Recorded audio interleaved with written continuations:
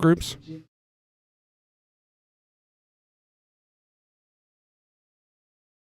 Our first matchup is going to be Carlo Favretto with 5 of 5 chips, and Ray McElroy. Ray starts with 8 chips.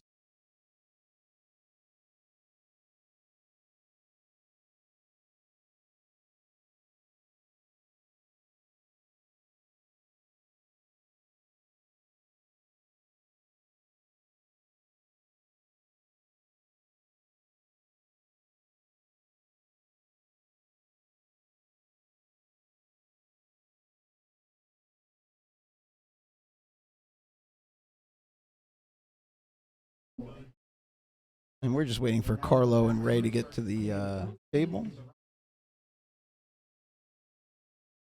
Guys, I'm actually a regular at this tournament. I've been out here a lot, and I think they run one of the best chip tournaments I've ever been to.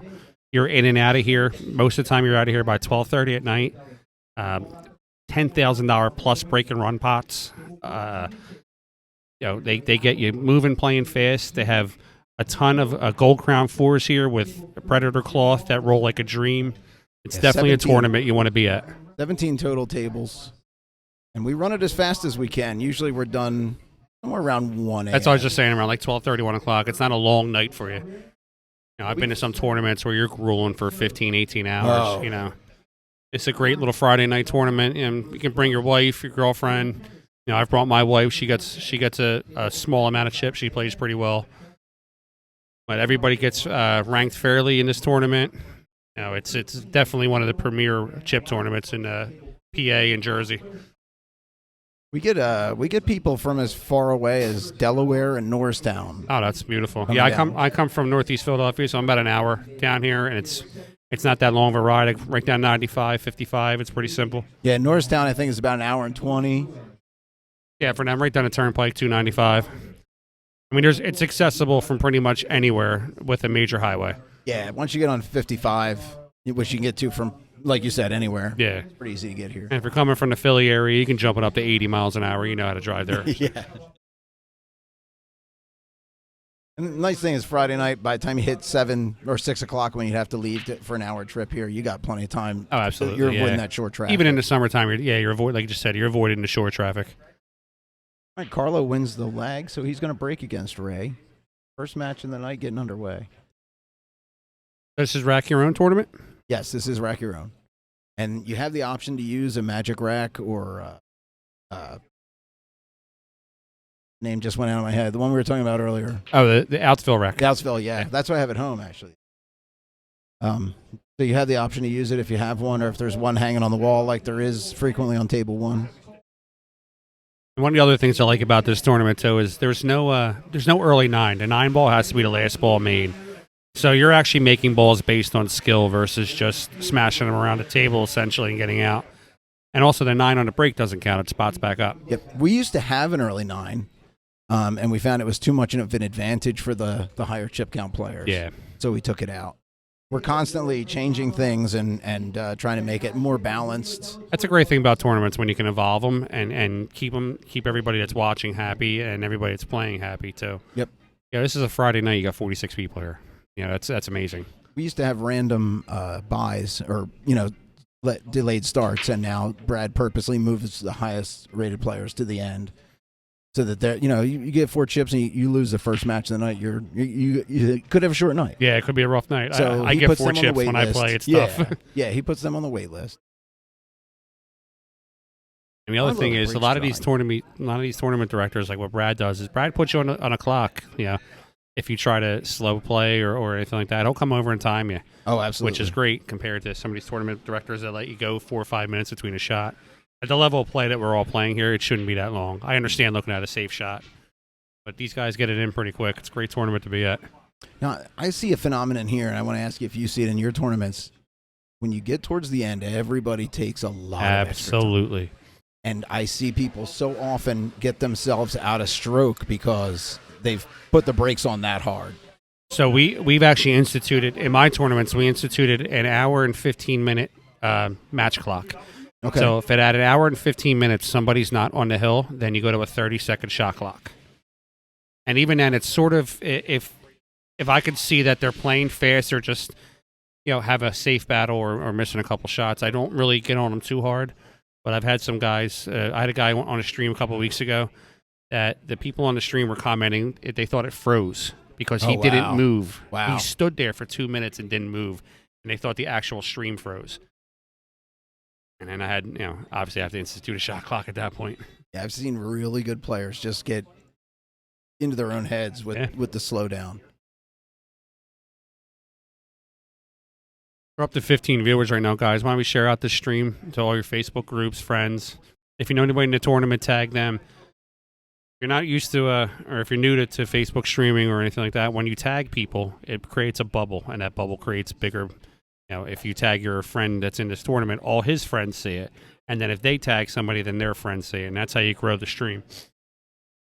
You got to support Pool because when you keep these streams growing like this, that's when you get free streams. You don't have to pay for them. We're always free. We're supported by our advertisers and donations.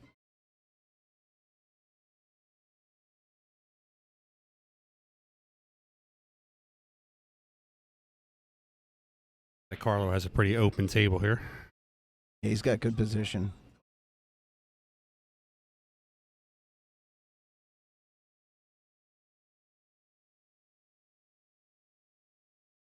There's a little bit of high left over there just to get himself up to the 7 ball. This is sort of a dealer's choice shot if he wants to use English or just center ball and come back down the table. He actually ended up, he'd have been better off a foot short or a foot long on this one. Yeah. A little tough in the corner, but he should be able to pull it out. Yeah, it's a tester, but he should be able to make a shot.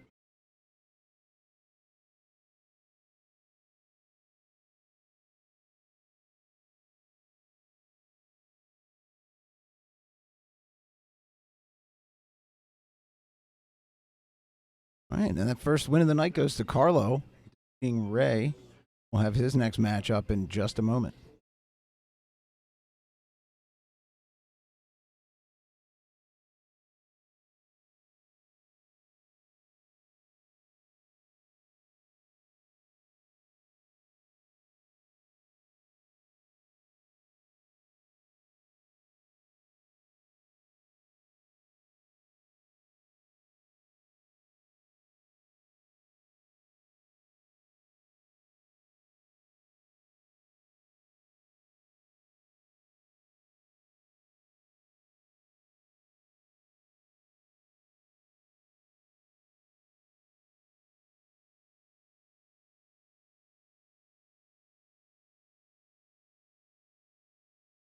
Bruce Brumell is going to be Carlo's next opponent.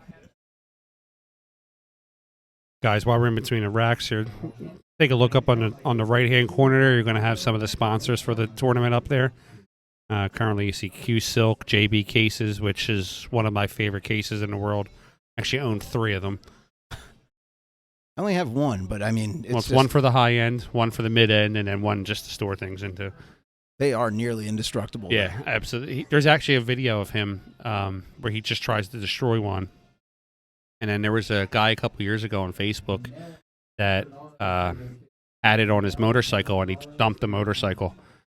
And there was absolutely nothing wrong with his cues. Yeah. It got road rash on the case, but there was nothing wrong with the cues. I was on Reddit last week, and someone asked opinions about JB Cases. I don't know if you go on Reddit, but it can be a volatile place. Oh, sometimes, absolutely.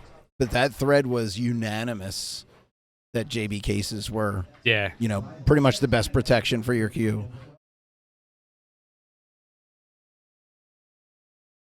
All right, Bruce won the leg. He's going to break this rack.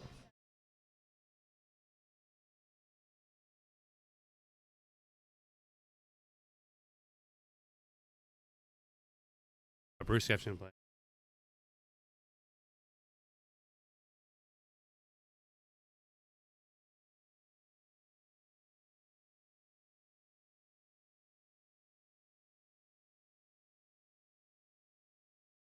Yeah,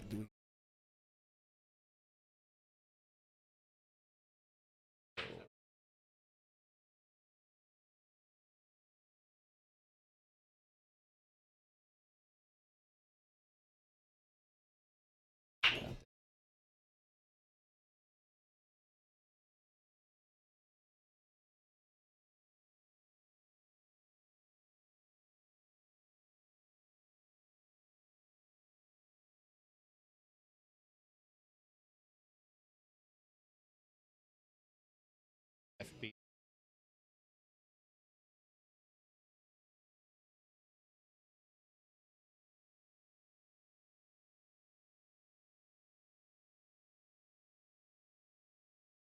Yeah, it's like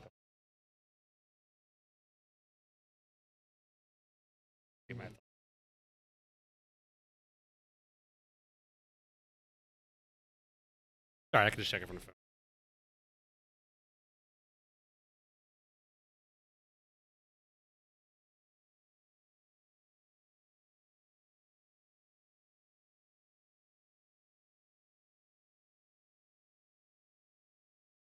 I know how to do it. Yeah.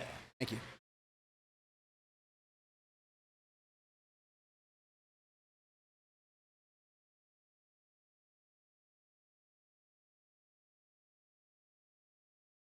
Bruce is behind the 7, but it looks like he can get to the 2. Hmm. Yeah, he put a little spin on that one. Got the 2, but got the side pocket.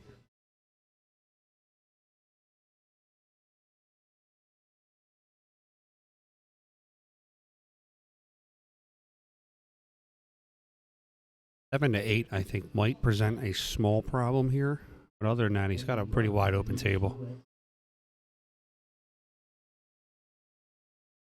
Yeah, 7 to 8's tough because of where the 9 is. Third shot here is a little bit of a low left shot. You just want to come in between the 8 and the 6. That's perfect. Good.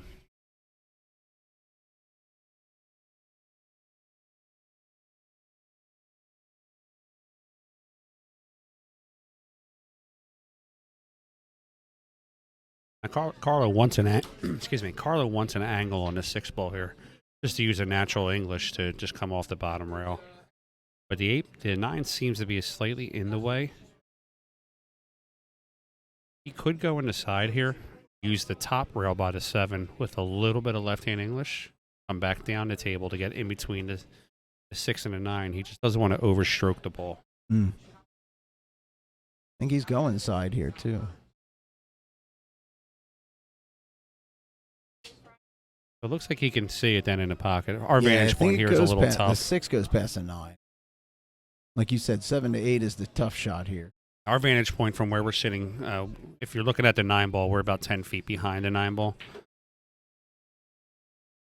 Yeah, this should just be a natural ball now. Even if he gets past the 8, he can still play it in the side or the top corner.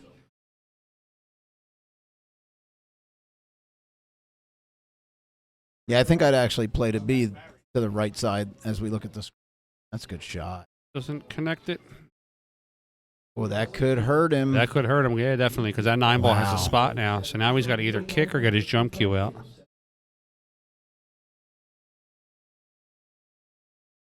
So he can see a piece of it. He might be able to cross side bank it with a little bit of inside left English here.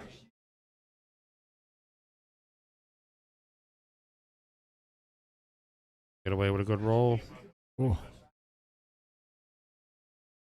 There's infinitely worse places that he could have left that. Yeah, Bruce has got a little bit of work here, but Bruce having 5 chips is probably about the same speed as Carlo. So I'm assuming he has the knowledge to just come down to the bottom rail by the 9. He can either go high left, he can stun the ball and bring it back. Good shot. Not bad. What do you prefer? Do you like the side pocket or the corner? I'd go side on this one. My personal preference, I go the corner. I just feel like I have more pocket to shoot at, and I can Absolutely. shoot a little bit more straighter.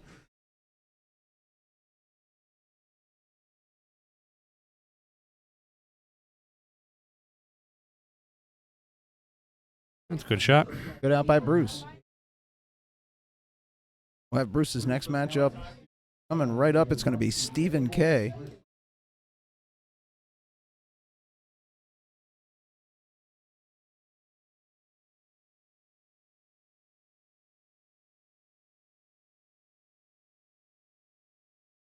Know that story.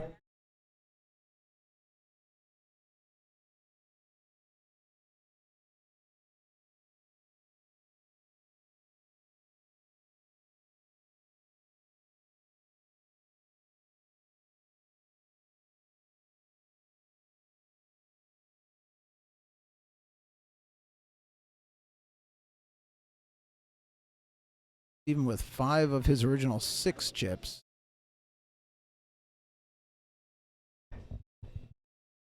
Bruce wins.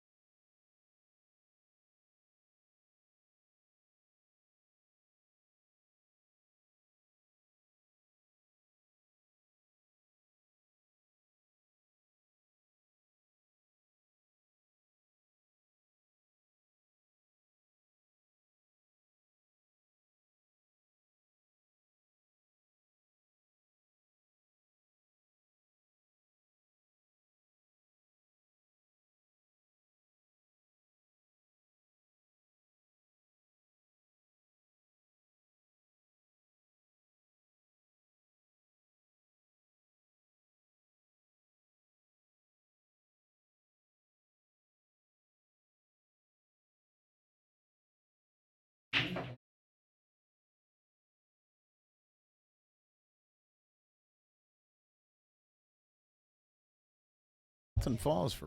I'm not sure if he hit that rack square.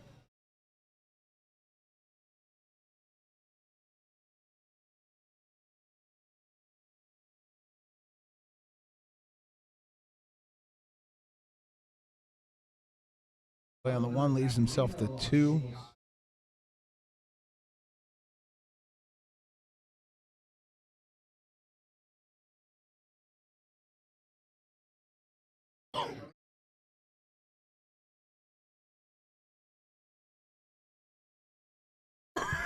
Starting this.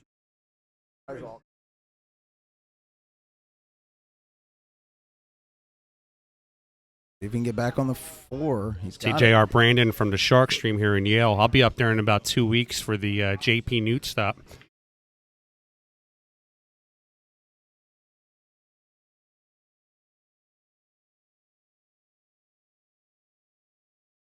If we have any ladies watching the stream, that's a great tournament to play in, the JP Newt.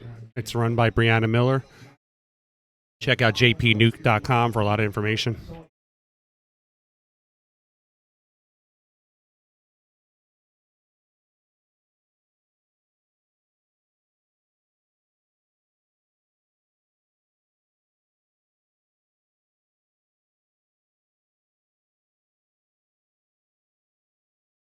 Gonna end up in no man's land on that 5.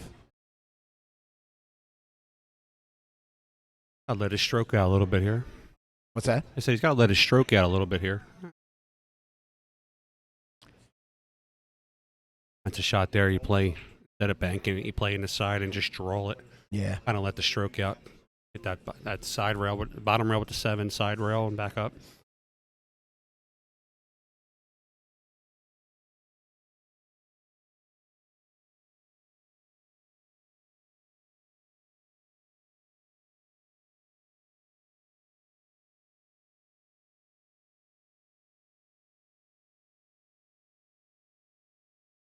Let us know in the comments, guys. Where's everybody watching from tonight?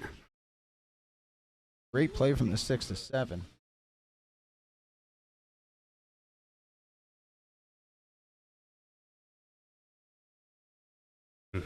I was just about to say, this is the type of shot that you gotta keep your backhand straight. Yep. If you have any flutter in your shot, what happens is you rattle. And this table 1 is very tight. Yes, I've played on this table. Yeah, so have I. It's ate me up a few times. I don't like it. I've taken a couple lessons from Joey Gray. He was the coach and captain for Team Moscone Cup. Mm-hmm. And that was one of the things that he worked on. The fundamentals is when you have those type of shots like that, it's very easy for you to just fire them without actually giving it the credit it deserves. And with a shot like that, if you're just nice and tight on your stroke, nice and fluid. When I say tight, meaning your mechanics are tight, but your arm is nice and fluid, you run right through it and you just keep going. But if you're any little wiggle in that back forearm, you're going to rattle the shot. I've had a terrible month or 2, and I spent 2 hours on the table on at the home. side here, 3 rails. Wednesday night, and just paying a lot of attention to mechanics and stroke, and I found out that I was just chicken winging my right elbow a little bit. Not much, but it doesn't take much So I used to be, I used to actually be a very heavy person. I was pushing almost 450 Oh, pounds. wow. I lost close to about 250 pounds. I'm around 220 now. One of the big problems that I had was being a big guy, going from a big guy to a small guy's body. I still shot like a big guy, Hmm. so I kept my arm, like you're saying with the chicken wing. I kept my arm out, and I had to basically relearn how to play pool Okay. because of getting skinnier. I was still playing as a bigger person. So mechanics play a huge part in the way that you shoot balls. And honestly, I've had a bad winter that way. I've put on about 15 pounds, and I can actually feel the difference when I'm on my shot. And I think that's part of the problem I've been having is just not. I've subconsciously adjusted in a way that's not good for my game. Yeah, mechanics are major. That's why you see these top pros. You know, they do stroke shots, they do drills, and I get it. Sometimes sitting there doing the same shot for an hour in a row it's monotonous. But if you want to get to be that top level player, that's the kind of work you got to put in to get to those top level tournaments.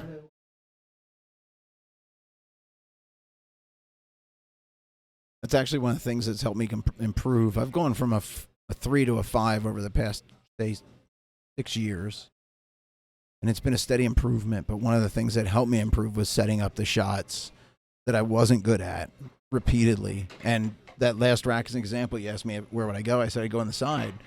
I've trained myself to not be afraid of the side pockets to the point where I almost like the side pocket. Most tables, the side pocket is slightly wider than the corners, so you have a little bit of that cushion room to be able to, I guess, slightly miss the shot, Right. and still drain it into the bucket. But it's those tight, straight side pocket shots is where a lot of people have the hard time with. Another challenge I face, my table at home has really big pockets. Okay. I mean, buckets. So a shot that goes in there Won't is go just in on your local rejected weeknight. here. So I've started, as I'm practicing at home, concentrating on making every ball center pocket, not using the pro side, not going in with any kind of carry. I'm just center pocket. So you have what we call a family table. It's for the wife and kids to play, but when you want to go down there and play pool. So there's these little spacers you can buy on Amazon. I think Siebert's has them too. Mm-hmm. That they go in your pocket reducers, and they reduce the pocket to very tight. And if you start drilling balls in them, then when you go to league night, it's becomes so easy for Yep. you. Well, one of the reasons I bought this table was we were renting a home. Now that we've bought, I can invest in a table.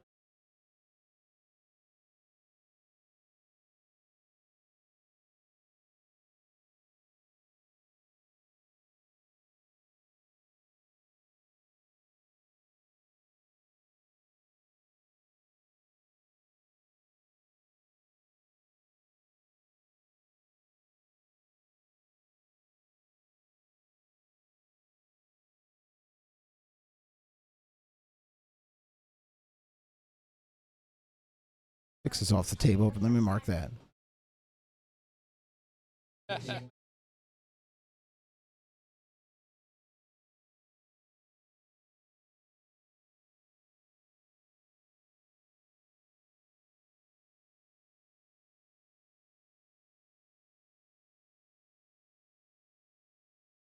Rob Chris on the 2.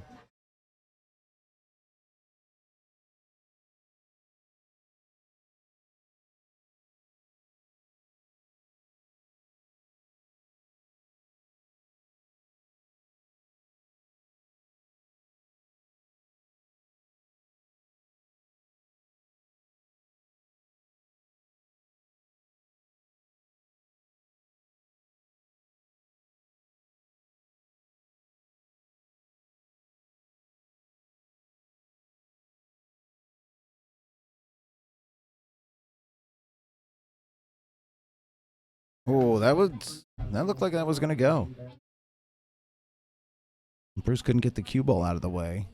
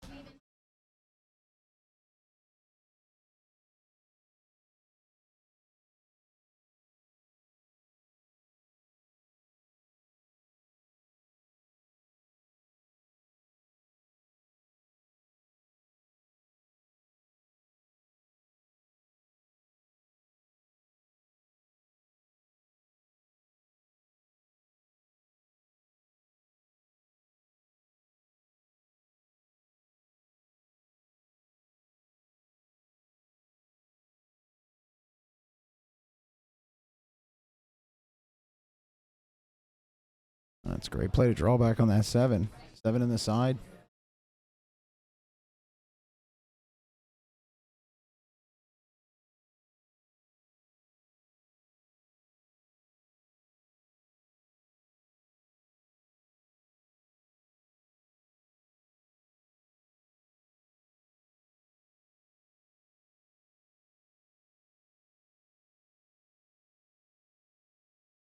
And Bruce needs this one for the win.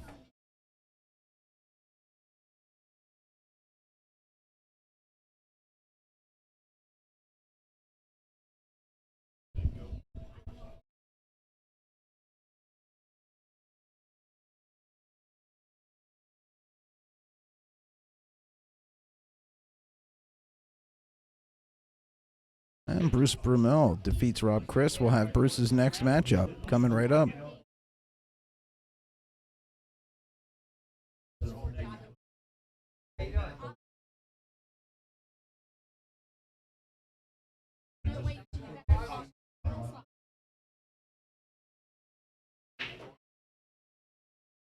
Ray McElroy comes back to table 1, this time against Bruce Brumell.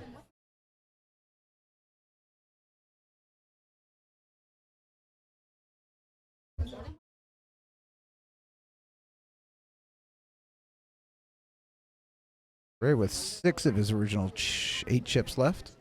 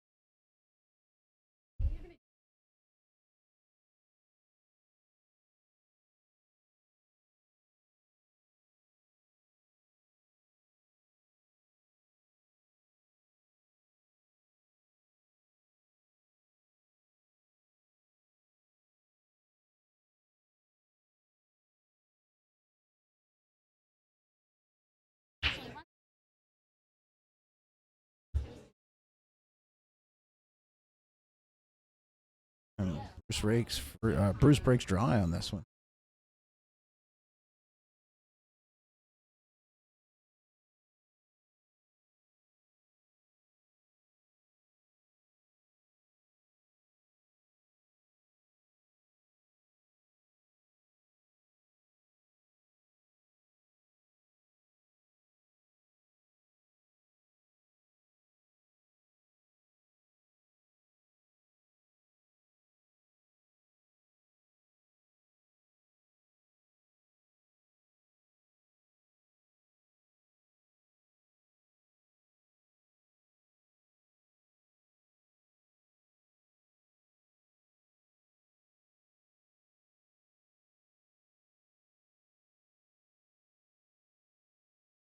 One goes in the side, but the 1 to the 2 is tough road. I think we'll see Bruce with a safe here. He might have been playing for the window between the 3 and the 9. I don't know that he got it. But he didn't make the 1. This angle can be deceiving. It doesn't look like he's got that 3-9 window. He may.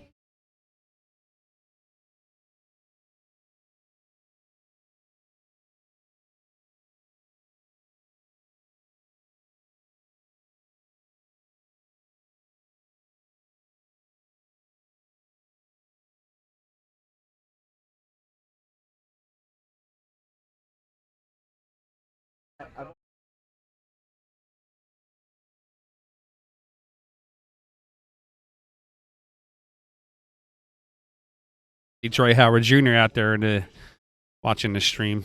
Back from the vacation there, bud. Tyler Duda also. Guys, make sure you share out the stream for us. Gray's a good guy. He's played in our tournament quite a Yeah, I few love Dre. times.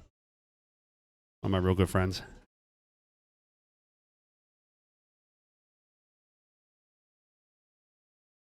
Okay. Yep. All right, so we got a tough shot here on a 2-ball. I have to go rail first and just kind of play a little safe here. Would kick it in if he hits it proper. There you go.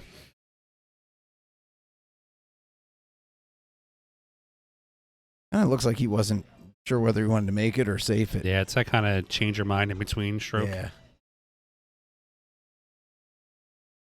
2 to 3 is going to be a tough shot. If he gets on from 2 to 3, then there's nothing. There should be no trouble shots after that.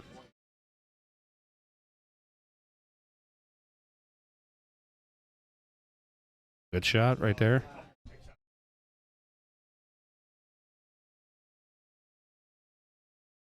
Side.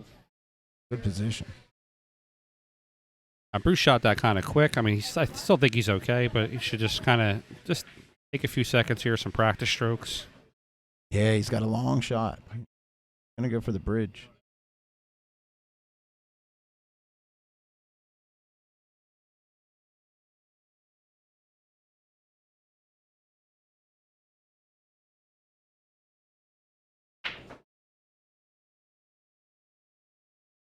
Depending on where if he gets to the 8, depending on where he lands himself, he should be okay to get out of this rack here. This is also another one of those dealer's choice shots. Do you want to use left-hand English, use the bottom rail and the side rail, or do you just want to use center or low and just come one rail out to the middle of the table? Both shots will still achieve the same purpose. It's just depending on how you hit it. Yeah, he ended up in about the only place I wouldn't want to Yeah, be. exactly. So a shot like that, the way he hit that, he actually hit it with more closer to 9 o'clock English, and it's spun high on the rail. And if he were to come between, say, 10 and 11 o'clock English, played it pretty good by getting himself back down the table.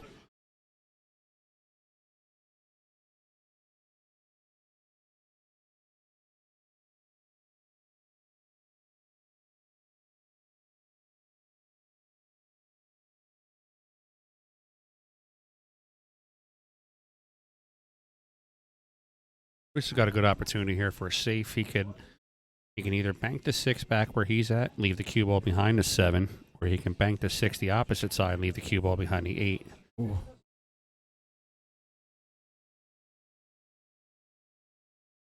He hit Bruce is usually pretty solid with safes too. Yeah, he hit that one just a little too straight. It kind of doubled the rail.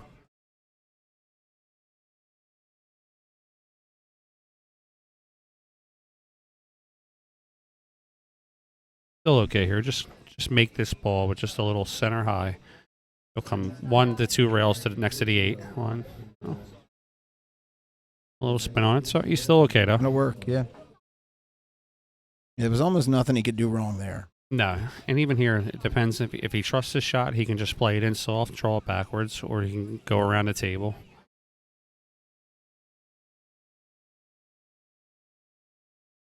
Oh. Yeah, that was kind of it looked like he was indecisive there. He was trying to cut and follow at the same time. It kind of met himself in the middle. That's one of my biggest problems, and I think that a lot of people's. You got to commit. A lot of the top players will tell you that your first choice is usually your right one, and if you question yourself by the time you walk up to the table, then you need to step back and take a walk again. Absolutely, yeah. Never change your mind when you're down.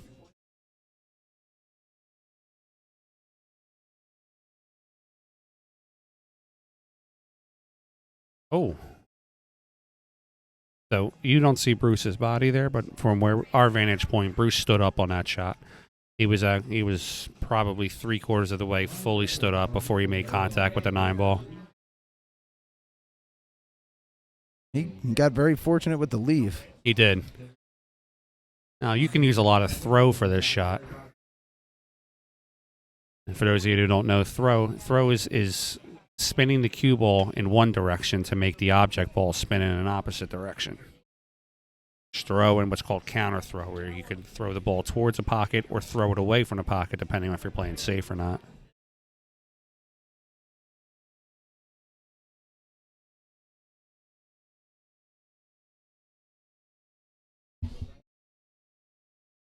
Now, he has a little bit of space between that 9 ball, so if he shoots it any kind of straight on, obviously it'll be a double hit foul. He's got to jack up just a little bit or go to the side. I recommend to go to the side. So he's going for the Mike Massey shot here.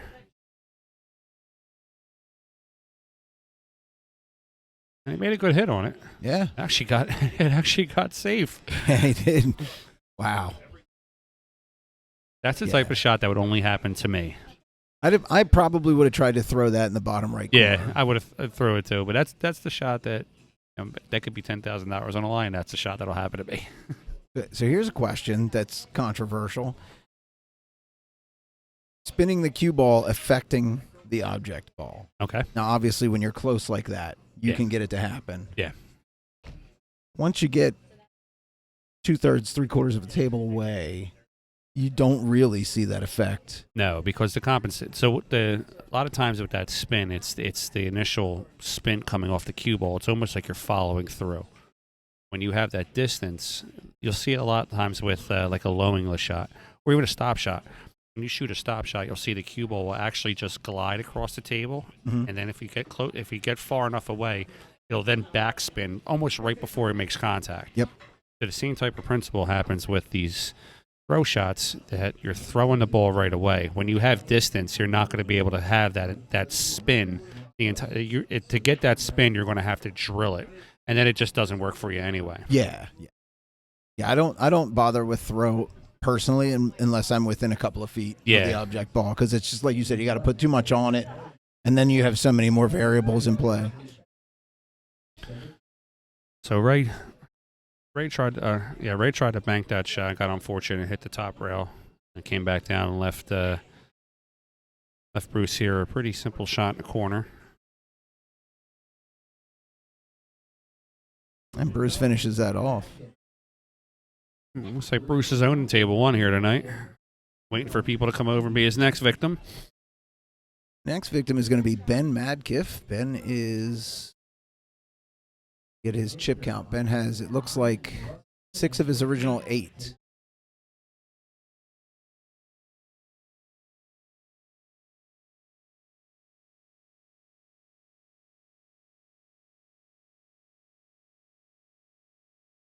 Guys, if you're in the area, obviously not tonight, every table's being used, but if you're ever in the area, make sure you come down here and stop at Cue Ball. The owner of the place, Jose Garcia, is a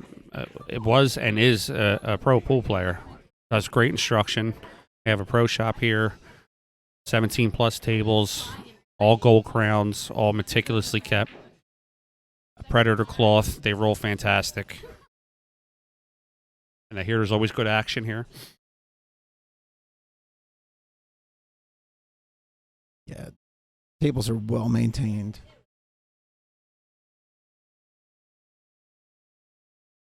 The hall is kept immaculately. It's always clean.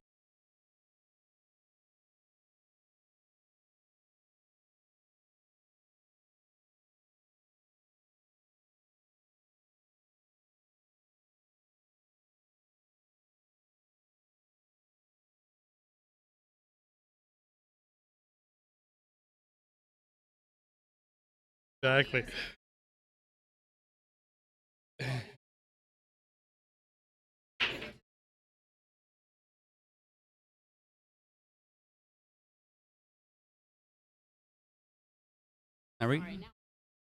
Bruce makes the 2 off the break. He's got this 1. I'm talking about 22 or 23 in the stream.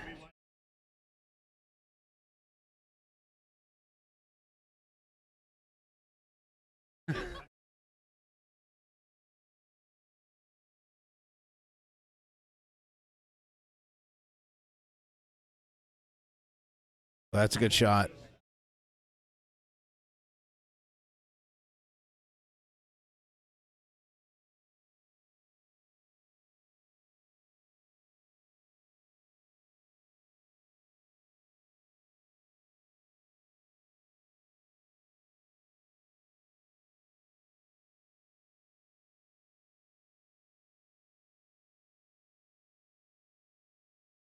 Yeah, just back.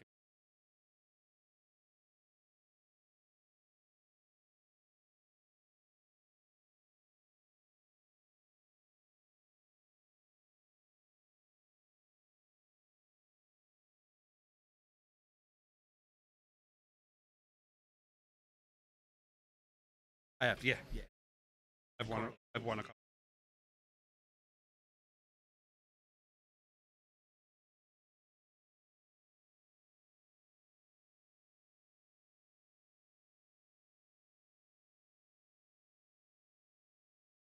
Catch up.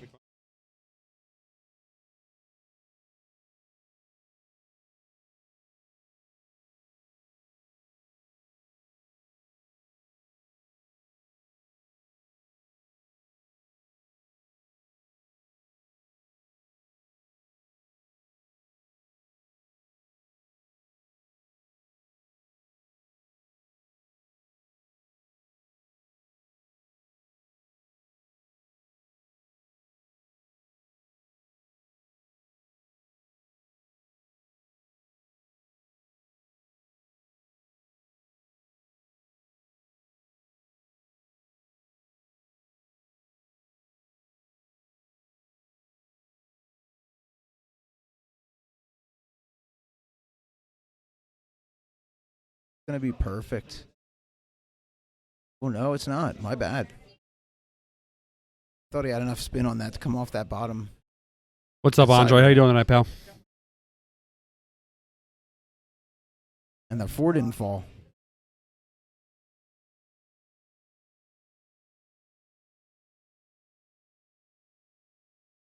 I think I got to talk Lee into one of the things that we do on PA Pro-Am's stream. We have a shot cam.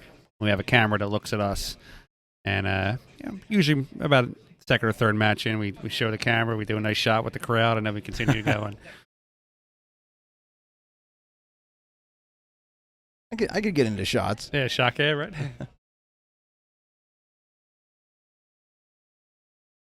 Remember, though, our tournaments are weekly. Yeah. So my liver can only take so much.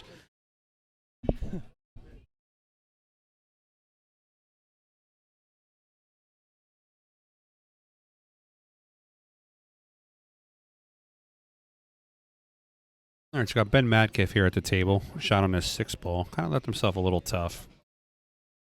I would do the long bank to the corner and try to hook the cue ball behind the 7-9 here.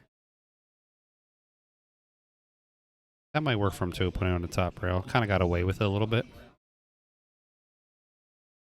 Our vantage point here with this 7-9, I don't know if that 7 goes. I think it's going to hit right at the point. I don't think it clears the. It could be a carom, could kind of spin it off the 9, but even then, I don't think it's going to work. Gotta go for the safe here. Play the bank to 6 and leave the cue behind the 8. Yep. Just like that. Beautiful shot. He may have sailed a little bit with the 6. Yeah, sometimes the vantage point is a little bit deceiving. Exactly. Yeah. I've made last week it happened. I made a call, what I thought a player was going to do, and I looked like an absolute moron because it was just it was the opposite angle of what it looked like. Gotta remember, we can, even as the commentator, we're here on the side, but we don't know what's going through their head. No, you can have. I've seen 750, 800 Fargos go up there, and what looks like a clear shot, and they do something real bonehead, and then when they step away from the table, they look at you like, "Why did I not do the correct shot?" Yeah, I've actually talked to a couple of 7-8s when they walked away from the table. Why didn't you try it this way? And they go, "Didn't see it that way." Yeah, absolutely. It's your vantage point. It's depending on where you're standing. I've actually started when I play standing off to the side of the table with a very similar vantage point to what the stream is, because I see things so much clearly from this vantage point. So it's funny. A friend of mine does this, and when he told me to start doing it, I laughed at him and thought it was a joke. And then actually, when I started doing it, it works for me. That's a great shot. Nice drawback too. That was great. He will walk around the table. He'll start from the one pocket and do a complete walk around, and he will say, "I am going to run out this rack." And by the time he says it, he walks around the table. It gives him one full revolution to kind of just look. Oh, we got cues dropping over here. I know a guy that can fix them, fellas. Every time a cue drops, Jose gets another $20 in his pocket. Who's your Q guy? I got a guy in Philadelphia, Chris Sides, junior's cue repair, but Jose does a fantastic job here with his pro shop, from what I've heard before. That was a hell of a draw there too with that 8 back to the 9. Yeah, it was a good shot. Gonna have a long shot on a 9 here. We should be able to drill it.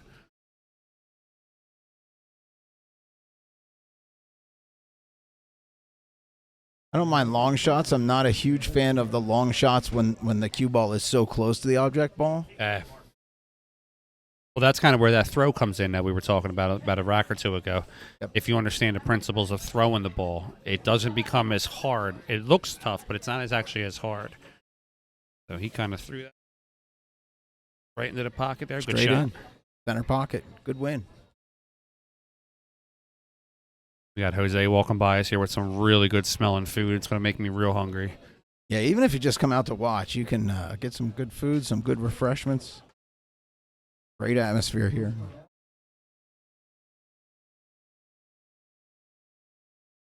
Don't think so.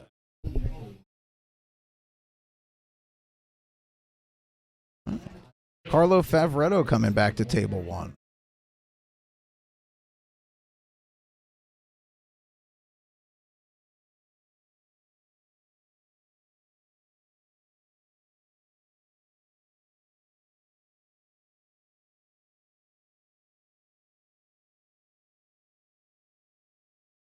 We got Billy Gallagher in the room tonight. I haven't seen Billy play. Billy's a 698 Fargo. Has come in a couple times, come in second place in the APA singles for 8-ball and 9-ball in Las Vegas. Billy's been a staple in my tournaments too. He comes out, plays really strong. He's currently qualified to play in the U.S. Open qualifier that I'm running. And the winner of that tournament, I will actually pay for them to go to the U.S. Open in Atlantic City. This should be a good matchup here. I played in a Scotch doubles with Billy about a month ago. Shoots phenomenal. Yeah, we didn't do so well. We ran into it. We were an A team. We ran into a D team. I hung a 9-ball. Oh, That gave him 1. And that's tough with them handicap ones, especially if you got to get out or you got to hit them with saves. It was a 6-3 race. So and once we gave him that first one, it was pretty much downhill. I left Billy really tough on a 9. And really tough. The difference between really tough and perfect was about 2 inches because of the angle. But yeah.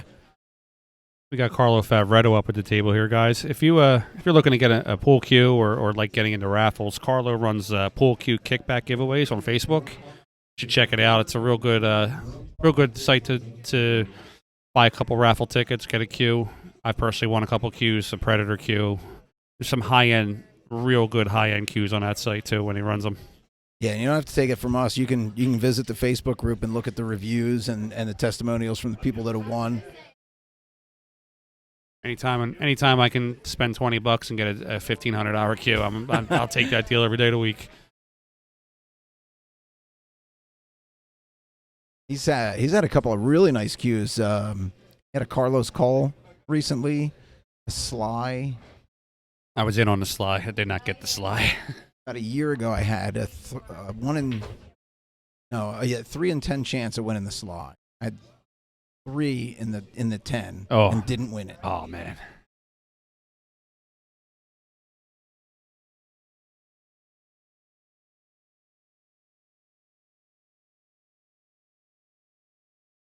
Oh, it looks like he's gonna have to play some safe here.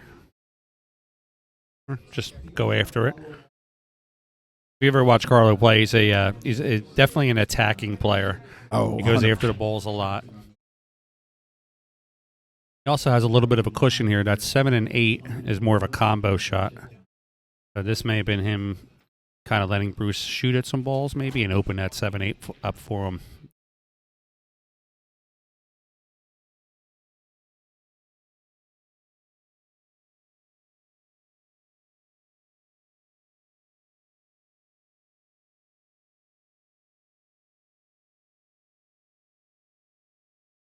Yeah, I wouldn't be surprised to see Bruce make the 5 and play safe on the 7.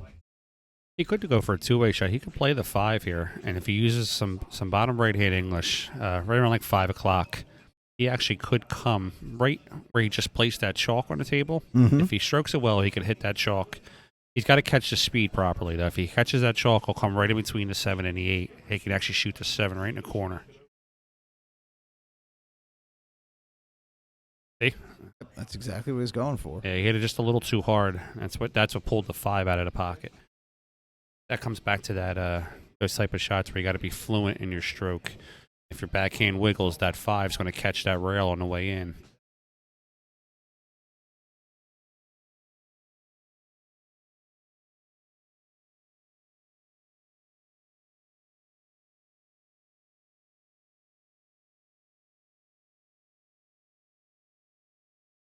This should be a safe shot here.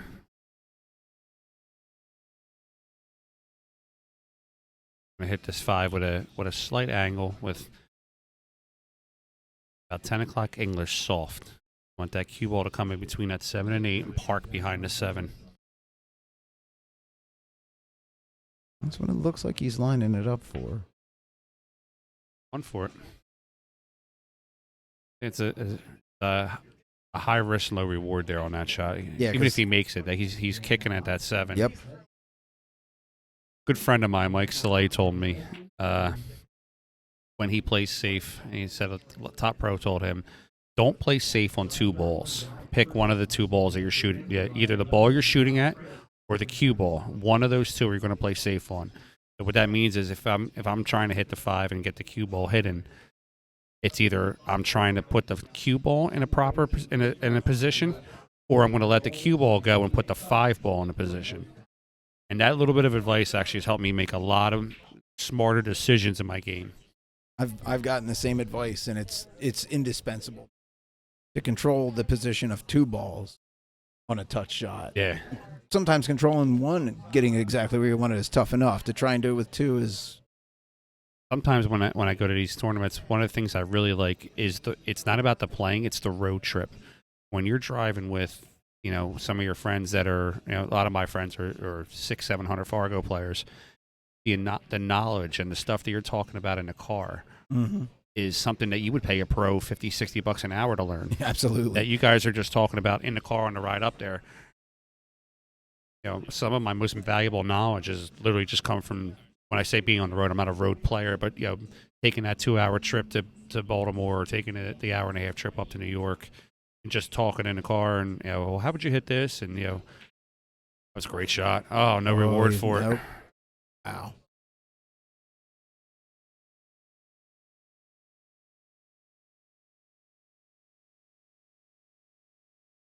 Bruce is running through him right now.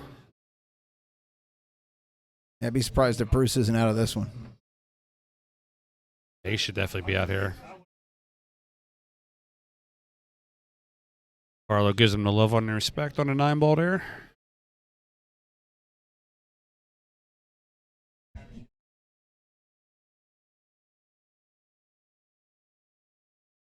Some of you guys are from the area. I'm sure you know about the Jersey Shore Shots Tap League.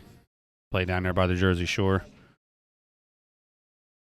Ought to check them out on Facebook and social media, and also do a search on Google there for them. They have a lot of information on their website. Yeah, they operate in Cape May, Salem, Cumberland, Atlantic, Monmouth, and Ocean counties. I might be leaving one out.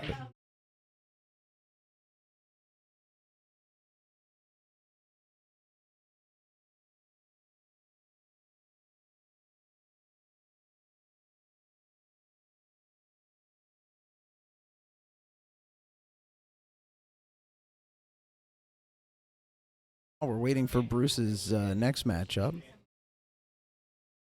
Give a couple of our sponsors a full screen shout out. In Q-Silk, I've used the shaft cleaner. I've used the table cleaner. I've had nice results with both. Get in touch with Bryant Passarella. Place an order. Ed Yamo is going to be Bruce's next opponent. Joel, next week you got to come on down here, pal. That tournament. This tournament's not too far from Bergen. Got a little bit of a ride for you, but it's still a good enough ride to be worth it.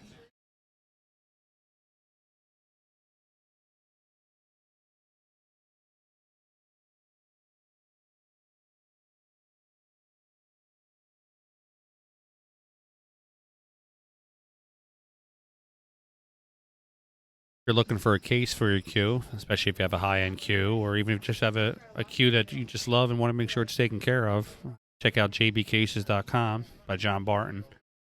He is probably, I would say, hands down the best cue maker, voted the best cue maker among everybody that I'm sorry, best cue case maker. I'm stumbling over my words here. Too many shots on the shot cam, maybe, but. So Bruce has a run of what, 4, I believe. So far, in a 4. row. Okay. Like Bruce might be the odds-on favorite for the second auction here. Ed with 4 of his original 6 chips left. Bruce still hanging in there. 4 of 5. I'm sorry, 5 of 5. Bruce hasn't lost. Yeah, Bruce hasn't lost yet.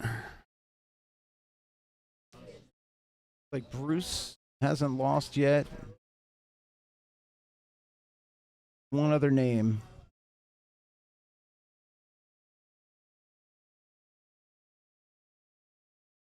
Looks like Mike Lizio is undefeated so far tonight.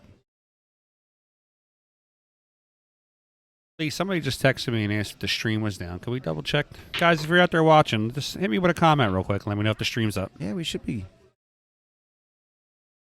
Looks like it's up on our end. Right around 31 viewers right now. Guys, make sure you share the stream out. We're going to try to grow these numbers. Jose, I agree with Frank. You should come down and play in our tournament.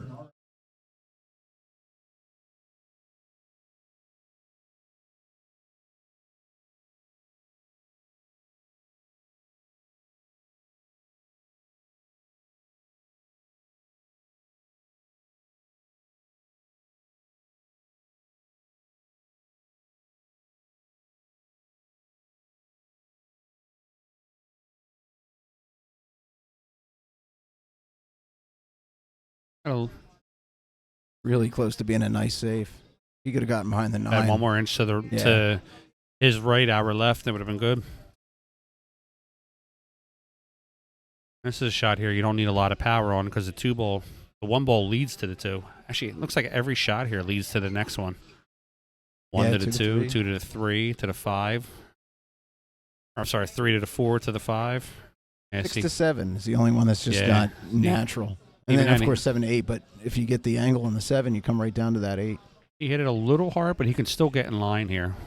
Just wants to do some kill on the ball. Thanks, Tom.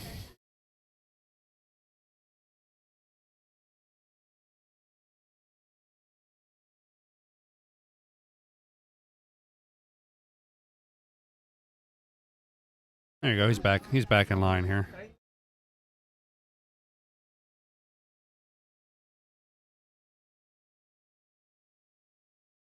I don't know.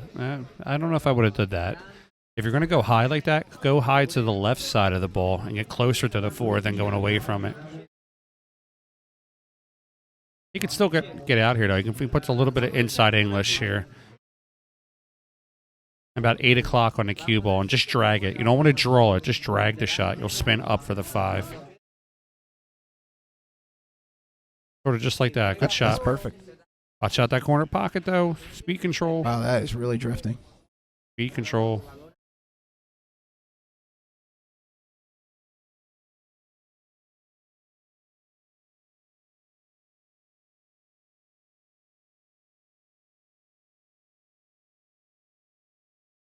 This is just a pocket speed shot. If you just play this pocket speed, you'll have a shot at the 6. But if you try to club this anyway, you're going to wind up behind that 9. Yep.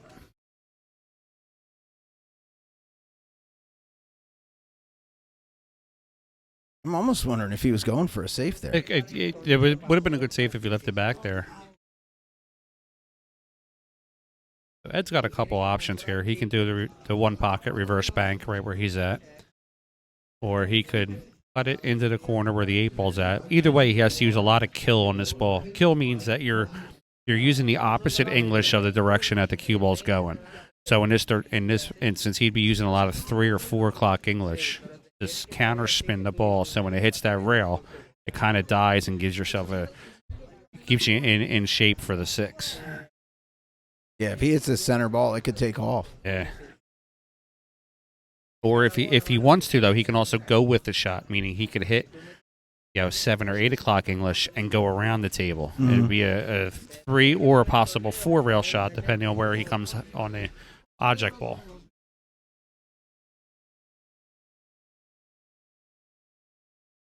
So I had to go with the two-way shot there. It's not a bad shot.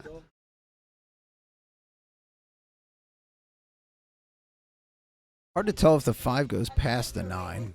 So from our vantage point on here, we're a little bit to the left of the 6. It does look like it goes if he cheats it a little bit, but I'd play the safe just like that. That's a good one.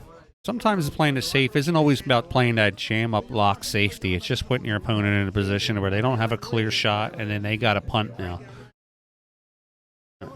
Just about maybe, making your opponent have an uncomfortable shot to shoot at. Yeah, well, Billy Gallagher, when we were practicing for the Scotch doubles tournament, he said if you got any doubt, just leave them long. Nobody likes a long shot. Absolutely. And if you watch the pros play, they don't leave themselves long. No. Not on purpose. Not at all. I'll tell you a funny Billy Gallagher story. I played Billy in the regionals a couple years ago to go to Vegas, him and I in the finals. And I fluked in a ball to make it 2018 me in a race to 75. I broke and didn't make anything. And prior to the break, Billy's a super nice guy, but you could tell he was kind of annoyed that I shot the ball in. I gave the customary sorry, I didn't mean to do it, but any player would be annoyed about. I think I banked it and went like 2 rails in another pocket. Off the break, I broke try. The next time I got to shoot the ball, it was 56-20, Billy. Oh, wow. 3.5 in a row. Just sat there and just kept racking for him. I wound up making it like a respectable 75-50 or something, but he was on his way to killing me at one point. Yeah, I have seen him. Oh, I've seen him catch a Just- monster gear. yeah. Yeah, 30, 40 not balls, miss. no problem. Yeah. Best part about playing guys like Billy and Carlo, Brad Silver, they're all cool guys to hang. They're guys you're gonna, even if they beat your brains in on the table, you're gonna want to hang out with them at the bar afterwards at the end of the night, have a few drinks and have conversations. I enjoy that. I actually enjoy more when the people who can have their brains beat in and will still join you Absolutely. at the bar. I usually need the customary walk outside for a minute, yell a lot of yell out my cue, and then come back inside. Oh, absolutely.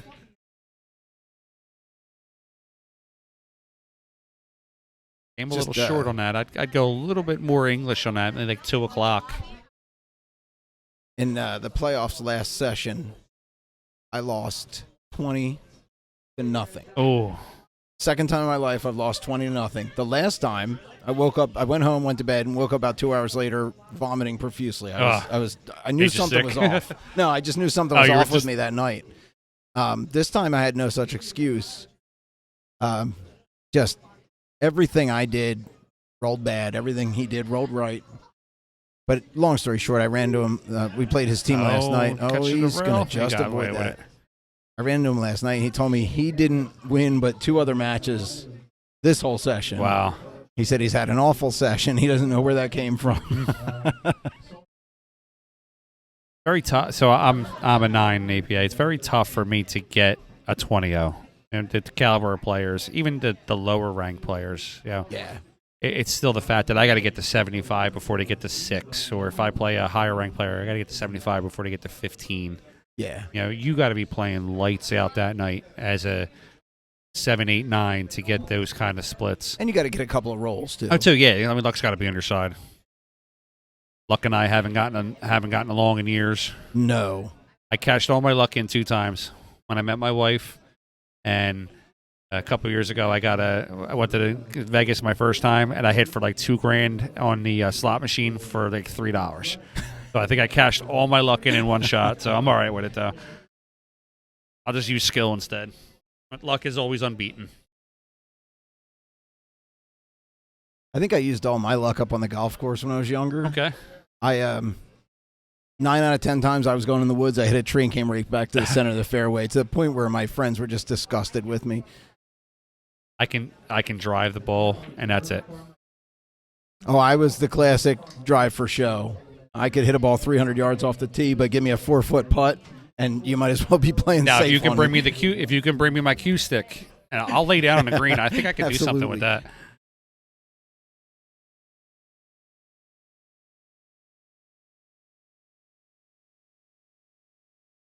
Luis Ruiz is Ed's next opponent. Luis has 2 of 4 chips left. Luis actually shoots very well. He played in my 599 and under tournament and I think he came in top 5. He played real strong that day. Oh yeah, that doesn't surprise me at all. Yeah.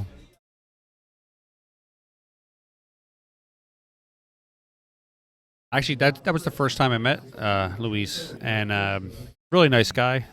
I saw him again at the expo. He was walking up to people to promote, helping promote my brand, PA Pro-Am, and just a real good ambassador of the sport. What strikes me about his game is he is uncannily consistent. Yeah. Consistency in any sport is going to get you to the top. Exactly. You hardly see him have that, just amazing rack, but you never see him have a bad rack. Yeah. Remarkably a consistent player. A lot of times when you see the top players, they'll have maybe a bad run of like 1 or 2 matches, or maybe like 2 weeks, and if they're playing tournaments every week, maybe 2 weeks of bad tournaments, and then that's it. The light goes back on and they're good. Yep. You very rarely see top players where they have months of inconsistency.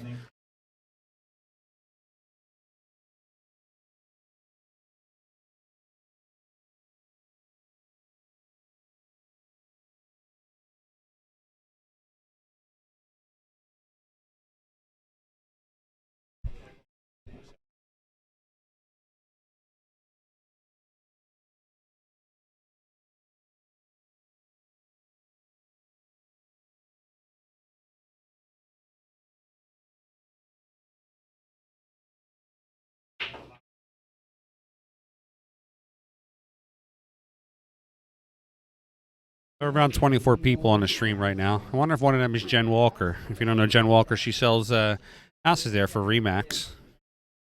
Give her a look there if you're looking to move into the area or move out of the area, or sell, sell one of your vacation homes if you got that kind of money, or buy one if you even came in that kind of money also. I'm sure she can help you out with any of it.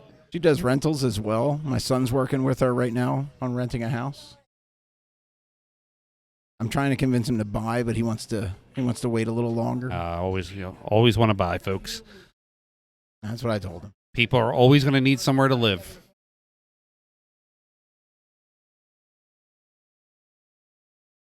We rented for about 8 years and had the absolute best landlord you could ever dream of. And owning is still.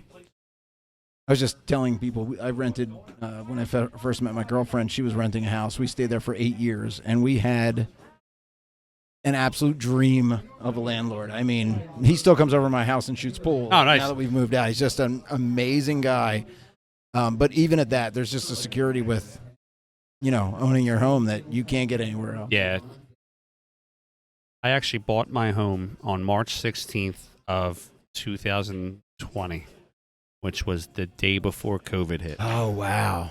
And I work for PennDOT, and that day I also got laid off. Wow. So I signed papers to buy a house at 1 o'clock, and at 3:30 I was getting a phone call from my boss that we're going to shut down for a little bit. Wow. I spent the next 4 months with no furniture, a bed, and internet. That was it. Wow.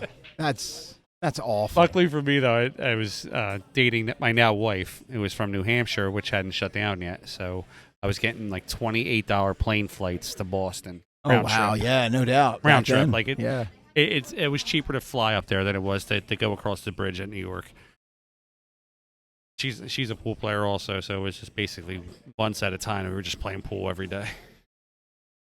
Yeah, that's when I was really happy to have a table when everything shut down. A great safe shot there by Luis. Great safe. I might have to use the number system here to hit this 3. I'm looking at this shot here. It looks like he's 10, 20, 30, 40. Looks like he's going to hit around 30, 32. If you know the number system, basically the cue ball is 0. And you count in increments of 10, equal increments of 10 to your object ball. And then essentially on the opposite side of the table, you hit in the middle. A lot of people use what's called a mirror system also. That's more or less what I use. The mirror system. Yeah. I mean, they're the same. Yeah, thing, it's intersecting different lines. names, Yeah, yeah. it's just depending on what person came up with their system. Some people do what they call the spot on the wall. I'm not a fan of the spot on the wall. That's not. Yeah, I don't. Yeah, not a fan.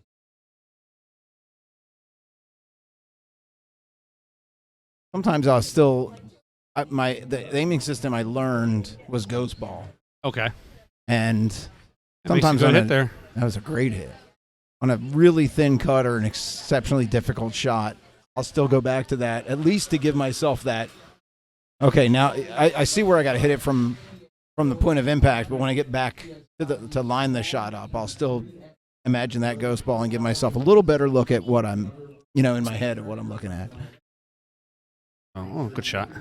So one of the things that I was taught with especially using a ghost ball was to take a business card and fold it in half and put it, especially for cut shots. You can use that as the ghost ball. You put the business card in front of the object ball, and essentially what you're trying to do is you're trying to shoot the cue ball right into that crease. Mm-hmm. And by hitting that crease, it cuts the ball.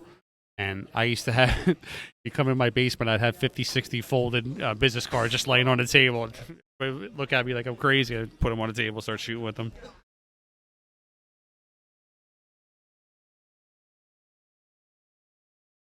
I had No combo shot here no. because of the tournament. So Luis could bank the 5, run the cue ball into the 9, and hold it on the bottom rail. He could combo the 9 and then spot it. Does he continue shooting? Yes. Okay. Yeah, he does continue shooting. If you're unfamiliar with the rules, which looks like he might be cutting it in. Karam play here that could combo. almost be a two-way shot. Off the 5 into the 9. Might be what he was looking at. Yeah, kind of got that double kiss. Yeah, 'cause hit if he too, hadn't hit got the too much double of that hit- 5. And didn't get the 9, he could have ended up behind the 8. That was the other issue. If he does play the Karen, makes the 9 and gets an extra roll, he's behind the 8 with the 5 up table. Yeah. He could be jumping also. What's your thoughts on jump shots, Lee? I love a good jump shot. Are you a jump shot guy or are you a purist? No, I've never felt inclined to learn the jump shot. I'd Okay. rather kick. Okay. And I guess from spending so much time as a 3, I didn't really start to work on my game until about 5 years ago. Okay. So I was a 3 for 14, 15 years. And not knowing anything about position, I'm so good at kicking Kick a from, ball. from being bad at position. I used to, at my local pool hall in Philly, Bluegrass Billiards. Well, before it was Bluegrass, I used to own Tacony Billiards. And we're talking 15, 20 years ago. I would always ask them what tables they're going to be refelting within the next month or so. And then they were to be the tables I'd go practice my jump shots on. And they wouldn't give me a hard time because they knew they were getting refilled. So I didn't see the 6. I took it off the table. Now they have played- the little cloths that you can get. Yeah. Yep. Or Because just cut it a piece uses of all cloth. of those here. Every table has its own piece of cloth for breaks. I played Joey Testa in this tournament. Joey's a good player. And it was back at AC. Okay. He tried to safe me about 4 times in a row, and I kicked out of it every time. And he goes, "I can't get you." I said, "Joe, you're gonna have to shoot." My girlfriend's a 1. When we play, that's all I get is saved, accidentally, of course, but all I get is safe. So I'm kicking out of whatever you can do to me. I always tell everybody when it comes to the 1s and the 2s, especially as a higher ranked player, we're more afraid of them than they are of us. Yeah. Because that 1 or 2 is always going to rearrange the table when they miss. Guys like me, Billy, Carlo, when we miss, we're only going to miss by an inch or 2. Sometimes we'll have a flyer shot, we'll take it, but 90% of the time we're only going to miss small. Whereas with a 1 or a 2, God bless them, they're learning, they're still new in the game, but they just rearrange the table. And luck loves 2s and 1s. The luck will give them the best leave in the world. I've seen 1s and 2s play unintentional defenses that you couldn't pay me money to ever play that great of a shot. But actually, that for practice, I love grabbing some of my lower ranked friends. Hey, let's go out and practice. I'll take care of the pool time. And for me, it's great practice. For them, they get a little bit of instruction. Everybody gets a win-win. Yeah. Don't be afraid to show your teammates, how to get better, guys.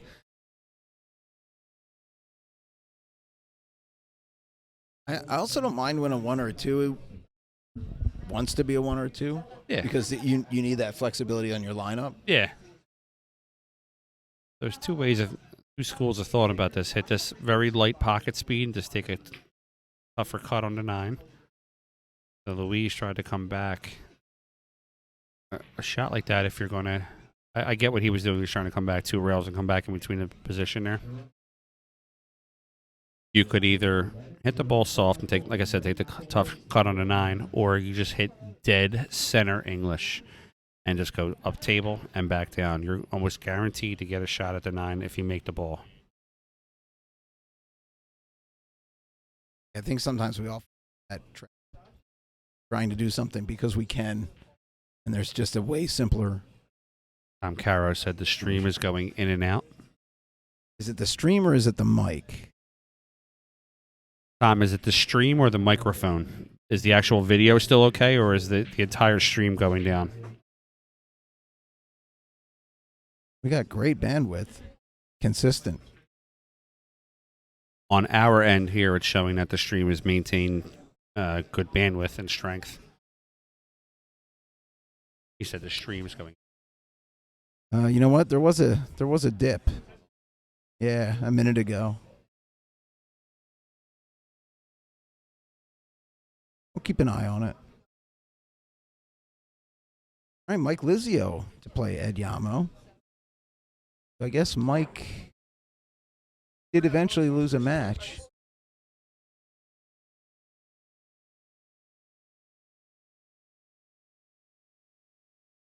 I'm sorry, Mike has 1 of 4 chips. The board is pretty far away here.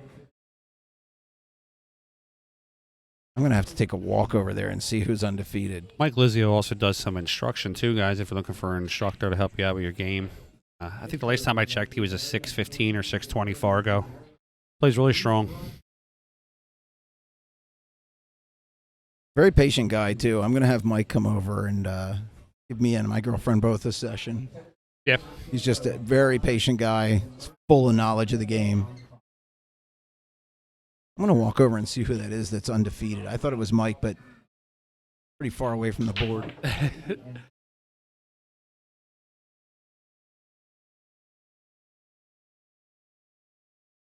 All right, so Mike scratches on a break here. Ed's going to get ball in hand here with the start of the rack.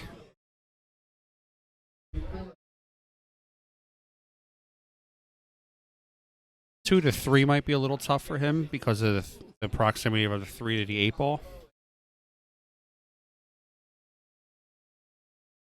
He actually has a good position here. If he wanted to try to put Lizio on 2, he can bank it off the rail here and try to lock the cue ball on the 6. But it looks like he's going for sort of a... and he's going to cut the 1 down the corner and try to get on the 2.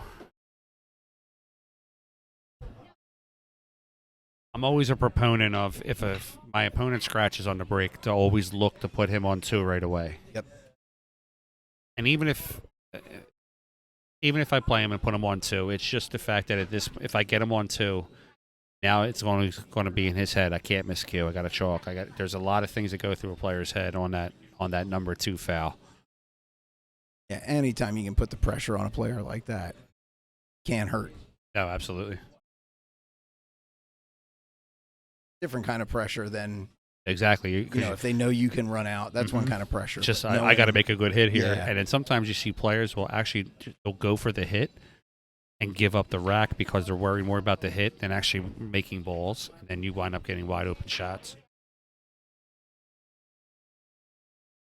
This is close. I'm not sure if he can get through that 6-7 window. Looks like the 6 is in the way.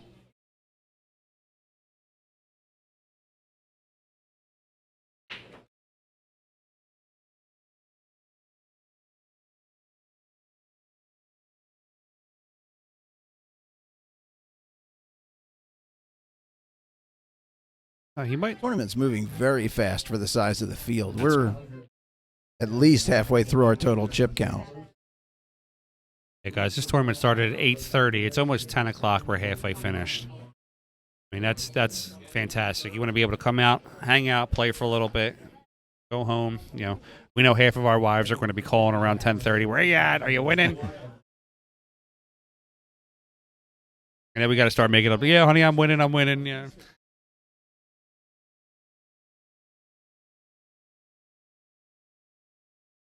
I'm lucky enough to have a wife that wants to play pool more than me. So it's one of those, sorry, babe, you stay, I'm going home. My fiance doesn't want to play more than me, but she tolerates my habit. Yeah. Actually, that's not fair. She encourages my habit. Right. Yeah. I want to be full disclosure. Mine started a whole pool company with me, so at this point, I think I'm pretty good. I think she's supporting it.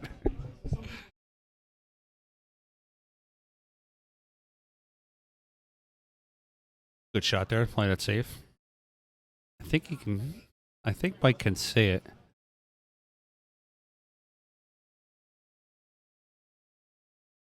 Mike uses a lot of low inside English. He can, if he has the cut, he can actually cut it, hit the side rail, hit the top rail, and come right back down towards the 4.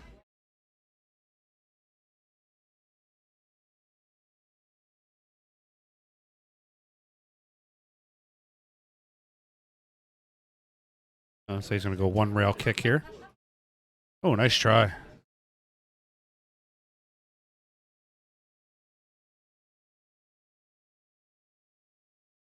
Yeah, I think that was a tougher shot than it looked like. Yeah. So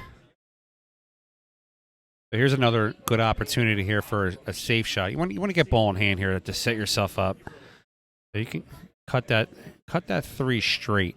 Mm-hmm. And when I say cut it straight, meaning you're going to cut it down the rail straight towards the 4, but you're going to let the cue ball drift towards the 6 with a good pocket speed and just stop it there. You want to use the 6 and the 8 as your blocker. Yeah, and that gives you a wide arc. So if he gets behind the 7, it's good. No. I don't think he got it.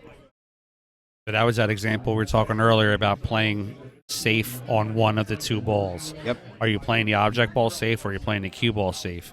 He tried to go for 2 at the same time, and it's very tough to get both of them safe. Yeah, and that shot's a great example. With the 6, you only had to really worry about one of the balls. You only had to hide behind 1 ball versus trying now to hide 2. 4 to 5 is going to be a tough shot here. Mike's got the skill to be able to get back and forth.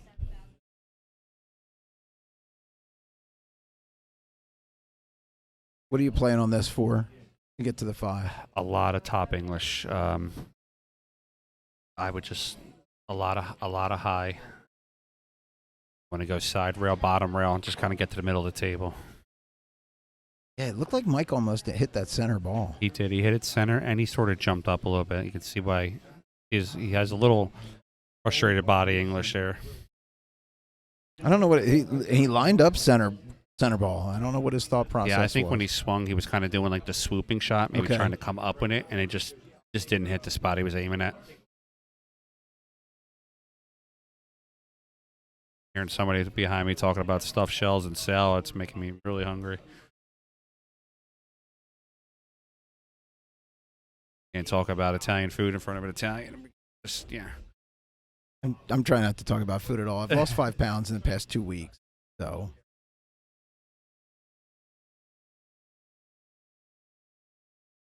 Taking a look here at the shot. It's trying to map out his hit here.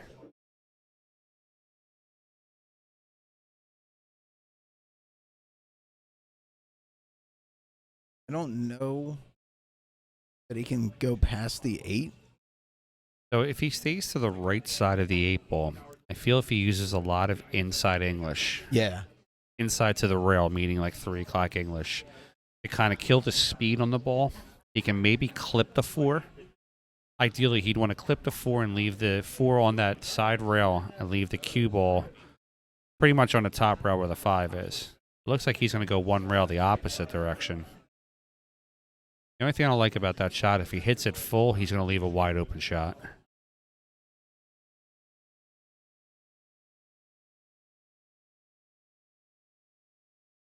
Now with that shot, he moved the 5 closer to a pocket. And with ball in hand, Mike. Yeah, ball in hand with Mike here. And he's got minimal. He's got the 6 in the pocket. 6 leads to the 7. Yeah, he's got a lot of options. You know, he should be out here, barring any kind of miscue or misstroke. Everything kind of leads to itself.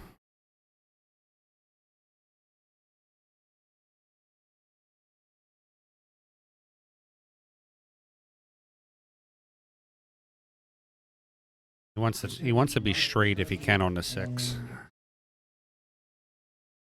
Yeah. Stroked it pretty well.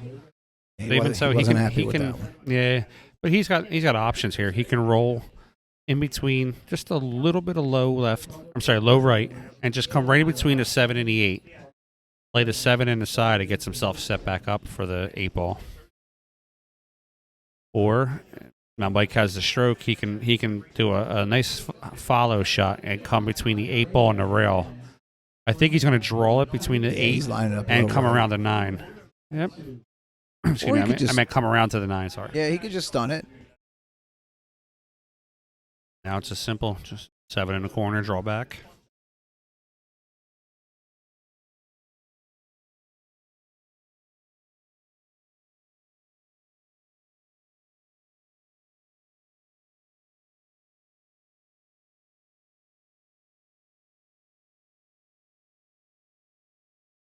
That well.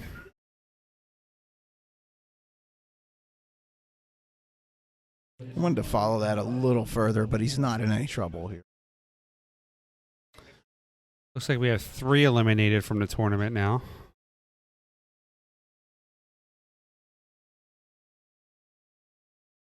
Ooh.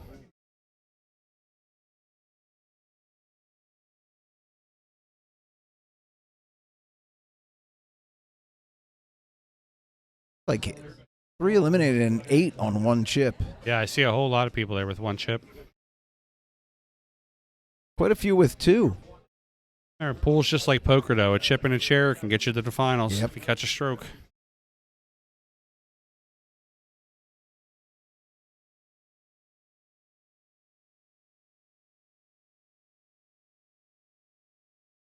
I think it was last week. Cesar Cortez went to the final 10 with 1 chip and ended up playing in the final match. That's yeah. We had 2 guys go in with 3 or 4. I might be thinking of 2 weeks ago. I won a chip tournament about 2 years ago up in New Hampshire, and I got to the finals with 1 chip. Or I got to the final 3 with 1 chip. Both opponents had 6, and it was just basically me cycling through both of them at the same time. Twice I should have lost. Twice they made the 9 and scratched. It was like luck of God there that I was able to win the tournament. Best I've ever done in a chip tournament is 2nd. This was a small one. There's only about 20 people in the tournament. But I caught a stroke and got hot at the right time. I'm a rhythm player, so I actually feel I get better by the rack. yeah. See, if that's it. If I win a rack, I'll win 3 or 4. Yeah. But sometimes winning that one after sitting for a while. If I don't win the first one, I'm in bad shape. I've always been a stamina player where if I start playing for long periods of time, I mean, I'm not talking 10, 15 hours in a row, but No. 3, 4 hours in a row, if I'm starting to play, I start to get better as the time goes on. Yeah, that's how I am. As long as I'm playing consistently. Oh, looks like he's going to play a safe. Ooh, he He missed did it. not hit it.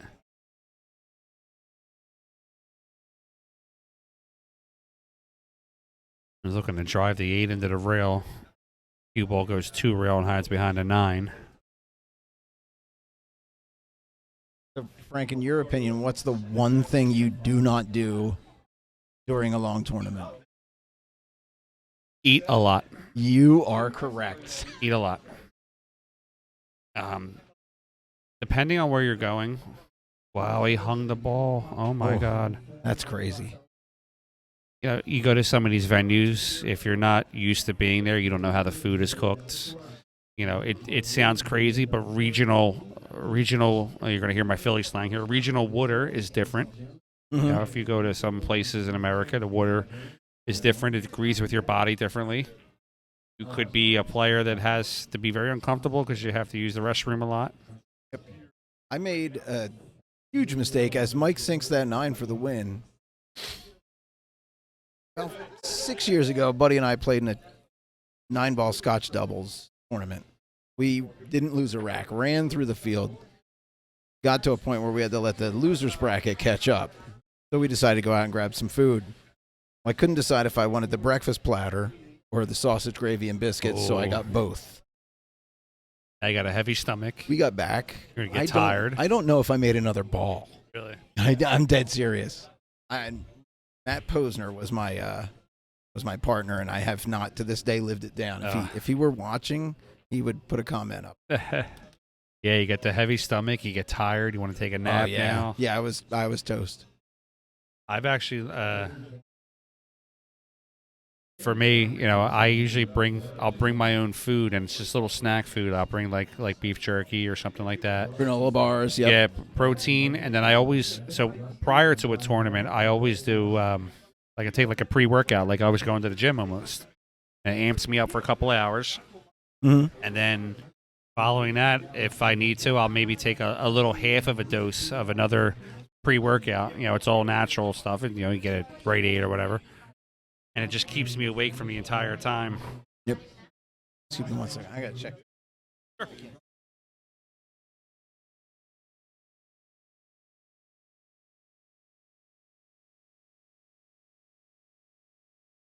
All right, we got 4 eliminated. We still have a bunch of people here with 1. We could have a quarter of the league. We could literally have a quarter of the tournament eliminated in the next 5 minutes. This is Stacy Jones. Stacy has 2 of his original 6 chips. So who has the least amount of chips? What's that? Who has the least amount of chips from the start? Billy Gallagher? Billy should be at 3, right? I believe Billy's at 3 to start.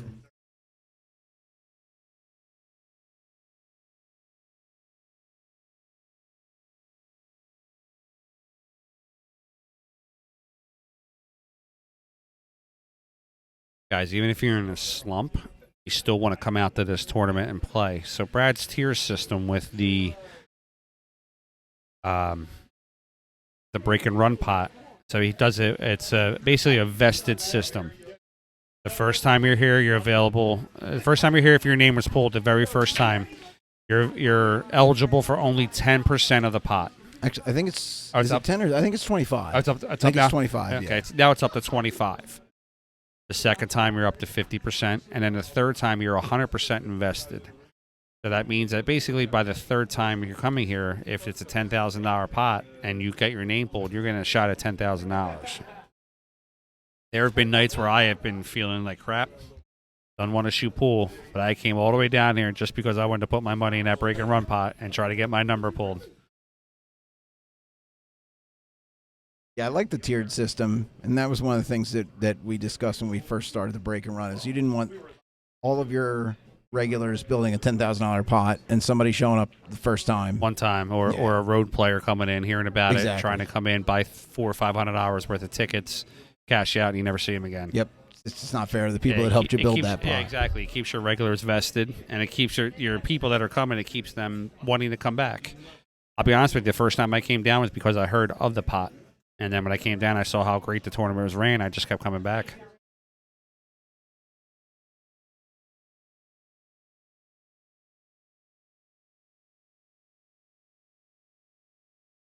Tough to be in areas where there's tournaments being run great. You'll hear horror stories of a lot of bad tournament directors. People that are trying to be tournament directors don't know what they're doing. A tournament director's job is not easy. So when you find one that's doing a good job, you want to make sure that they know about it.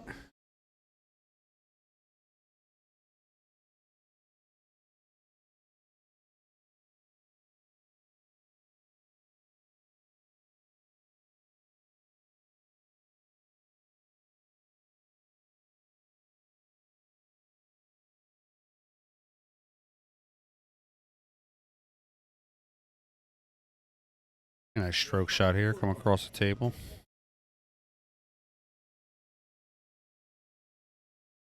Didn't get far enough. I'm not sure. From our vantage point, we can't tell if that 3 goes past.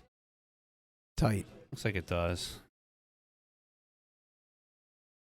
I try to read the body language of the players sometimes. Oh, yeah. He doesn't look happy when he stood up from taking a look at that. So I'm going to guess it doesn't go past the... This is the good thing about having a tournament like this where you can't make the 9 early. This is just a straight cut. You cut the 3. If the 3 doesn't go in the corner, you cut the 3 down towards the 9. let the cue ball hit that side rail, and you're looking to play enough speed that you're going to hide behind the 5.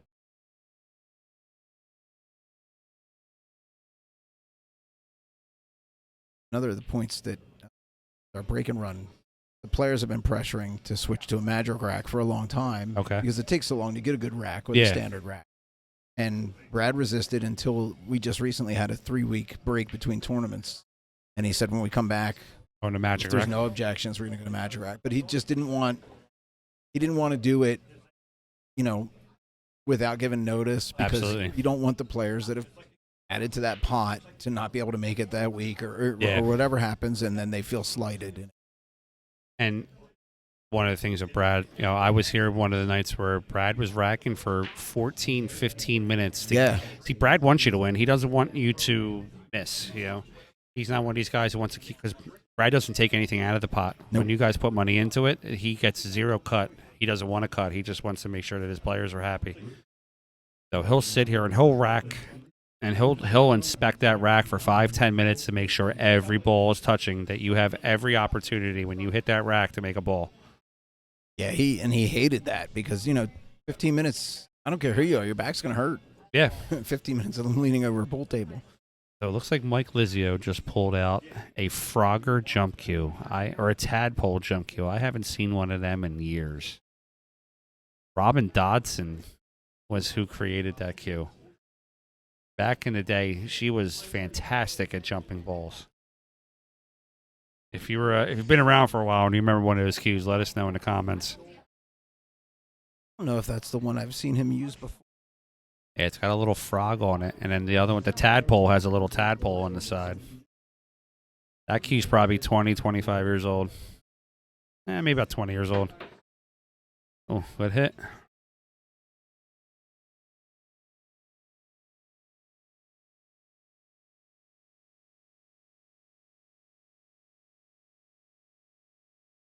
Down to 6 people now eliminated from the tournament.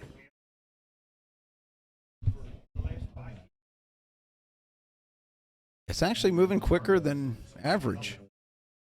So Stacy has a good chance here to get out. He gets on this 4 ball.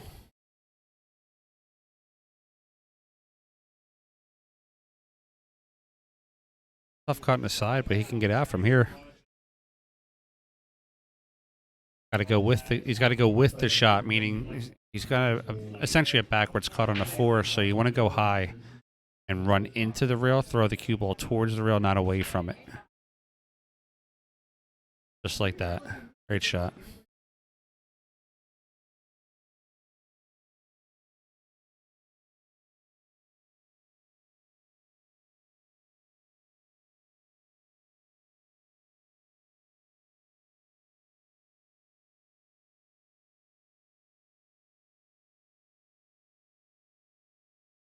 Just let this float. It's just a simple cut shot in the corner. Just avoid the scratch. If you avoid the scratch, you're going to get shaped back on the 6. They can put a little follow on this. Yeah, you just want to avoid the scratch. Somewhere around the diamond, first diamond. Yep.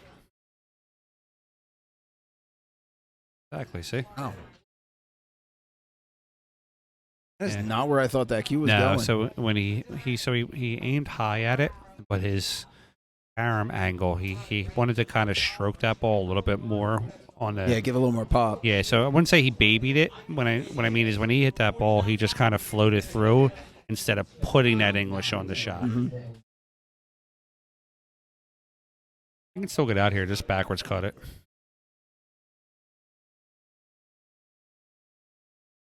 Great shot. He's trying his hardest to get in line. It's just getting tough for him.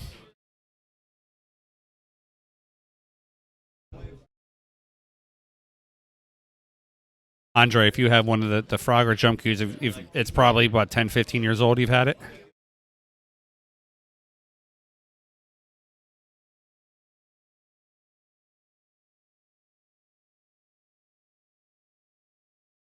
Now these side pocket shots still scare me because I hate these. I'm not a fan of them. I actually go in the corner. I feel by going in the corner, I can unleash my stroke a little bit better, and I can get a better spin off that rail. Remember, when you're shooting into the side pocket, you don't have the whole pocket to shoot at. You only have about 30% of it. Yeah, he's Whereas if you go into the corner, you're shooting at 100% open pocket. yeah. I'd say he's looking at about half the pocket. Yeah, Went so he corner. put- Look he at that. drilled it Great perfect. play. And he's going to get right. Oh, don't sit come on on, it. get Get legs. it good. Wow. Wow. No love there. About 5 people in the crowd just went, wow. Yeah, he needed what? One more rotation Yep. or one less. Play the safe.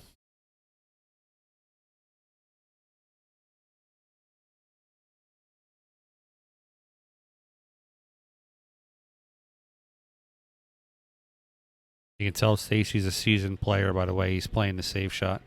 Most players will just play that 9 straight to the rail and try to lock them.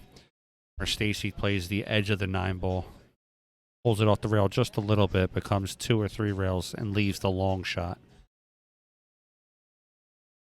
He's basically saying if Mike Lizzio's gonna cut it and make it, then he's gonna make him make a great shot. He's not just gonna give him a free game.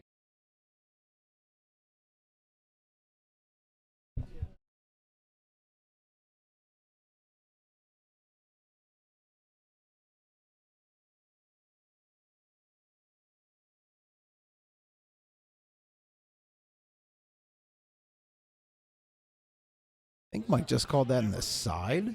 Oh, side pocket shots. That's Yeah. actually a nice shot. So you're looking at, obviously looking to play it inside, but if he misses it, he's going to possibly hit the point and drive it to the middle of the table. Or something like that. Wanted to be a little closer to the middle. Stacy, you tell Stacy has some skill on by the way he plays the shots, so this could probably be a shot for him he should be able to make. And it doesn't look like he has any scratch opportunities. As long as he doesn't club the ball, he should be okay.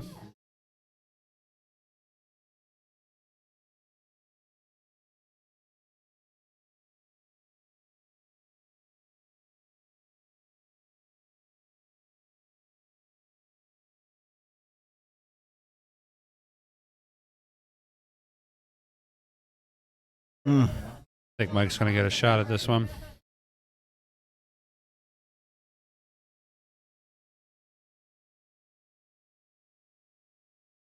We're up to 10 eliminated now, down to 36 in the tournament.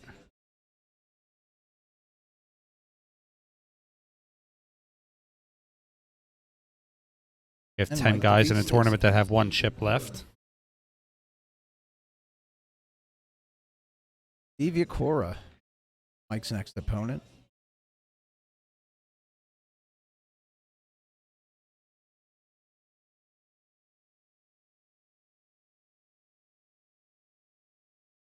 I see 4 players on this, 5 players now. Hold on. I'm wrong, 6 players. There's still 6 players in this tournament with 4 chips or more.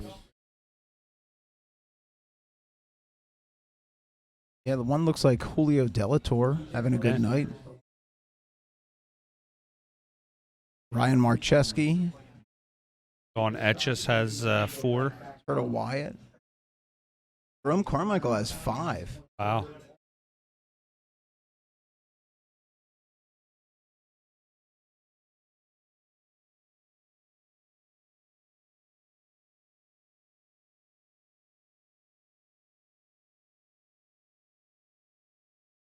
Steve, it looks like 2 of his original 6 chips left.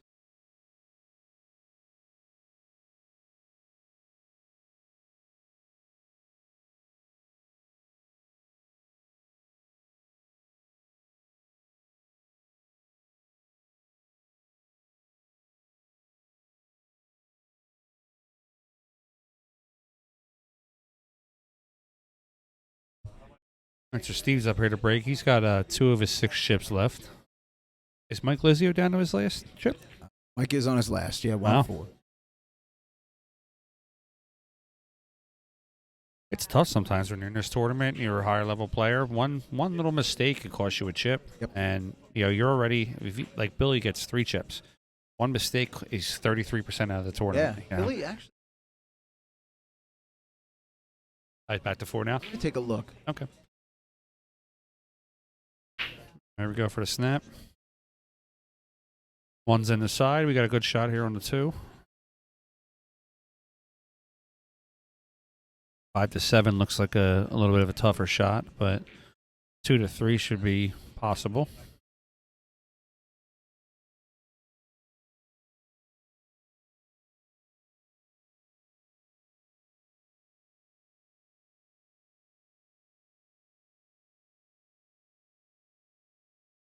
Followed that up just a little too much. If you're going to follow that up, you want to use a lot of high right, like 2 o'clock English, to hit the bottom rail, hit the side rail, get yourself to the middle of the table.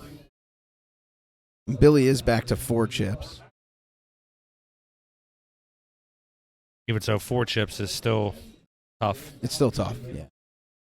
And that's one thing Brad does with this tournament. He bases your chip count initially off of your skill level or known players, etc. Yeah. But if you perform really well, you lose chips, and if you don't cash, he has parameters set. If you don't cash in a certain amount of time, you gain a chip back. Yeah, I think right now I get 5 chips. I haven't played well in this tournament. I admittedly don't play well in chip tournaments. For me, it's nothing wrong with any tournament that any chip operator does. I just personally don't play well with moving tables. Mm-hmm. When I move a table, I like to get used to the table a little bit. It's something I got to work on. It's a mental block for me. But there are some players like Billy can catch a speed on a table within 3 shots. Yeah. I need a rack or 2. Carlo, the same thing. Carlo can jump on a table and catch a speed within a couple shots. One of our 4 chip players, Turtle Wyatt. Yeah.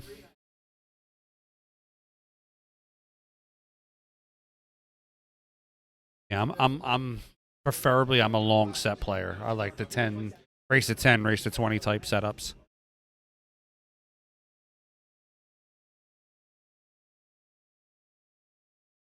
I generally play really well in straight pool. Straight pool? Yeah. Oh, I love straight pool. Because you have so much. I mean, just the nature of the game. You have you can dictate. Oh yeah. That you can have those first 10 shots to get acclimated. And so if I could do a little plug for PA Pro-Am, we recently became the owners of the Pennsylvania State Championships. So we own every discipline in Pennsylvania for state championships. And one of the ones that I really want to bring back is the Straight Pool Championship. Okay. So we're going to be running them in October, and the winner of that will be a state-recognized Pennsylvania State Straight Pool champion. That's outstanding. And that'll be something that'll be in the Pennsylvania Hall of Records forever. If you want to look up who the 2023 state champion is in Straight Pool, your name, if you win the tournament, your name will be there. Something you can show your grandkids and everything. Yeah. Well, while we're doing plugs, Brad just told me we are 77 members away from 2,000. Oh, that's fantastic. In the New Jersey Pool Scene Facebook group. So if you aren't a member and you're watching, hit that join button and let your friends know. Support local pools, support local directors. Guys like me and Brad, we're not looking for the recognition, but we put a lot of time in. I know Lee puts in sometimes 8 to 10 hours on a stream, and that's just on the stream night. But guys like me and Lee, we take our craft very seriously. So we, on the side, we're doing new logos, we're doing new little spins on our streams. We always want to give you the updated best things. Yeah, the highlight videos that we just started doing. I love the highlight video. Actually, I thought that was a great idea. Yeah. Especially chopping, editing out, chopping video, putting it in. Yep. But like you said, it's whatever I can do to grow the game. And a lot of times, it's for us, and I can tell just by conversation we had. It's love of the sport. It's not, I wouldn't say it's a thankless job. I get a lot of people that always tell me thank you for running tournaments, but a lot of people just don't understand the amount of time that goes into it. And even for the players too. I mean, the players are traveling every weekend to go into these tournaments. Going down to Maryland, Virginia, New York, New Hampshire.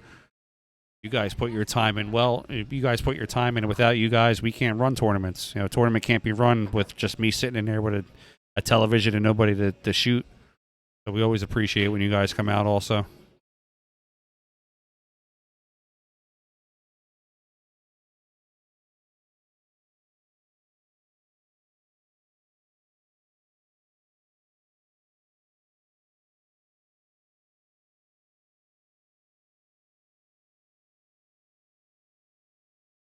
Dawn is up next against Mike Lizio.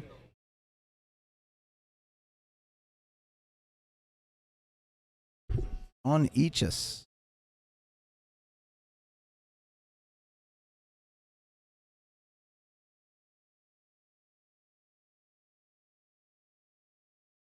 So Dawn has, I believe, 4 chips. 4 left? chips left. Yeah, I think she started with 8.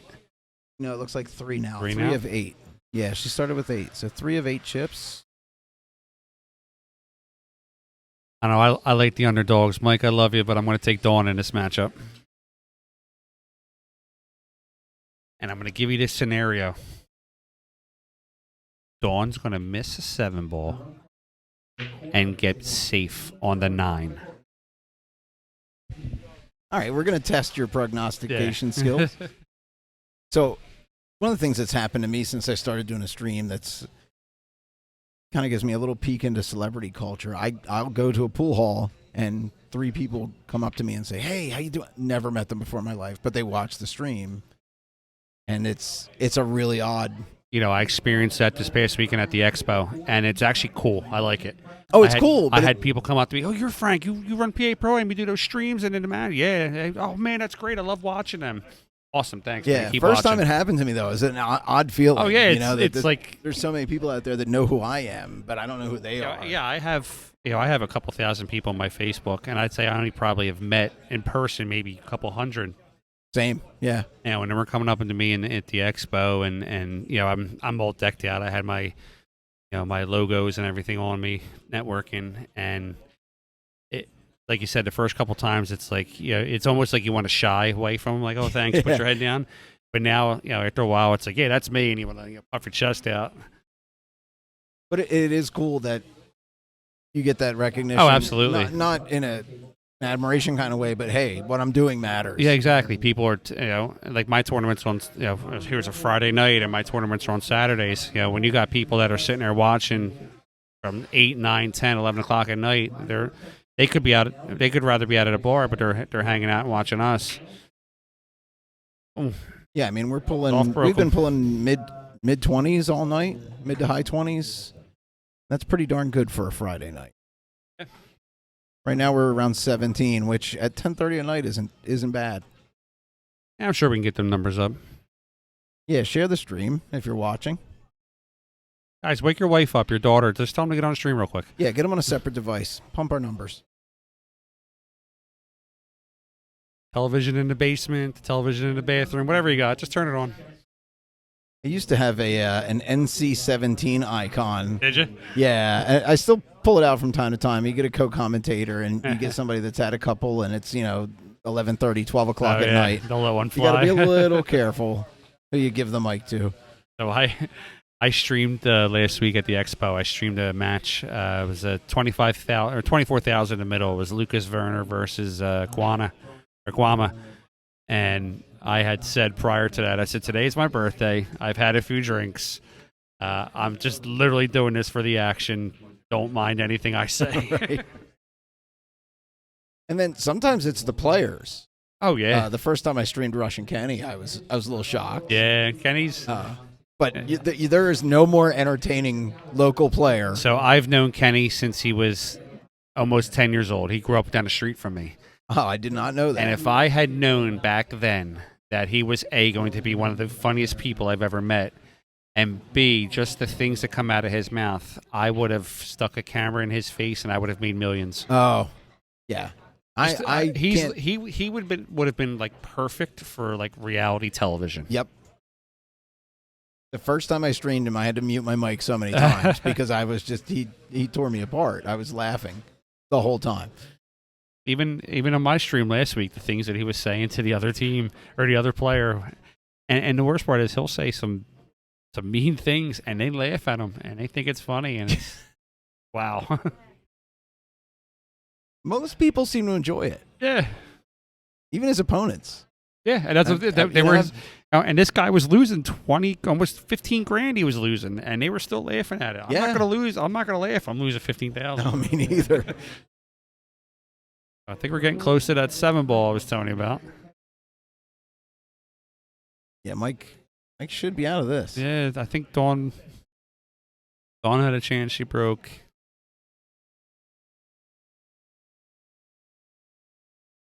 Oh, I won't tell Mike you jinxed him. I said it before. I said I love you, Mike, but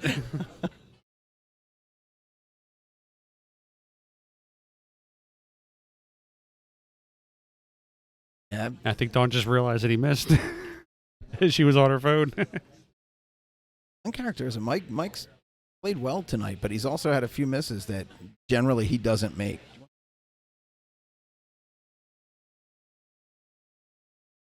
Lee, we're not younger men. We're getting older in life. Do you feel that sometimes the age plays a factor in shots? In general, I don't. No? No, in general, I don't. I think fatigue plays more of a factor, Okay. and it's almost universal. Turtle, who we've talked about before, he's one of the guys before Chips. He's gotten to the final 10. I don't know, probably more than anyone else. Really? He's only ever won once. He's finished second a lot, probably 5 times. Okay. But I've seen, and my point is he's probably 30, 35, and I've seen him suffer the same fatigue Run out of gas. as somebody that's 65. Yeah. It seems to be universal.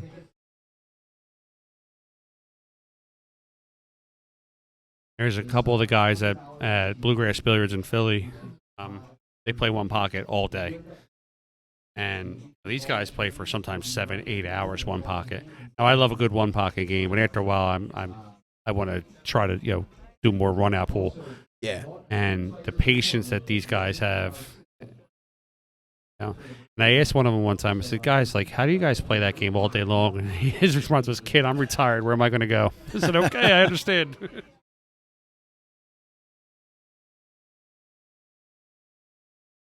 It's kind of like the cities tournament or local team championships. It's called now.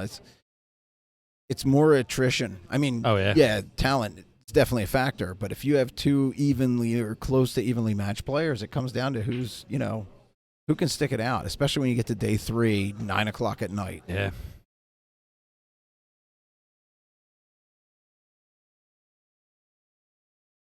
All right, Mike Lizio makes the 9 here. Guy owes somebody a few dollars. Yeah, Dawn didn't get a lot of chances. No. Nobody really gets a lot of chances. She had the Mike. break in the 7, right? Yeah, she actually shot a great shot on the 7. It just hung up. Just hung it. Yeah.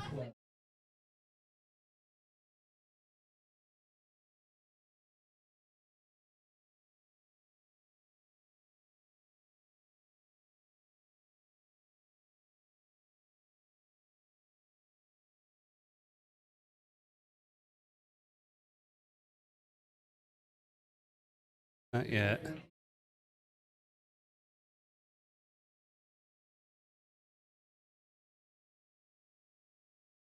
Eddie Rutz, this should be a good matchup. And he plays well. Ed's won our tournament, I believe, twice. Yeah, he's a really nice guy. Great guy. If you're into to woodworking and things of that nature, Eddie does a lot of great woodworking. He's got a picture that he just I guess whittled or carved. That it's basically the inside of a pool hall. It's fantastic. He's gonna be putting it up for auction soon. There's about 40% of the tournaments eliminated now. There's a lot of players on that list that have 1 or 2 chips. Looks like Mike wins that lag here.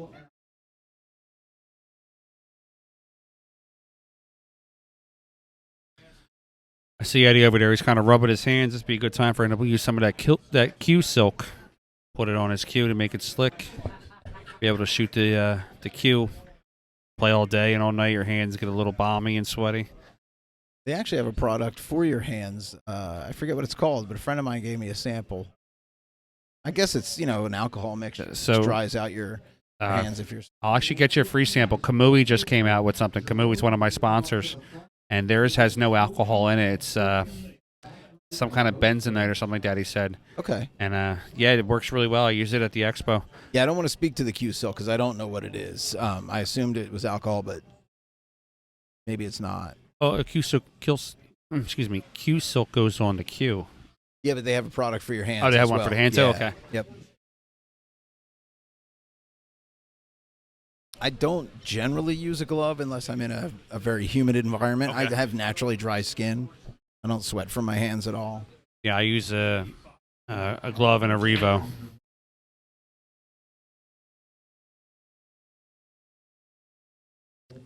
Played a tap playoffs 16 years ago in a bar. Bar had 4, maybe 5. I think it had 5 tables. The bar owner did not want to turn the air conditioning on. It was over 90 degrees outside. Every stroke, your stick would just stutter Skate, yeah. through. And somebody came in a couple hours into the day with a That hung up on him. a standing card of gloves. Maybe 20 pair gone. Sold every one of them. They were gone. You couldn't even get in the line. I used to have a host location in Philly that it was upstairs at a bar, and they didn't have air conditioning. I remember one time it was 130 degrees in there, Yeah, that's and I told him, I said, if you don't cool this room down, we're postponing. yeah. You can't play in those conditions. Yeah, Physically, mentally, the Absolutely, tables slow yeah. down so much at that point. you have elderly people that are, with the leagues that we're playing on, it's geared towards anybody can play. Nice shot. They have elderly people there, people that can get sick, hurt.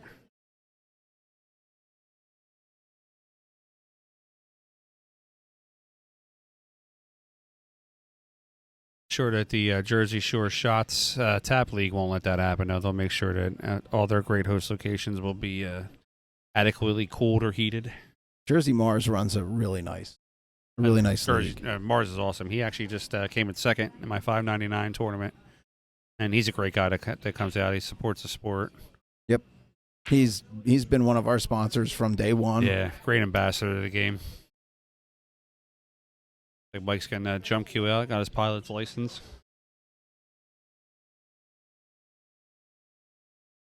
My highlight notes are kind of short this week. We haven't had a whole lot of Now, crazy things go on here. That last shot by Mike though was got a chance.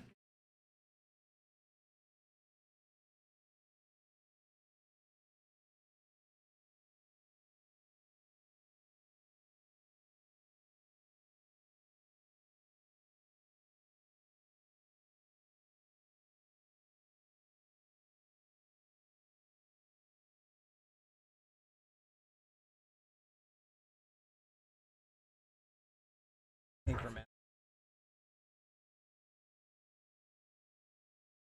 and you might have.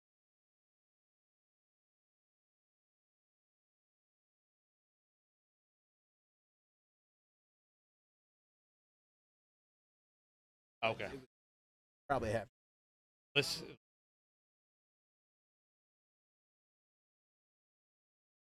And you.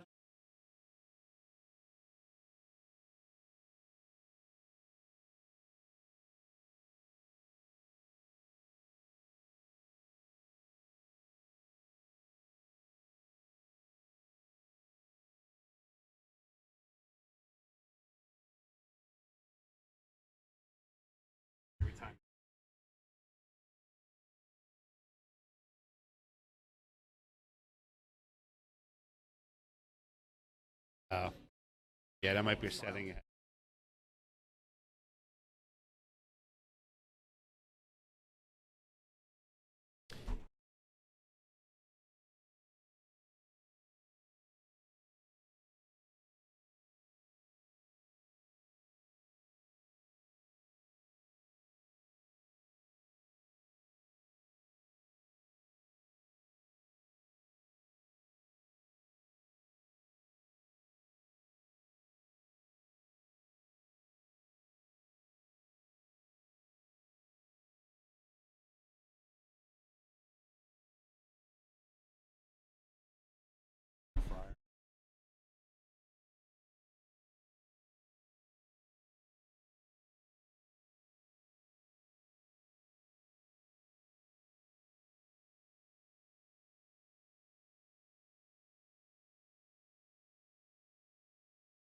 Absolutely.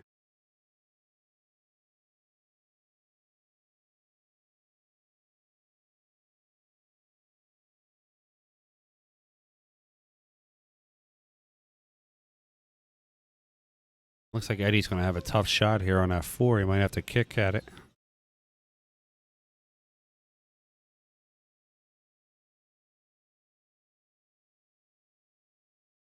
Well, and he clips it Look at this. and gets away with the save shot. I think that's exactly what he was trying to do. Might have got a little bit of a jelly roll at the end there, but Yeah, but that was just well planned. yeah, definitely skill to kick the 2 rails at it.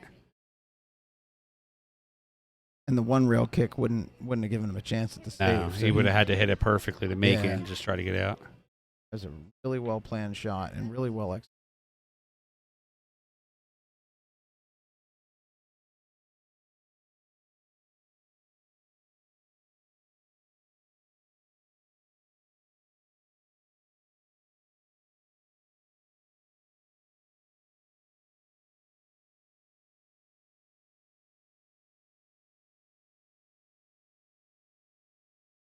Depending on the week.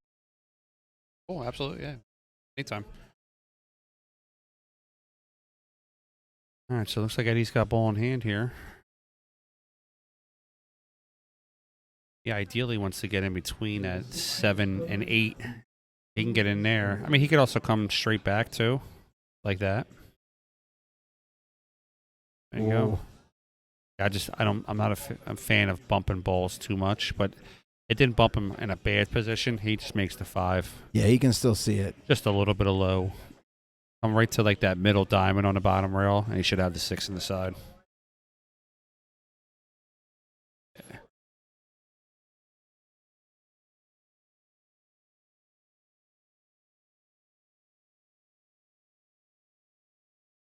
Mike Lizio has been hanging on here though for a couple of racks. Actually, this is an elimination match.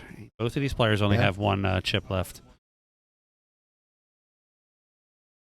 Rome Carmichael's still with 5. Wow. He's just having a hell of a night. Well, 5 of 8, so he lost after 3 this rack, early. somebody's going to be either waiting for their name to get pulled for the break and run pot, or they're going to be taking a long walk to the parking lot.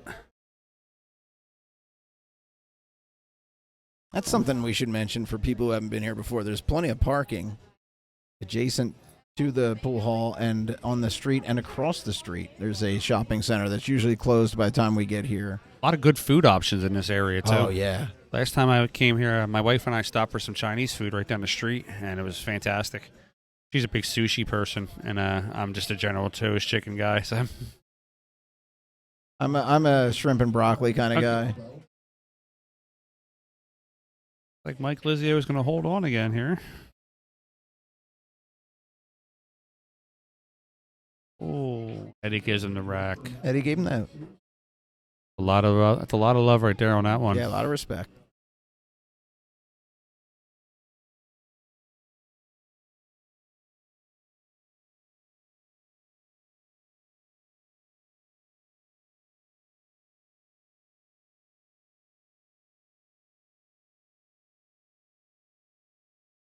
Oh, well, things just got interesting. Rome is down to 4 chips. He lost his last match, and he's coming to play Mike Lizio. Got to get him on the TV table. Start of the tournament right now.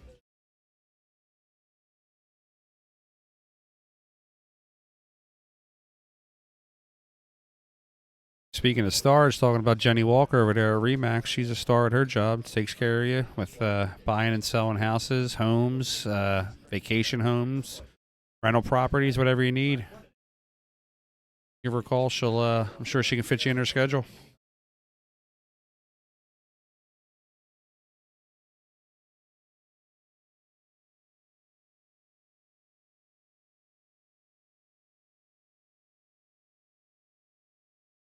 Like we got 23 players left. Yeah, down to 50% of the tournament left, guys. Started hitting the first ball. We say around 8:15. We started shooting. No, it was closer to 8:30. I think. So 8:30. So a little over 2 hours. We got half the tournament done already. And only 11 players on 1 chip. So we'll be down to our final 10. We could be down to our final 10 in another 20 minutes or so. Yeah, we could be getting through this real quick. Yeah, we're usually Final 10 around 11 p.m. and we started late, so it's moving actually faster than usual. So, Lee, I've never been lucky enough to get to the final 5. Is there usually some action afterwards? Generally not. No? No, there's some side action. Side action Yeah, afterwards. Okay. there'll be some side action, and one of the players who really, actually, two of the guys who really drive that aren't here tonight. No? I'm not going to call them out by name, but yeah, I don't know if I've ever seen action between the players on the table. No? Okay. Yeah, All the players here always know who the side action guys are. well, one of the things we do, Brad orders a shirt for every winner, a personalized shirt for every winner, and I think people take it a little bit serious. You Yeah. know what I mean? Well, so Brad and I actually have the same sponsor. It's In the Box is our sponsor, Elvis Rodriguez. Elvis is a great guy. He makes great shirts, great designs. He actually really impressed me with a shirt he had at the expo where he can do your logo, and then real faint in the shirt, he can do a picture of you. And I sponsor a pro female player, Brianna Miller. And as soon as I saw that shirt, we started throwing ideas out there, and we got a really cool shirt we're going to come up with for her. He actually showed me, I don't know if he was making them yet or if he was just working on them. I guess it was last summer. I streamed a tournament in Eatontown, Okay.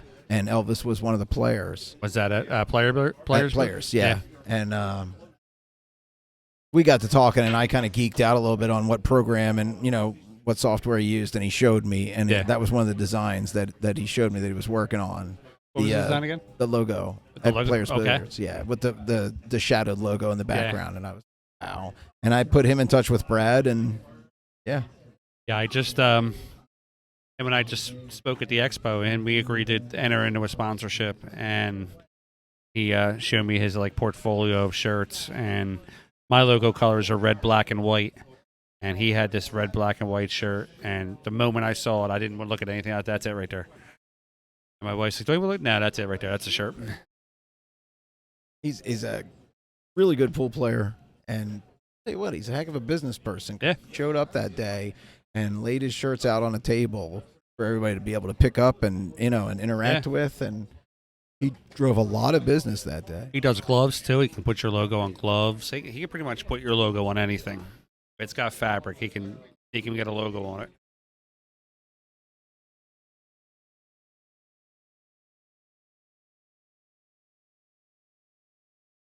So we got Teresa Tascarella out there. Teresa's actually one of my favorite people to commentate with. Her and I have a great chemistry together. And every time she's around, she just brings a ton of energy to the stream. Love commentating with Teresa. I actually played in a tournament last year, and Teresa and Mark McFarland, you know Mark? I know, yeah. They commentated on the tournament for me. They made such a great team. Oh, yeah. Because between them, their knowledge of the game is just amazing. And I was showing them how to run the control board and whatnot, and I was going between racks. After about 2 racks, Teresa had it down pat. Yeah. Just, all by herself. Ran the whole thing. Told me, go away. Go have fun. Yeah, she started using so if you're a streamer, you know about a Stream Deck. Stream Deck is basically a hotkey. It's buttons that you can push. You can do certain commands quicker than you have to clicking on the screen. And she taught herself in 30 seconds on how to do it. Same thing. She's like, "Yeah, you get out of here. I got this." All right, girl. I'll be back.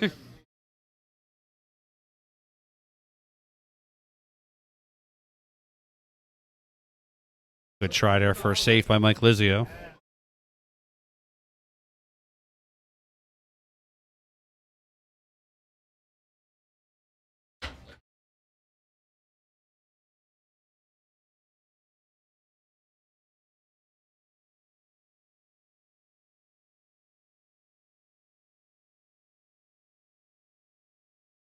And try to do another safe back. Try to hide him behind that 5 ball. Yeah, I don't a little think he got short. there.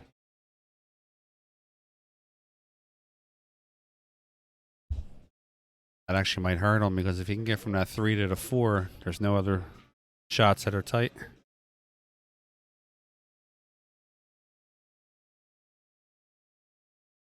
Looks like he's fairly straight on this 3.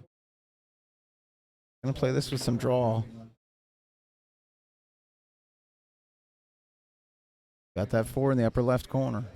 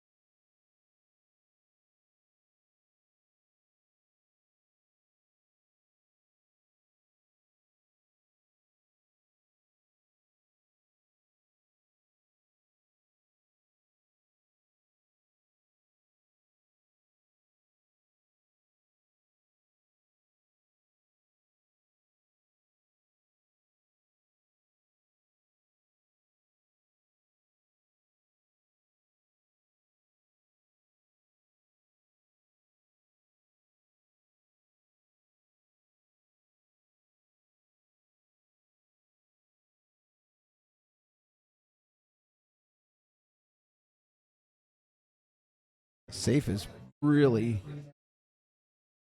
strong by Mike Lizio.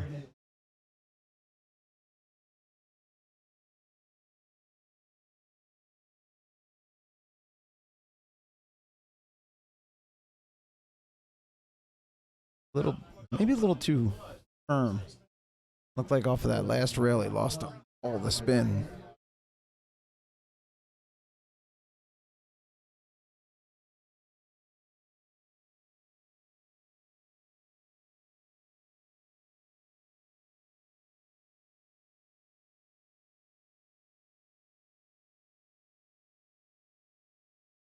Nothing really tied up here for Mike. If he can get this 5 on the side, got 6, 7. Pretty good path to the 8 from the 7. All this 6 back. Give himself a natural angle off of that 7.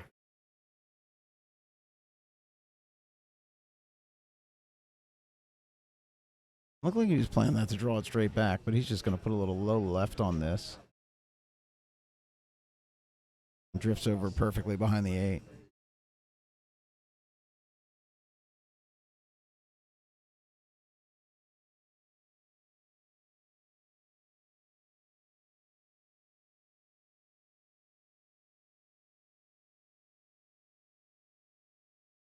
Mike with 1 chip, looking to keep this run going.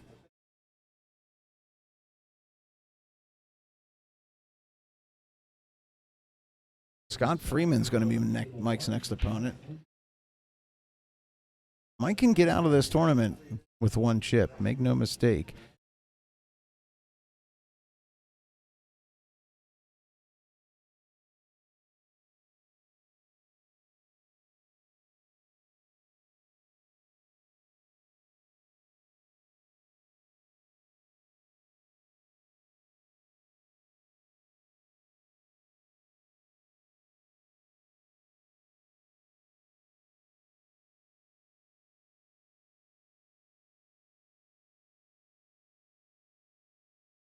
Got Freeman with 2 of 4 chips remaining.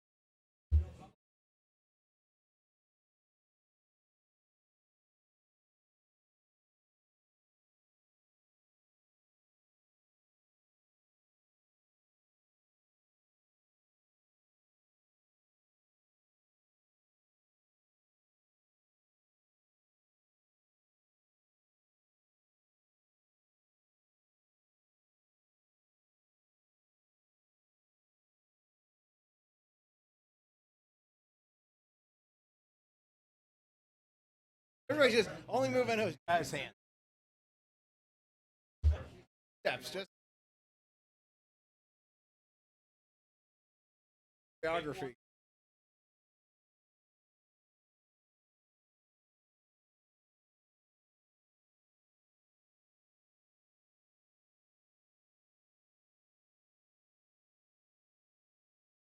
Yep.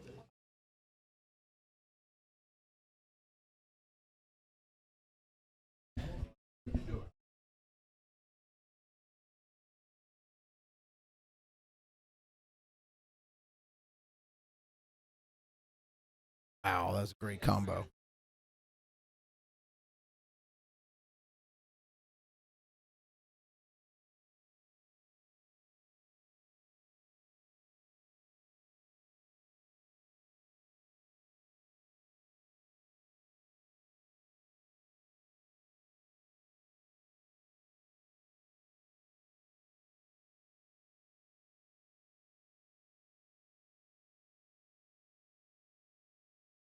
Great angle on the 4. That lends itself to nice position on the 5.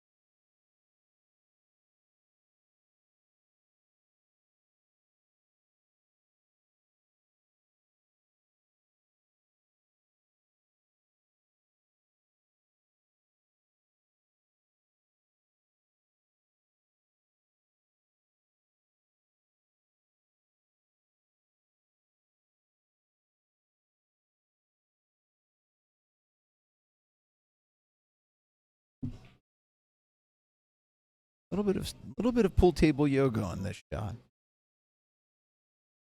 You guys use that term, or is that a South Jersey thing? We usually just use. I would just say a big fat guy on the table, but get myself up, and I'm referring to myself, not other people. But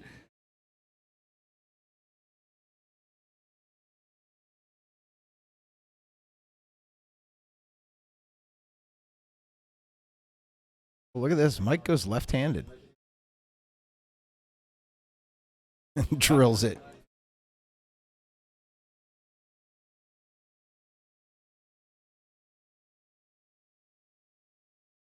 You ever shoot left-handed? I have.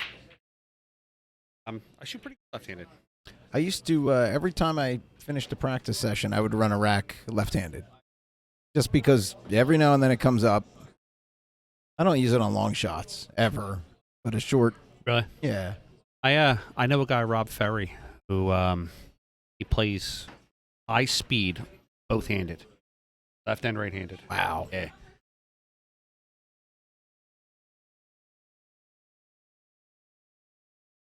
Rob's a pro for Kamui. Plays real strong, but he, if he's, let's say he's just throwing a number out there, and it's probably not the correct number, but let's say he's, did he follow that? He fouled it in. Wow, that was. Let's say, what I was talking about Rob Ferry, let's say he's 600 Fargo left-handed. He's like 580 right-handed. Wow, that's insane. You would miss some of that rack. That rack was gorgeous by Mike Lizio. Really, yeah, from the 2 to the 9. Wow. I already had that marked down as my out of the week. Really? I was trying to decide whether I should just compress all the shots into a quick, 15-second clip or pick a couple of the best. And, wow. Scott Freeman moves on to the next round. May have a delay. We might be down to our final 10. We're at. I think we're down to 14 now. Yeah, we're down to 14. There's one definite two definite one knockout match and 3 other potential knockout matches. So we're gonna have a short delay while we wait for a couple of those racks to finish. And one thing I want to add when it comes to this tournament, so a lot of these chip tournaments, players will intentionally play slow when they get to this point to try to get themselves into the money, essentially. Final 10 or whatever. Now, at this point, if you win one rack, you're in the cash. Brad will make sure that you are playing at a speed. He will monitor your tables and make sure that somebody's not taking their time just so they can slow roll and get into the cash. He wants you to play at the same pace that you were playing in the beginning. Now, he's not going to hound you if you're taking a few seconds for a safe shot or whatever. He's not that type of guy. But if he can tell that you're just kind of moping around the table, sure, hoping a guy next to you runs out real quick, he's gonna get on you for it. And then our finals go round by round once it's down to 10, so slow play doesn't matter at all. Yeah, he does it. Very well run tournament, in my opinion, all the time. I'm impressed. I may be biased, but I'm still impressed. I've been to some really great tournaments, and I've been to some really bad ones, and this is definitely at the top of the list of the great ones. He also runs Beast of the East, if you guys have heard that. That's every year he holds that in Atlantic City during the WPQs of the APA. So I help run the APA in Philadelphia, me and Jeff Duda, and Brad's associated with Dave here in Jersey, and we have a great tournament out there. Last year, I had one of those break machines that measures how fast you shoot. I had one of them out there last year. We were doing a break and run pot.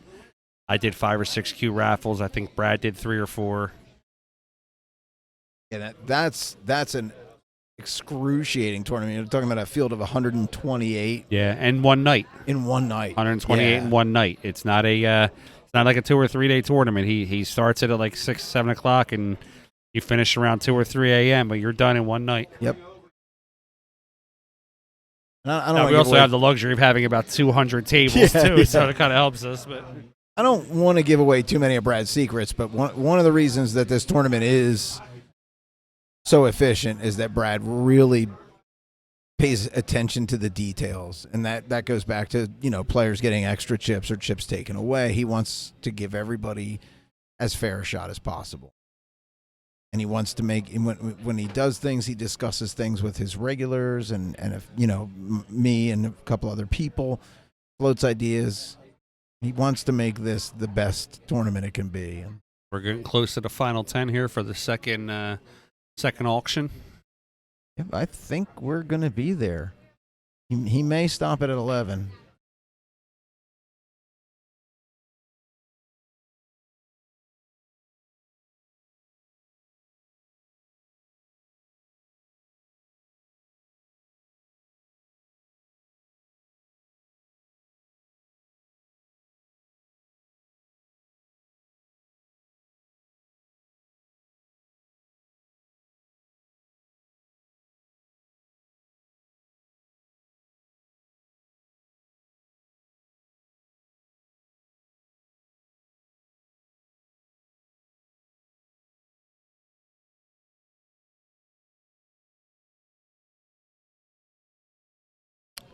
As it stands, our chip leader, we have 3 people: Julio Delatorre, Jerome Carmichael.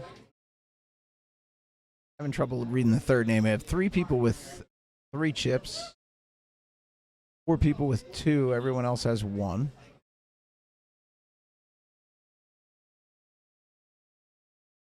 Yeah. A little bit of good news for you guys. I was talking to Brad, and Brad has agreed that we're going to do the break and run pot on the stream, so you get to see the players taking a shot at some big cash.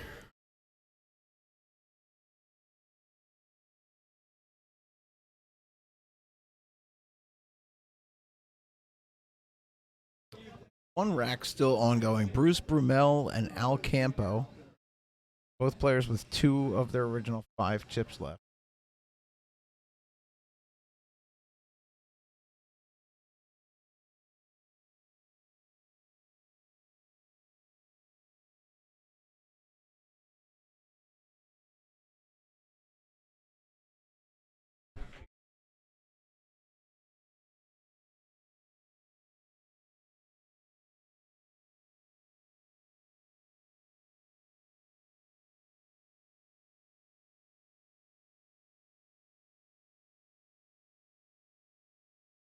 Guys are going to be bringing you action in a few minutes here. Just finishing up this one rack over here. Only a couple balls left on the rack. Where's everybody watching from? Who's the furthest from here? Shout out where you're from.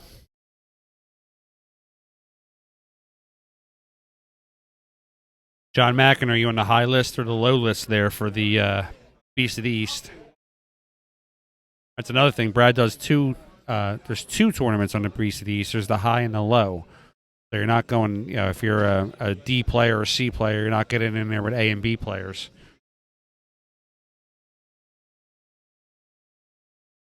Edgewater Park, that's pretty far.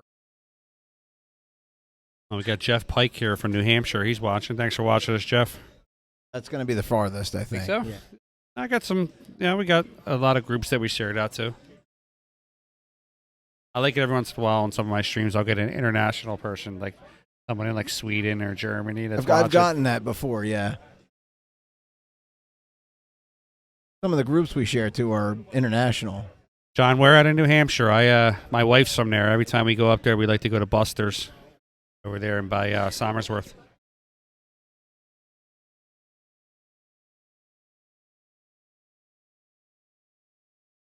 I think the furthest north I've been is Connecticut. Yeah. There's a lot of pool halls up in New England. I've been to Canada, Yeah. But on the eastern seaboard, Connecticut. There's a lot of pool halls in New England, a lot of great players in New England, too. The pool I just mentioned, Buster's, has a great stream on Friday nights. There's strokers over there, I believe, in Pelham. Shooters, billiards. There's a whole lot of places. Jason Shaw's place is up there in Connecticut, US 1 Billiards.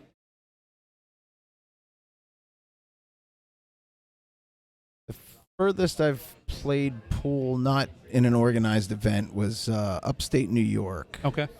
We did some cross-country skiing. We were renting a house a few years ago and went into town. I can't remember the name of the town, small town, right on the Canadian, about 5 miles from the Canadian border. Okay. And one night we went into town, and there was a bar, and there was a pool table.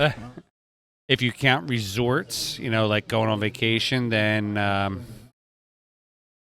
would say probably Dominican Republic for me. Okay. Or Europe, but U.S.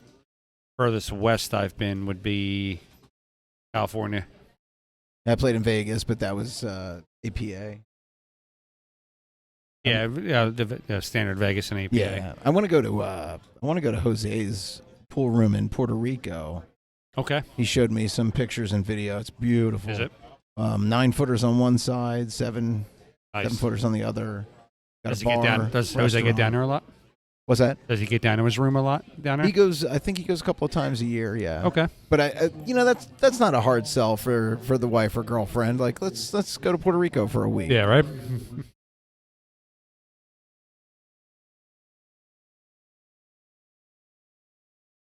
Jeff Pike, isn't there a pool hall in Manchester also?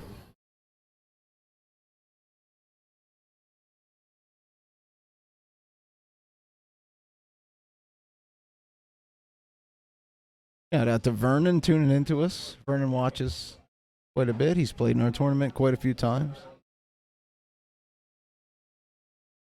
Yeah, Vernon watches my streams a lot too. I see his name pop up sometimes. He had an interesting post on Facebook. I think it was last week. He had gone around to all of the old pool locations in Philadelphia. Oh yeah, they're not and there taking anymore. pictures of what they are now. Yeah. Rest in peace, the Mosconis and Balticoni Billiards, where I grew up playing. South Philly Billiards. Even in South Jersey, in Atlantic County, we have just Atlantic City Billiard Club. There used to be Tilton Billiards on Tilton Road in Northfield. Okay. And then there was, I believe, Alan Hopkins' place in Egg Harbor City. I believe it was called the Q Club. Okay. On, I think it was on Bremen Avenue. Mosconis used to have tons of action. Eddie Abraham used to be down there drilling people. Same thing with Tacony. I mean, you literally could walk into Tacony Pool Hall one night at Tacony Billiards, and you would have Bustamante playing on the table, one pocket with somebody. Oh. They brought Efren there a couple times. Yeah, South Jersey in the early 90s. Had a Petey Fusco's lot of original place, places. Fusco's there on Bustle and Pike, was a big pool hall. Boulevard Billiards.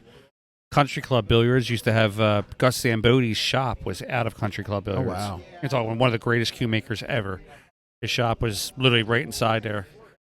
'Cause Gus lived in Feasterville. Mm-hmm. And I think what else you had? You had Pockets behind Roosevelt Mall. It's another place I used to play at. Kenny Carfagno's place. Yeah, Philadelphia used to be a hotbed for pool. Kind of died off a couple years. Now it's starting to make its resurgence. There's a couple guys like me, Brad, in this area that are bringing pool back to it. Yeah, we're really trying to grow it. Yeah. Right now, there's 3 pool halls in Philly. There's Ballbusters down there, 40's place. Mm-hmm. And there's a little pool hall in Dixon, Washington called South Philly Pool Hall. A guy named Twan runs that one. And you have Bluegrass. You have the spot, Pete Fusco's place, right up there in Prevost. You go out to Markley Billiards, Brett Ross, making a nice place out there. You just got a whole bunch of diamond nines. You don't really have too many pool halls until you get to like Western PA. Yeah. But even over here in Jersey, you got Shooter's Family Billiards up there in North Jersey. Chris Kemp's place, real nice place. Great woman too. She's awesome to talk to. Got Players Billiards there up in Eatontown. Yeah. Then there's a little further south. There's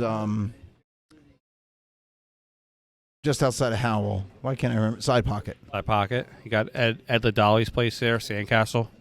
Remember Sharky's? Yes. Yeah. The new place just opened in Tom River. Cue Ball, I believe it's called. Yeah.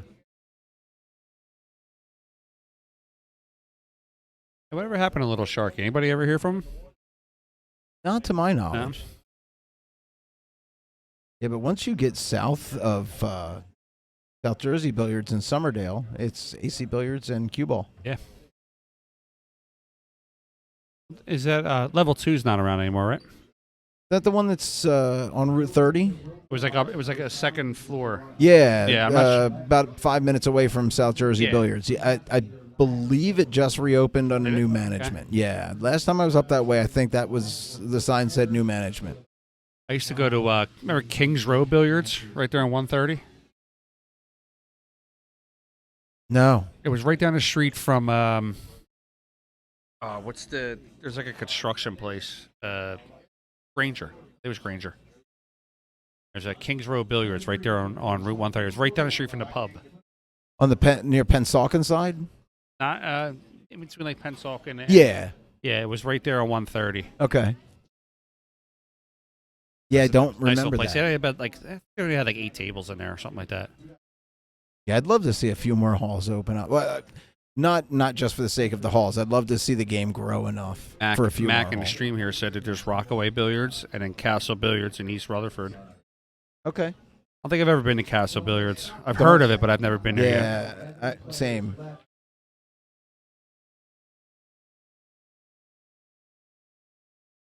Yeah, Max the pool hall king here in Jersey. He knows where we're all at. That's a road player right there, is what that Seems to be a is. lot more in the North Jersey, New York area. Yeah, New York has a ton of them. I know that. I have to call my buddy Jimmy Rivera. He's up there in New York. He knows all the great Jimmy's places. a great guy. Yeah. I've streamed a few of the tournaments that Jimmy's played in. It's great for the sport. All right, so why don't we take about a 5-minute break? Well, I'll stay on the stream and talk to All everybody. right, yeah, no let's problem we'll with stay on that. the stream. Brad's going through his I'm gonna second take auction a here. short convenience break. I'll be back in just a No minute. problem.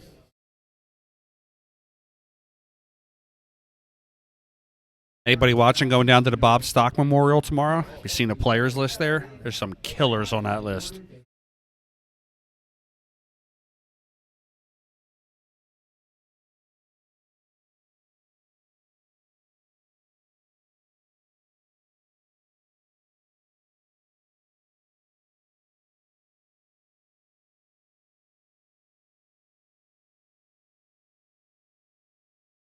If you weren't didn't hear me earlier, I convinced Brad to run the break and run pot here on the stream.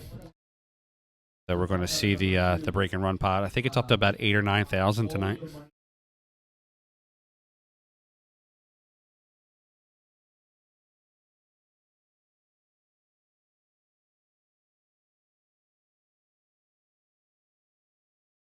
Also a tournament this weekend in Birmingham, Alabama. If I'm not mistaken, I believe the last Calcutta there won for $185,000. Big doubles tournament out there. It'll be a ton of action. The Midwest players are not afraid to put their money in the middle.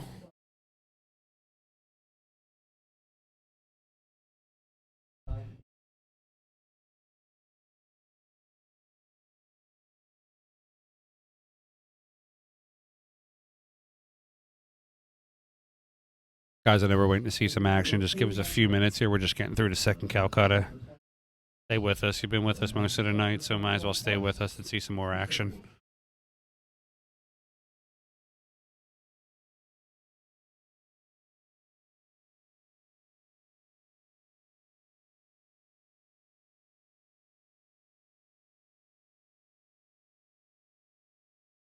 David, where's that Black Diamond Billiards at? I've heard of it before, but I'm not sure where it's at located.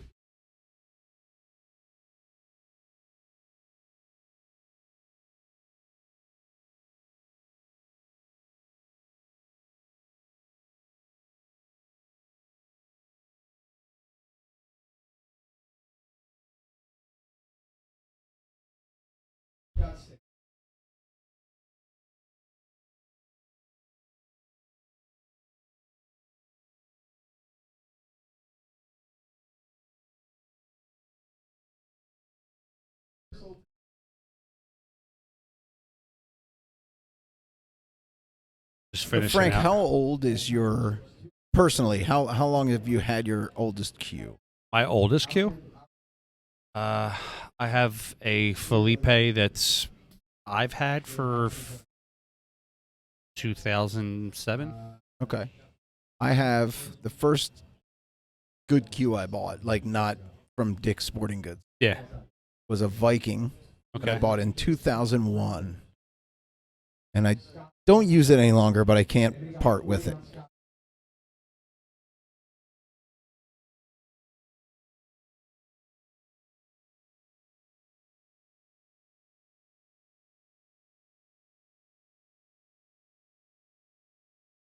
I'm sorry, somebody was saying goodbye to me. What was the cue you were talking about? You said I have a Viking that I bought in 2001, okay. and I don't use it any longer, but I can't part with it because it was my first real cue.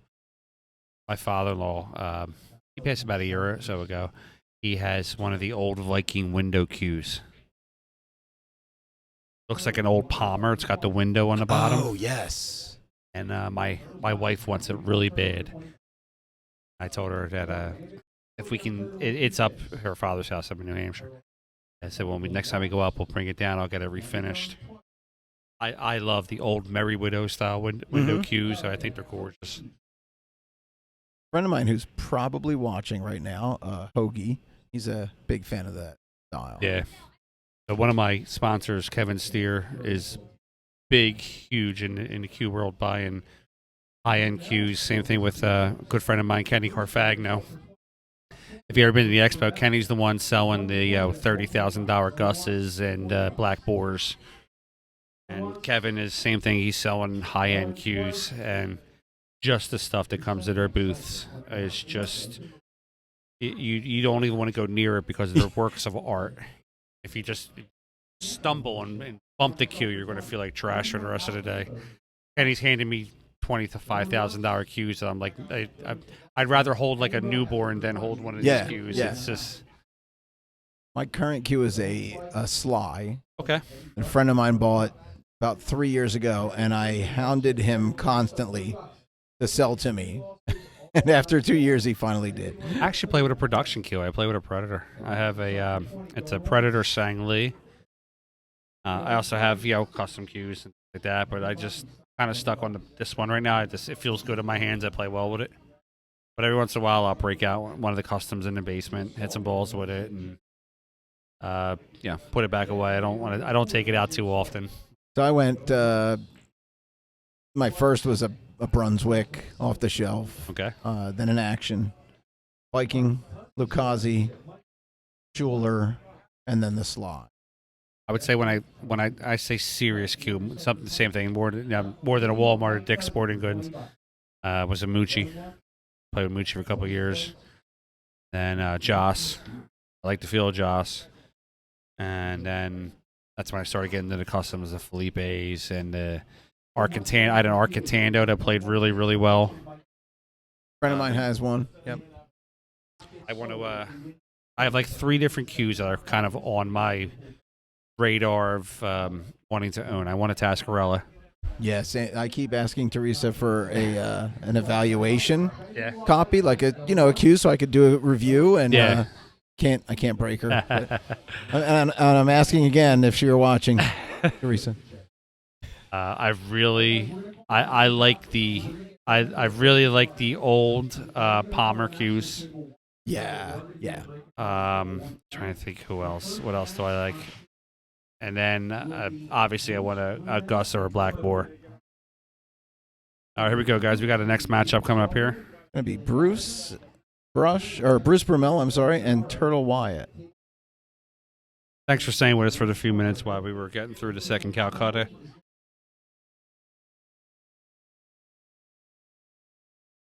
We're talking about cues here. You should try. You should take a look at Pool Cue Kickback giveaways on Facebook. There, Carlo Favretto puts a whole bunch of cues on there. He's had Felipe's on there. He's had some high end cues. He said about a month ago, I think he had an Aaron Astle on there. So that was the one I was drawing a blank, and Aaron Astle was my 4th one that I won. I was talking to him at the expo. Such a cool guy.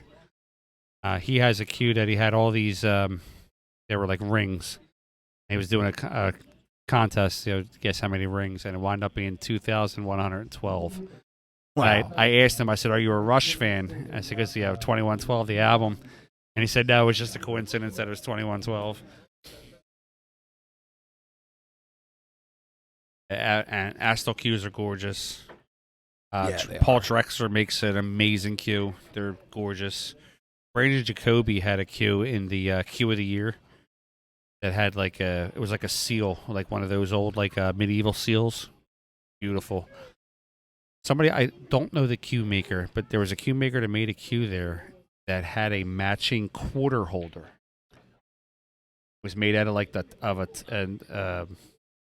not a tusk, but like a horn of I forget what animal it was, but he had the cue, and it had like the quarter holders. You put quarters in it. Mm-hmm. It was a matching quarter holder. Wow. I told him it would have been really cool if he could have threaded it and made it an extension too. That would have been awesome. Stick some quarters in it to make it heavy. Yeah, it would have screwed with the weight quite a bit, but it would have been neat. All right, guys, here we go. We got this rack going on here. Have you ever seen Turtle shoot? I have. Yeah, Turtle plays well. Yeah, he's a good player. Right on cue, Turtle scratches the for us. commentator jinx again. Wow. Started asking for 20 not to talk about their game. Yeah. Black Widow when I come here. How do you feel about low deflection shafts? Talking like carbon, Revo stuff like or even just like an OB? So I personally have never played well with an OBQ. He's shooting at the wrong ball here. The one's still on the table. He's shooting at the 2. He should be shooting at the 1 here. It's a foul. Earl just called him on it. If I have an inclination to tell the player, but Yeah. I think if I'm in the final 10, I'm not going to say it. Yeah. So I said I personally have never played well with an OBQ. The new Keelwood cues are amazing. Keelwood shafts. That Tsunami cue, have you heard of the Tsunami shafts? Yes. Yeah. Daniel Lee and them. I've heard nothing but amazing things about them. I've played with a few different low deflection shafts, and I just can't get the feel for it. Yeah. They're pulling the numbers here for the break and run contest. Carlo Favretto got his name called.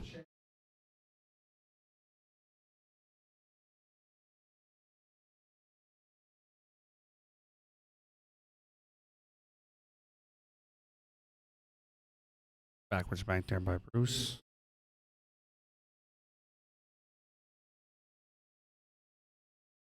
Pulling out the second number.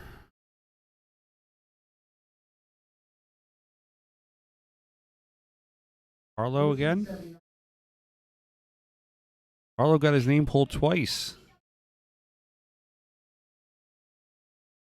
He's going to get 2 shots at the break and run. Shots at the break and run pot.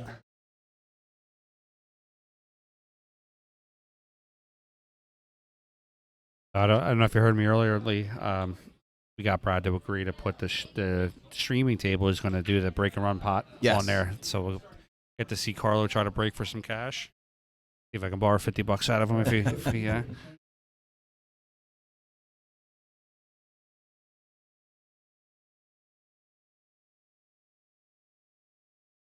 It's going to be nice to have the break and run on the stream again. That's definitely a good thing. You definitely want your audience to see guys cashing in well.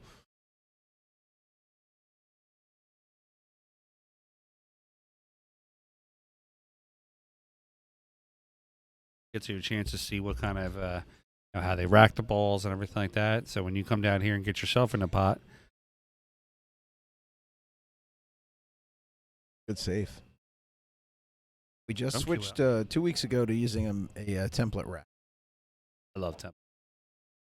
Yeah, there's a lot of rack magicians out there right now that can use a template rack to their advantage.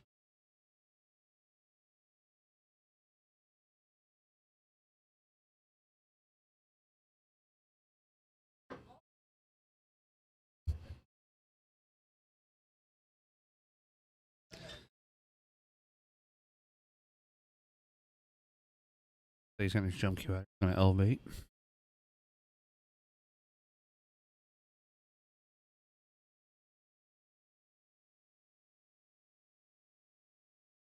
Ball. Get it out. Have you ever tried? You said you're not really a big jumper. No. Have you ever seen the Marty Carey cue? No. Marty Carey makes a cue. Did you ever see some of the trick shots where the cue ball is less than like an inch away from the object ball and they jump over it? Yes. So those Marty Carey cues need to do that. Okay. I think they're like 7, 8 ounces. Wow. And actually, instead of doing the regular angle, actually come literally across the top of the ball. What you're doing is you're driving the ball right. You're essentially punching the ball into the table. And the ball pops up. Never seen one of those. They're very tough to. It goes against everything you're taught with jumping. If you jump balls, you're taught to go on an angle, elevate. This is taught to go directly down into. You have to essentially reteach yourself to jump the balls with it.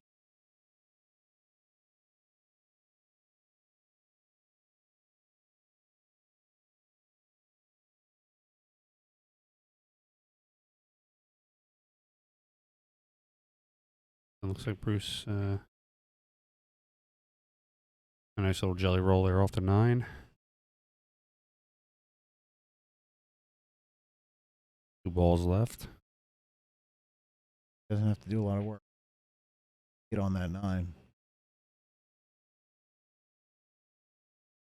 Oh, we forgot to mention with the break and run pot, it's 10 ball, not 9 ball.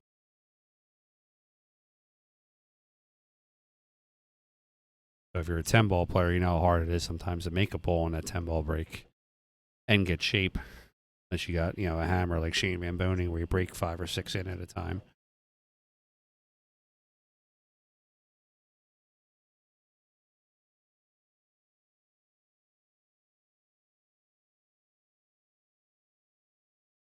Oh, and Bruce just loved the 9 ball.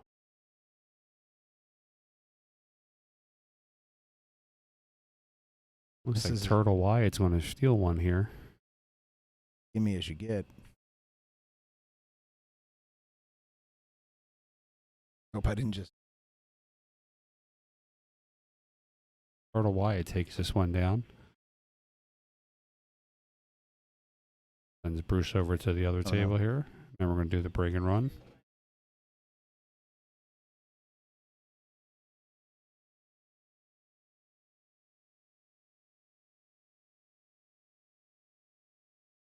We get Brad's going to come over here and set up the rack here for Carlos' 2 attempts at the break and run pot. It doesn't get any better than having both your tickets. He essentially doesn't even need to break and run to win the entire pot. Right. 5 on one, 5 on the neck. Actually, wait. That would get him most of it, yeah. Yeah, he could get a major chunk out of it. But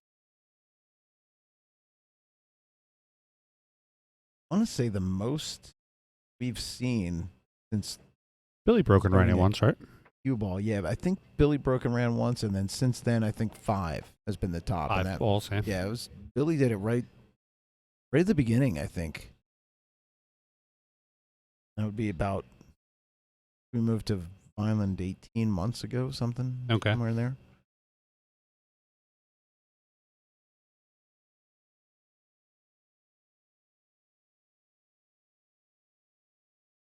I've only ever had my name pulled in a break and run pot once.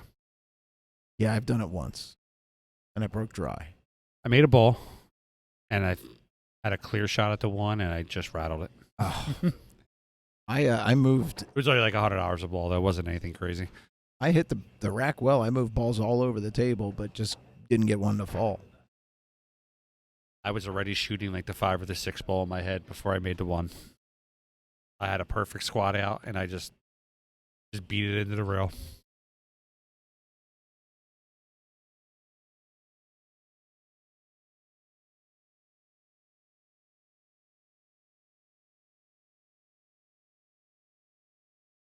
Earl just keeping himself warm here while Brad's getting everything ready to do the break and run pot.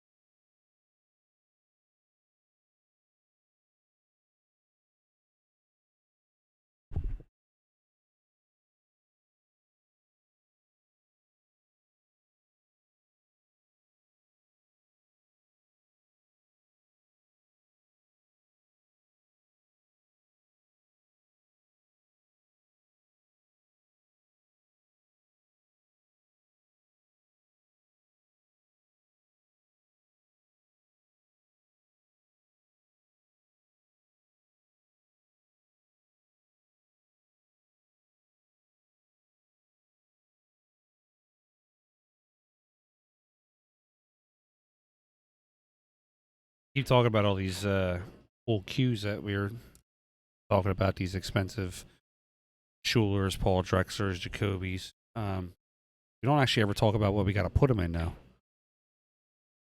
Put them in a JB case. Got to put them in a JB case. Got to make sure that it's protected by one of the industry's best. John does custom cases. He does leather cases. He does butterfly cases. He can take your design and put it on your case. He can pretty much do whatever you need him to do. And I personally have 3 of them. I have a camouflage one. I have a blue and black one. I have a red and gray butterfly. I have a black and gray, and I have a custom built on this site. Okay. Getting a few friends together. We're going to put an order How long in. did it take you to get? I think they're still running about 8 weeks. Okay. I'd have to check, though. Yeah, so 8 weeks to get yourself a custom case made to your specifications. Yeah, you can pick everything. The colors of the piping, the colors of the fabric, size of the pockets, how many pockets. And if there's special fabric you want to use too, John will work with you to either get the fabric or you send him a sample. Yep. And if he can make it, he'll put it into the case for you. I know people that have sent their son's baby blankets to John. John's made, things like that. I'm not sure if he actually got them into the case or not, but I've heard stories of people sending baby blankets and other kind of camouflage ones that he makes. I'm sure that there's got to be somebody out there that sent him patches from the armed services. And John's very active in the community as well. Yeah. He's on A to Z forums. He's on Facebook.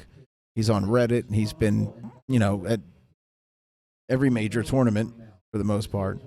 Yeah, the past year or so, John's been, just kind of hasn't been to a lot of the tournaments. Like I know he wasn't at the expo. He was kind of working on getting some cases out.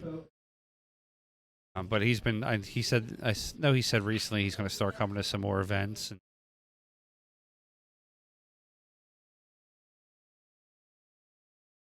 I like John, but as long as John's still pumping out cases, that's what the main thing is. As long as his business is still thriving.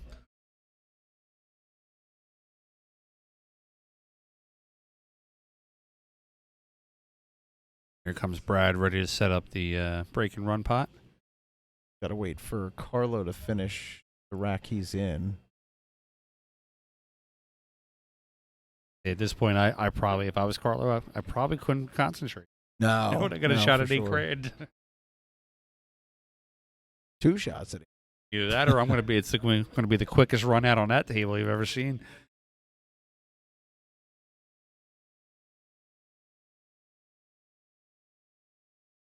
So, how do you break 10 ball? Where's your break choice?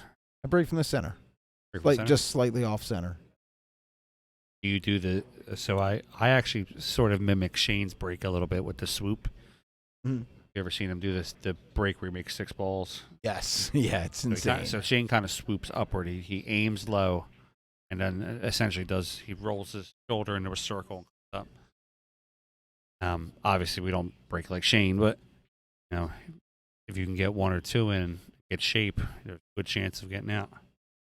Seen Carlo run racks before, so he's very capable of absolutely breaking and running.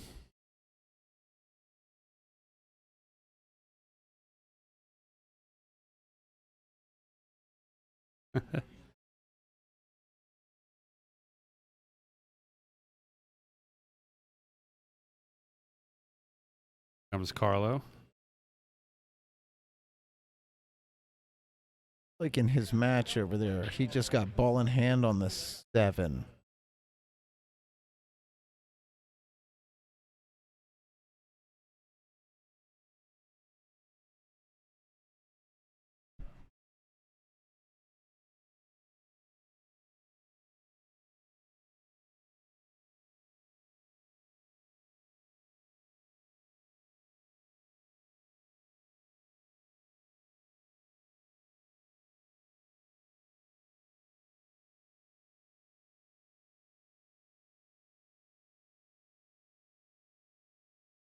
Carlo's got 2 balls left on the other table, and then he'll be over to attempt his breaking for 8,000.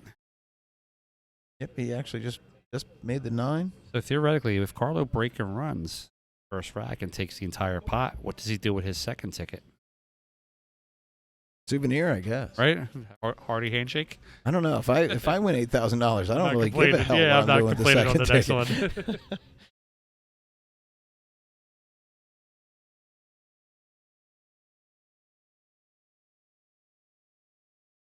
So $820 a ball.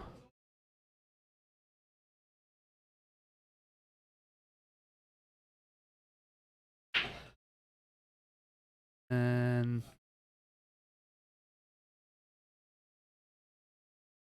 doesn't want to do it.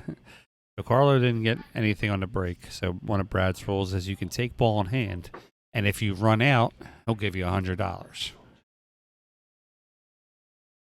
So the first one for him was the practice break. Now this is the real.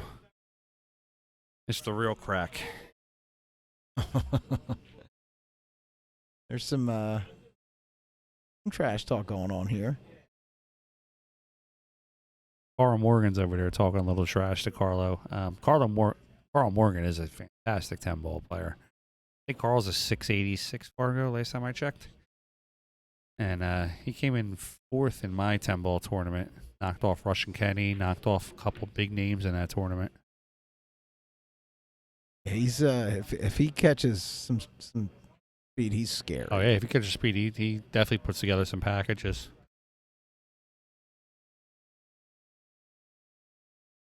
So you can see here, Brad's rearranging balls. He wants to make sure that all the balls are touching.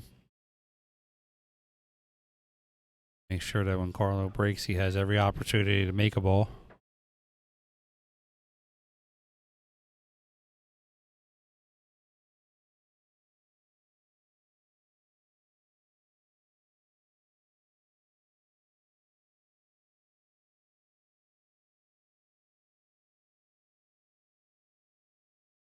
All right, here we go.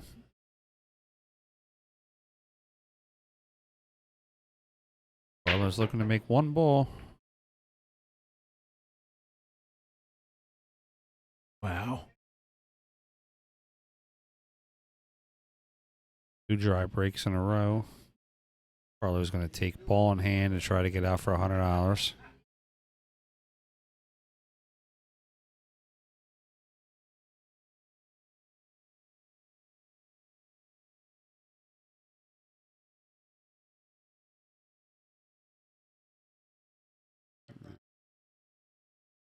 Where that 3 is tough. Fortunately, he just got bad luck on the breaks there. Didn't get anything in. 2 dry breaks in a row. That happened to Billy Gallagher a couple months ago. I was Yeah, here for that. Billy got 2 and broke dry in both of them. But I think the one he ran out, he did get like $100. All right, so he took care of the 3 problem. That's a smart shot.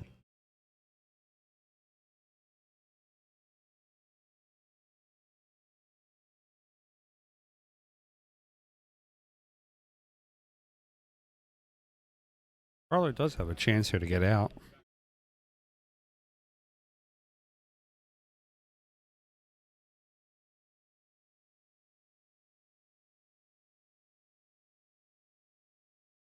Three to four should be okay to him. He just has to come float across the table there. He can either go high English or punch it. Depends on how he likes to hit the ball. Or draw it. Got there, too. But that comes between a 5 and a 9. Like that.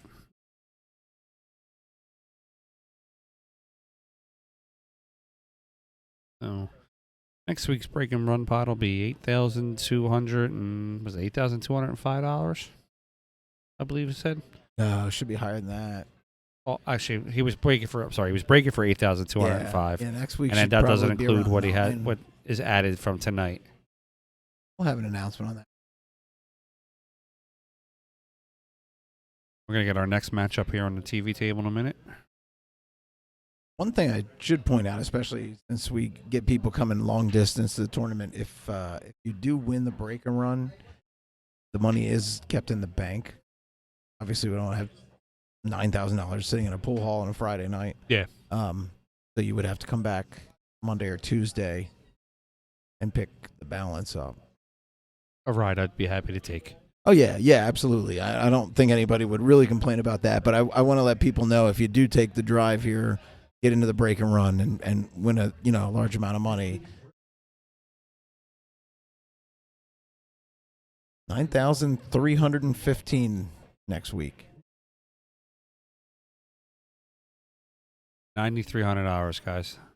That's insane for a local tournament to be able to pay that out for a break and run pot.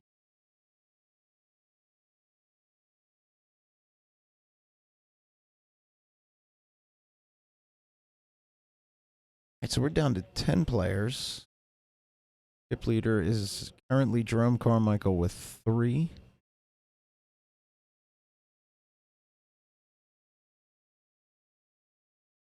Turtle Wyatt has 2. Julio Delator.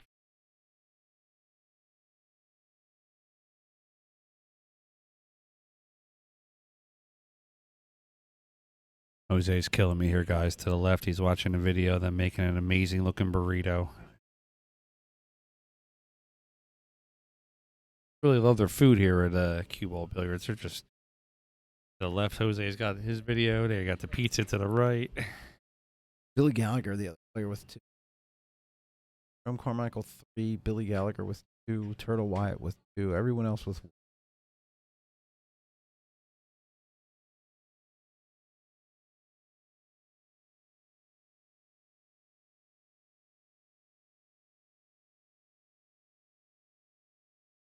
I'm not a fan of the side break on 10 ball. prefer to break it straight ahead. I go a little off center, just to the side of the spot. I don't play a lot of 10 ball, but people I know who do favor the break from the middle. Yeah, I switch back and forth between 10 and 9.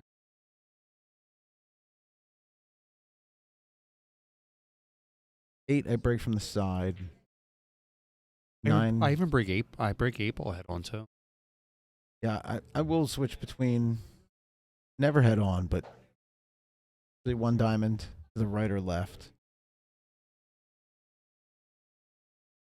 I like with the 8 ball break. I like to essentially break and run. If I can get my spread, make a ball. I can.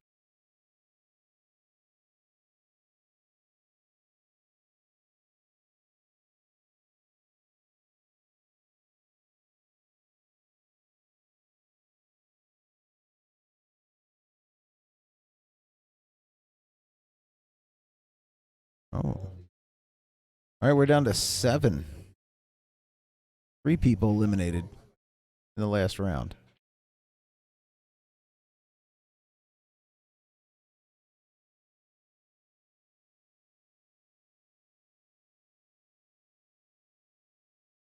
Chip leader still Jerome Carmichael with 3. Billy Gallagher and Turtle Wyatt each with 2.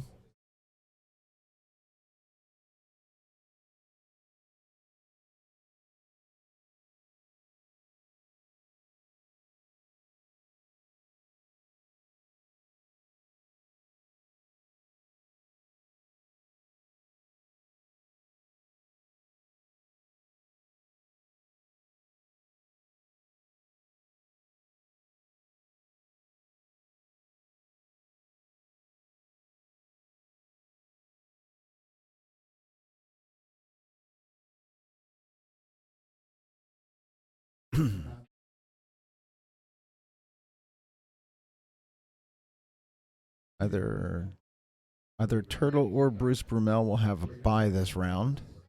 They have an equal number of matches, so they're gonna lag for the bye.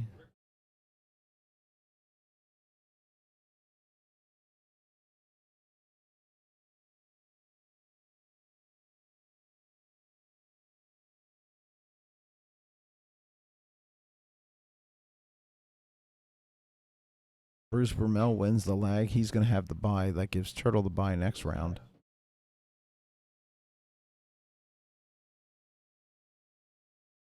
And we got Billy Gallagher and Jerome Carmichael.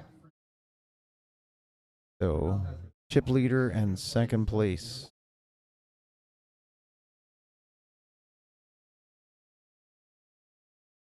Billy Gallagher's lost only 2 racks all night. Billy's a 698 Fargo. I'm not sure what his opponent's Fargo is. Kind of.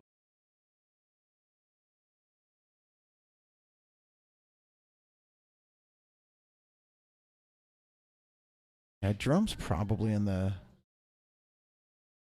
Carmichael.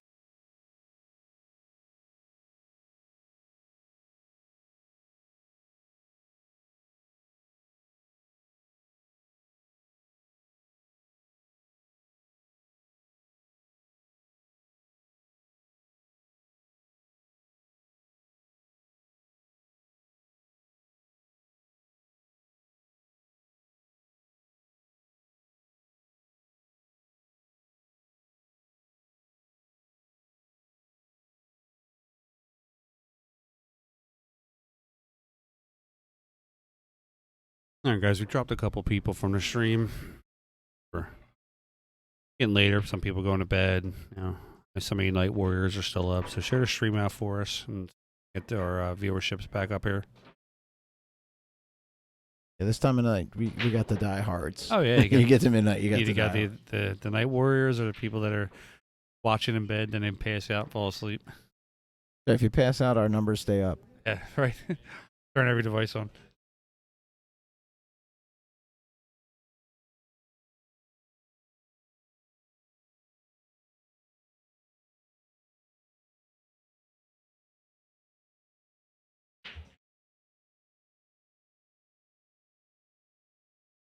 And down to 7 guys here in the tournament.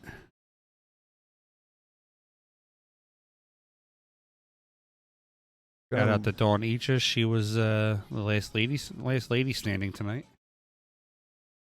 Top 16, I think she was in. Yeah, I think so. We're going to lose at least one player, maybe 2 this round. Yeah.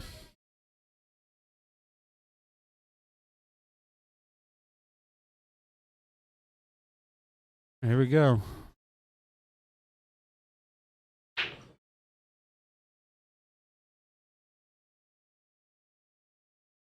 Makes a 6 on the break. I'm immediately playing safe here. Yeah, absolutely. I'm going to backwards bank to 1. 1 rail, and I'm going to try to put that cue ball right behind the 3. Billy's a great player. Anytime he comes to the table, I want him to have an awkward shot. Yes. That's why breaking was such an advantage. Yeah.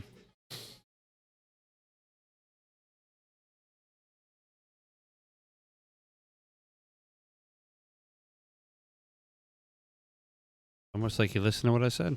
That's 7, though.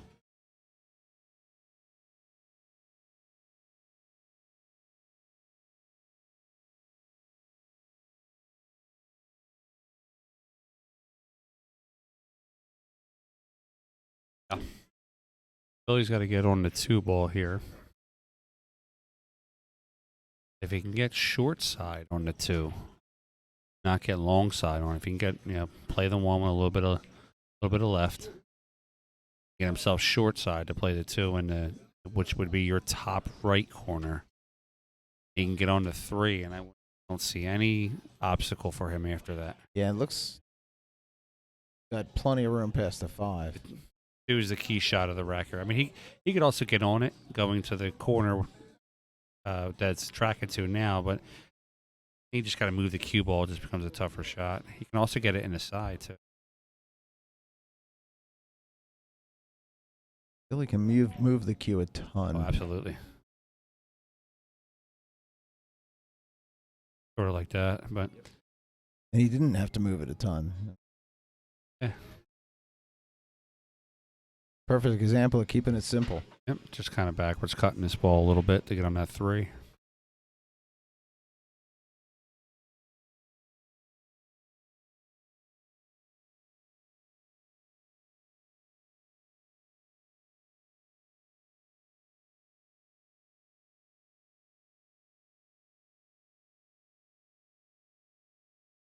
Nice smooth stroke. Perfect. I don't see any obstacles here. Just essentially 3 to 4. It's just moving the cue ball around the table and just not overhitting the ball.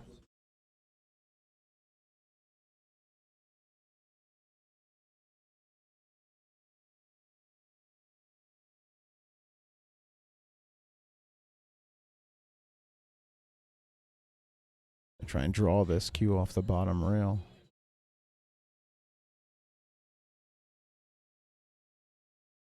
Oh, he drew it straight back. I thought he had a little more angle than that. No, it looked like he was straight on it. This is just natural carom now, just top rail, side rail. One of the shots we talked about. Can't quite tell what the angle is. So Tell the angle from the side I thought there. he had a little more angle. I thought he'd play it off the bottom. Yeah, this is just about a half a tip of left English. Depending on how you like it, if you like it high or low. He'll probably go low here. Might even do a full tip and draw at 1 rail.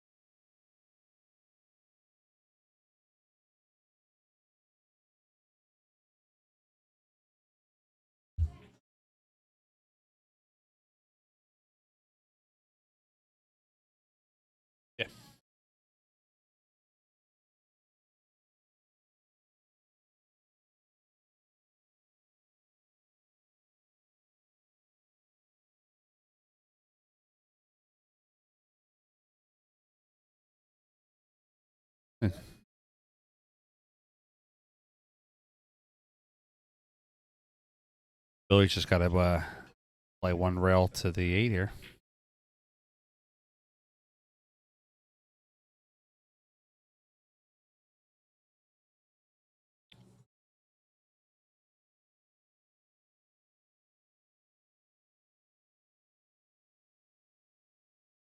I'm just going to keep quiet. Anytime I talk about a shot, they miss it.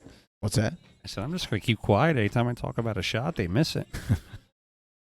Yeah, we've had the jinx going on tonight, and he's got his position on the 8. Yeah, this is.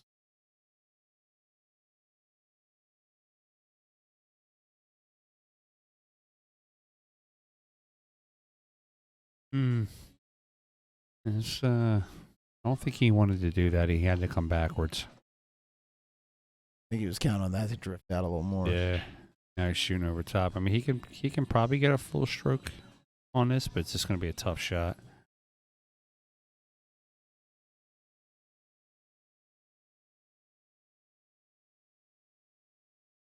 Drills at center pocket. Perfect.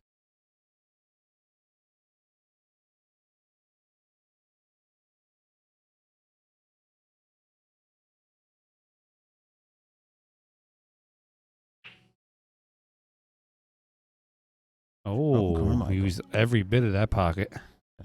Beats Billy Gallagher. Stays in the chip lead with 3. Turtle Wyatt shooting the 6 on table 2, just waiting for that one to finish.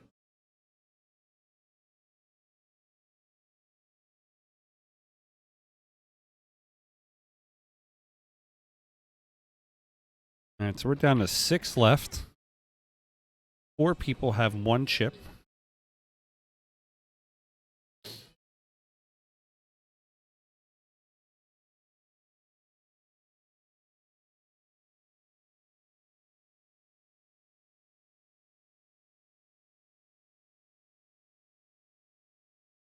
The Turtle should be out of his rack. He's on the 8.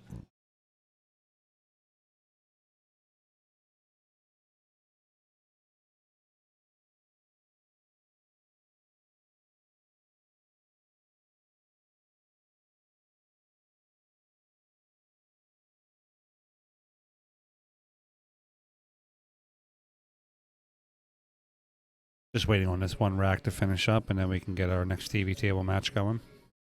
When we get down this low, we do each round at a time.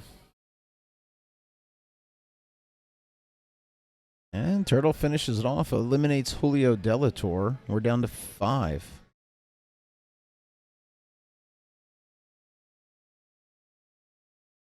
And that earns Turtle a bye.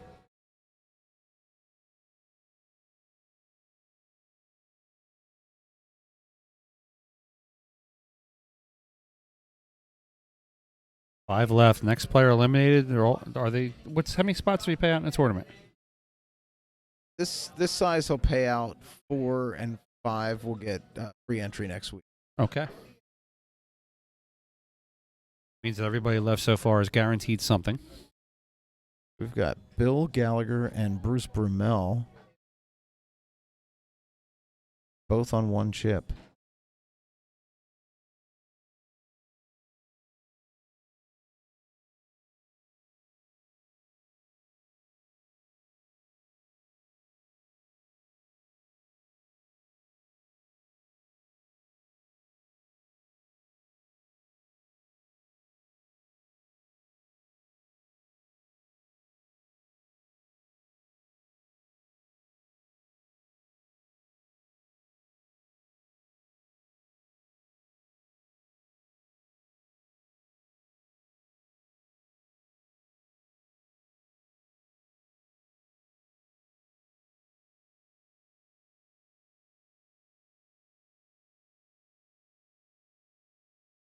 Billy's down to 1 chip now, right?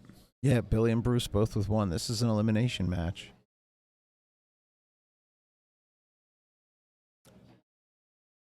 Right? Oh, no.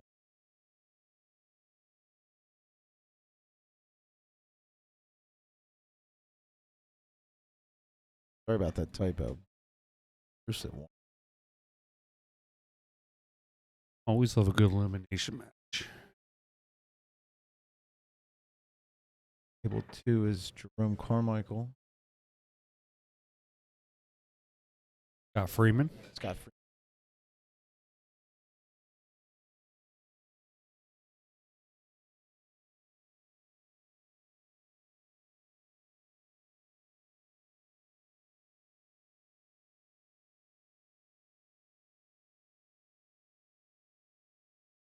Any of our viewers going to the Bob Stock Memorial tomorrow?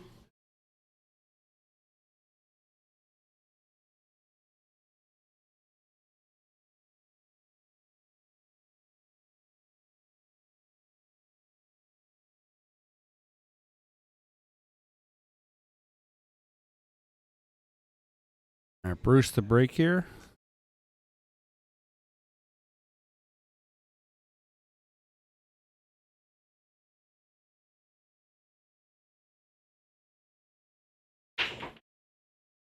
Nice sledgehammer break there. High, unfortunately. Hit that well for nothing to go in.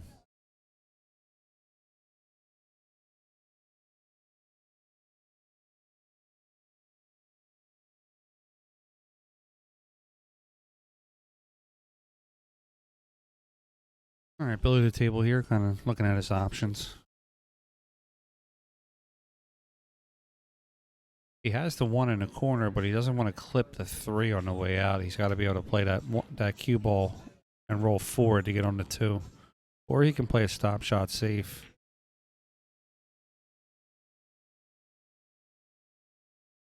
Kind of works, though. That worked out.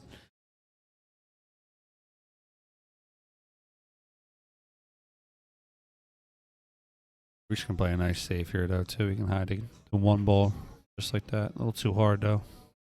Billy's going to have a lick at it.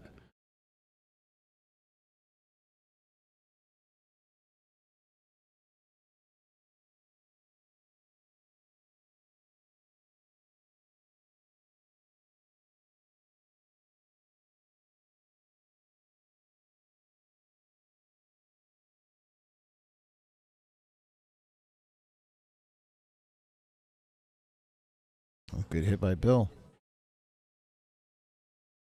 And behind the 9.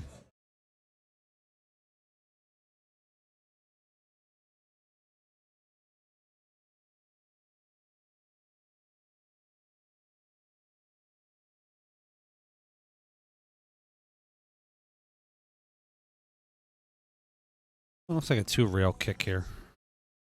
The best play. It looks like he's looking at hitting it straight. You got to go with the 2-rail, kick it up table.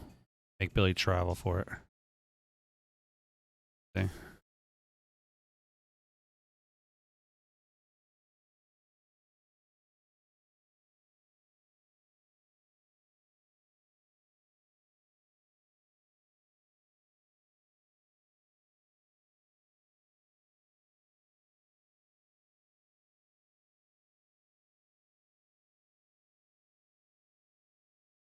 It's a nice cut. Spot with a look at the 2. Definitely got on that 2 ball. It just has to get on the 3. 2 to the 3 look is probably his toughest shot here at this point.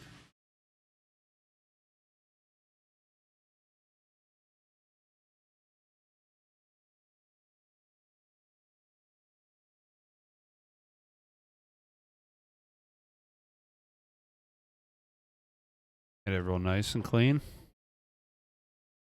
A little too much on the rail, though. Gonna be tough for him to kind of maneuver. He has room to hit the rail. Looks like he's got just enough angle on that 3. Yeah, he's got to stroke it pretty well here to catch the double out. Oh, he went rail first. Ballsy move, but good shot.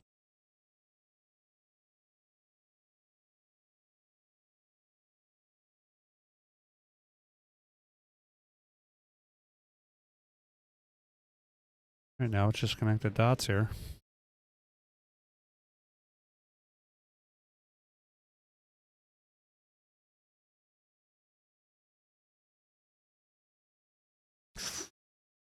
just overcut that.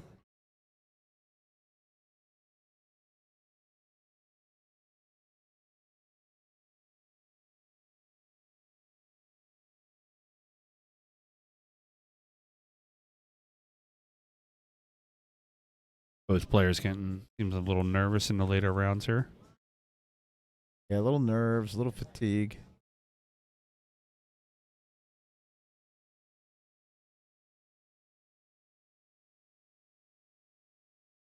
Has a chance to go out here. Send Billy home. Put himself at least into the money. How many spots in the auction payout?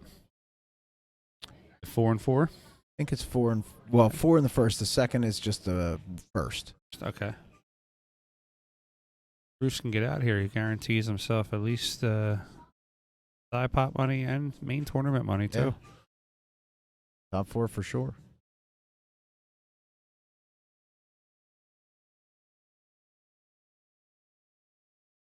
But a little bit of juice on that he did not need.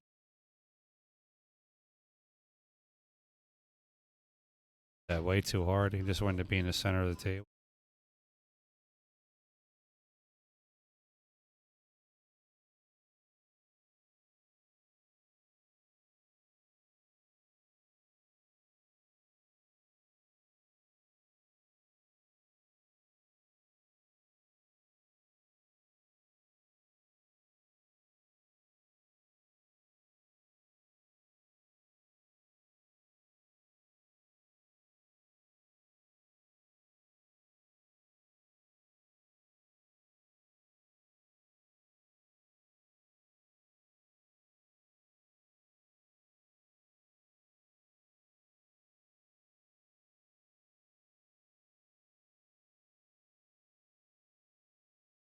He's looking at backward cutting that into the bottom right corner.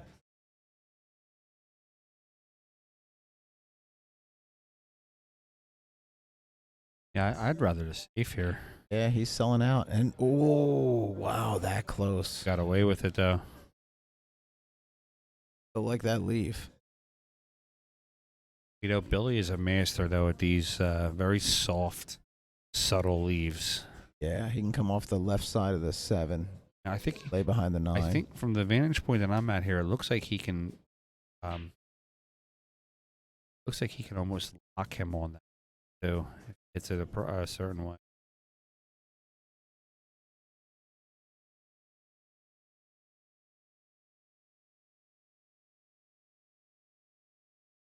Good shot.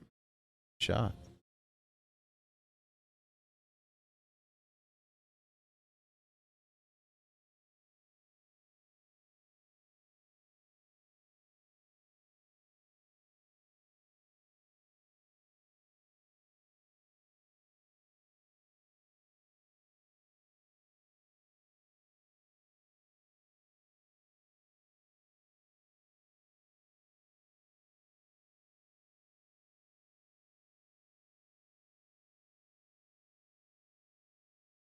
There makes a good hit here, and leaves Billy just the opportunity to get out.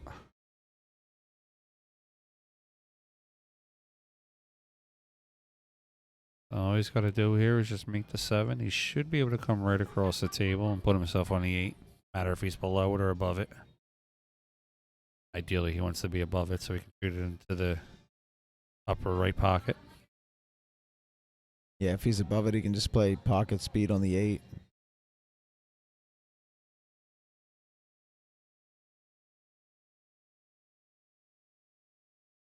Comes another safe again, probably. Kind of a two-way shot. Try to...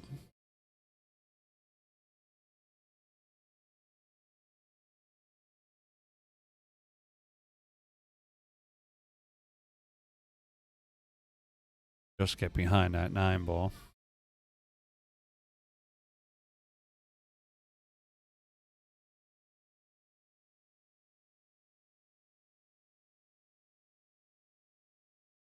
Another great shot by Billy.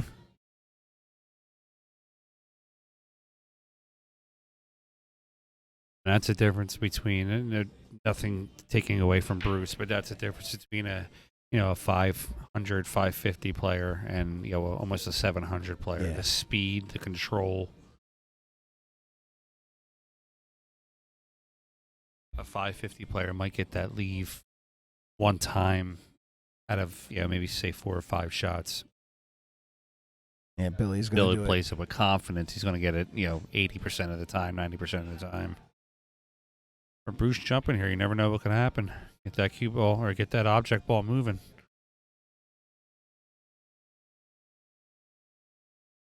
The 9 ball has to be called. The 8 ball doesn't. Gets it moving. You never know. I think it's going to be a ball in hand here. Oh, Wow, that was so he had it close. I actually thought he was going to hit the 9 from my vantage point. It looked like he was his angle of trajectory was low. Yeah, it didn't look like he had enough on it. Enough angle on that. Just cleared that 9 and made a great hit. Almost made it too.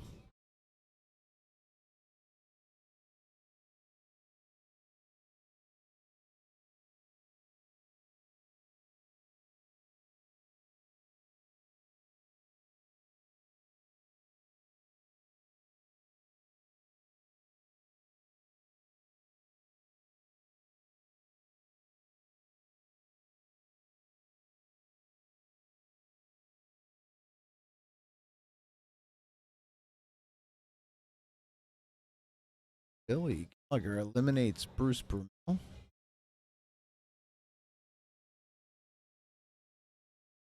that puts Billy into the final 4 and into the main tournament and side pot money.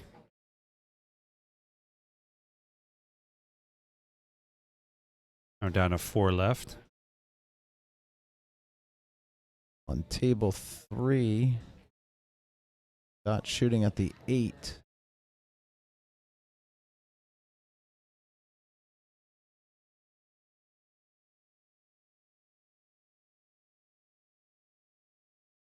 Trying to take Jerome Carmichael down to 2 chips and stay in this tournament.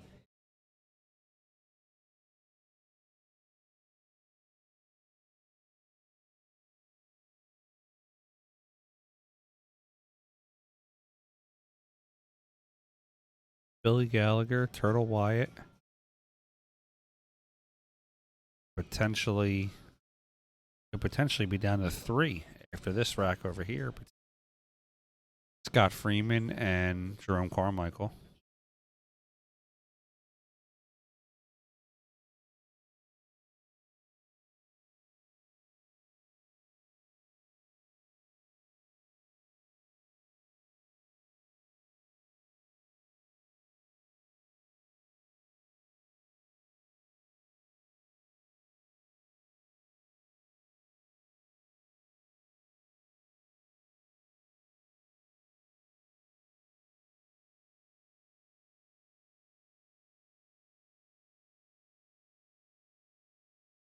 Final 4.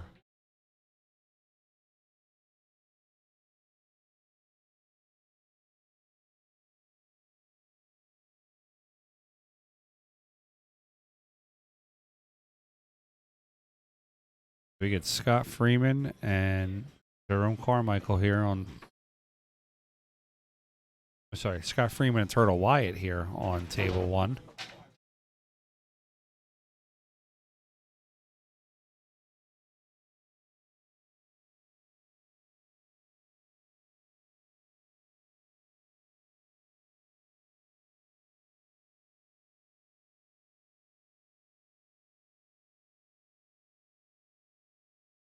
At this leg,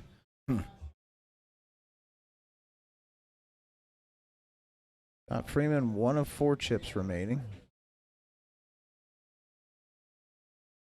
tied the ball right onto the rail there.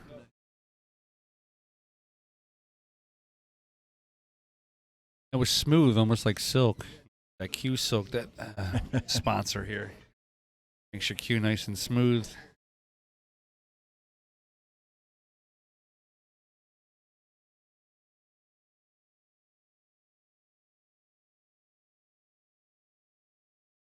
All right, Turtle Wyatt here. Turtle with 2 of 6 chips remaining.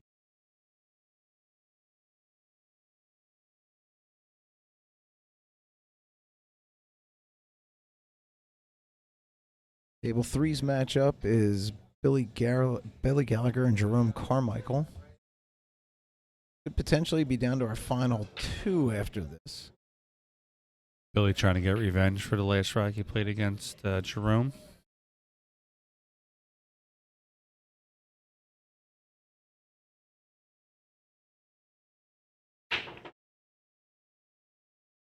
Oh.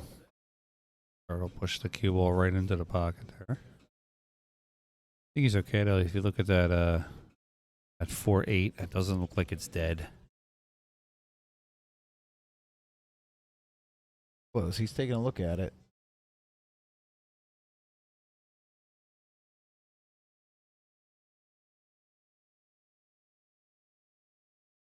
But as good as these tables roll and as fast as they are, I don't know if we should be hitting them. The ramping these breaks up at 22, 23 miles an hour is probably not a good thing in my opinion. I would probably take some juice off and be around 16, very controlled 16. Not a soft break, but you know, no, but kind of control. open it up a little bit, control it, try to make the one in the side.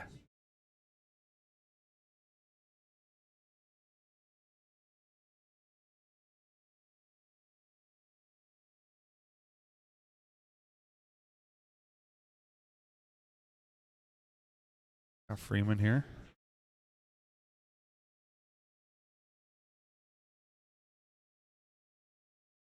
He does have a potential breakout on the 4-8.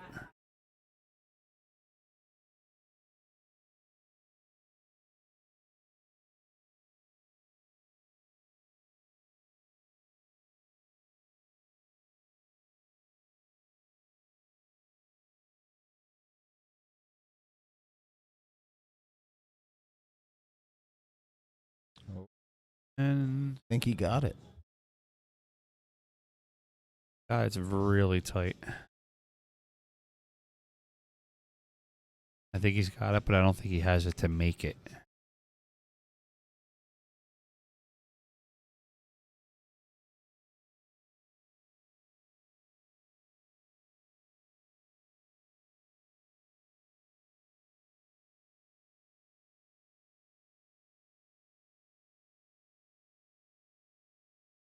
God's eyeing this shot up here.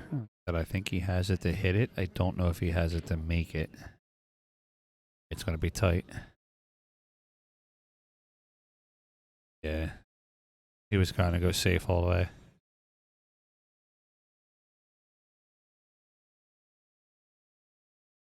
think he was trying to get him behind that.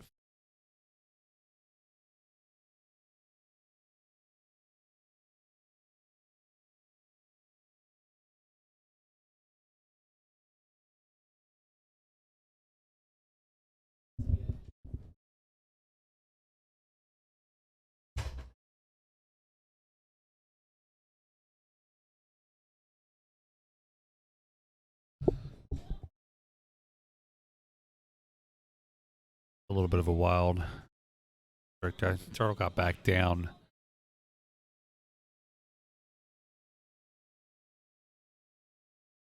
Didn't leave the easiest shot though. I mean, Scott's got to make the ball and get back down on the. But I think he can play soft on that 5-7 and make it.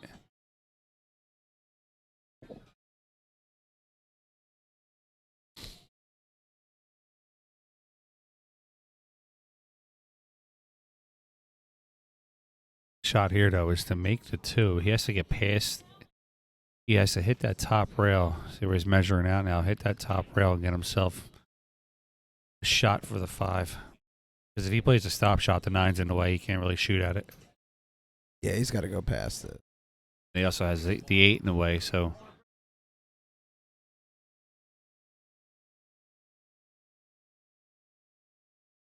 Not sure the 6 isn't in the way either.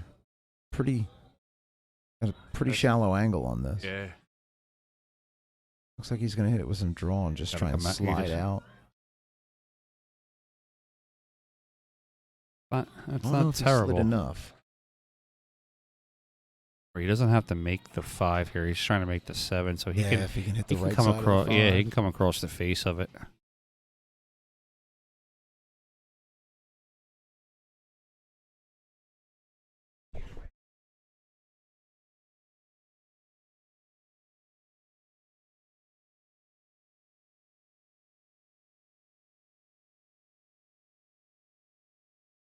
Here's the shot of the rack potential here.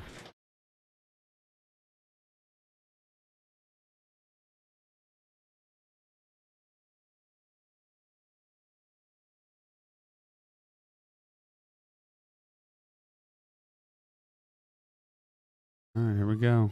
I'm across the face of the 5 to make the 7 cut. Good shot. He gets a good roll out of it. Oh, he could be out here. Oh. How's that 5? How's that 8 on the 9? Is it? You have a better advantage than I do. Close.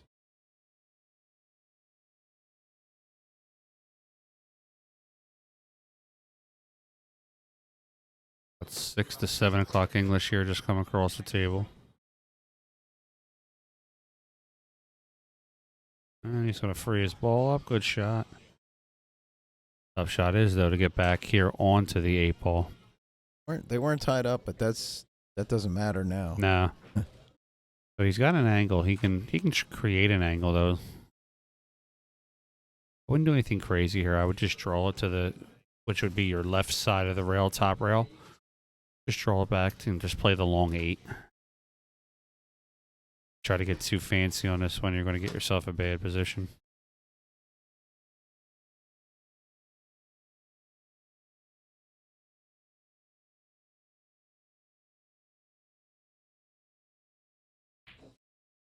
Like that. Oh, too much. You know what I mean? Well,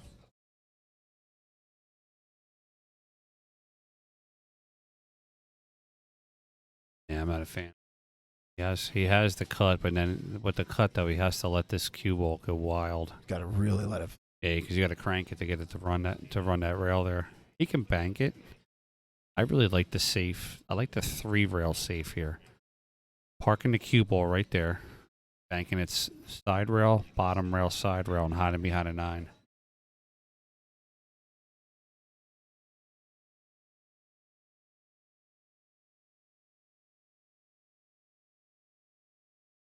I'm looking at it. I think a little bit of off the 8 and just park the cue behind the 9. You also go behind a 9 with it too. Yeah, that's a great shot. Yeah. Also, looks like that's what he's doing.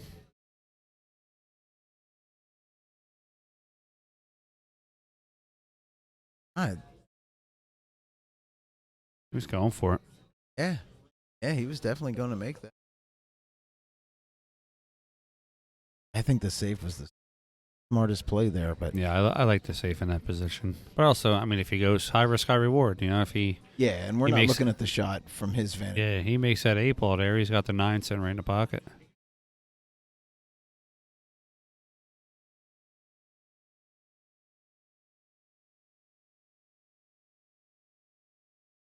Good shot there by Turtle Wyatt. Draw. Perfect speed too. Gets himself straight on the 9. Eliminates Scott Freeman here in 4th place. Strong finish by Scott. Turtle Wyatt, top 3.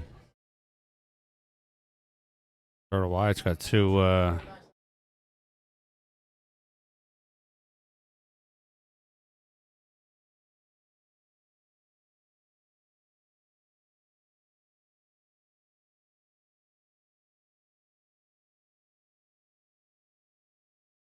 Billy Gallagher gets the bye. Jerome Carmichael and Turtle Wyatt. Billy Gallagher's still in it.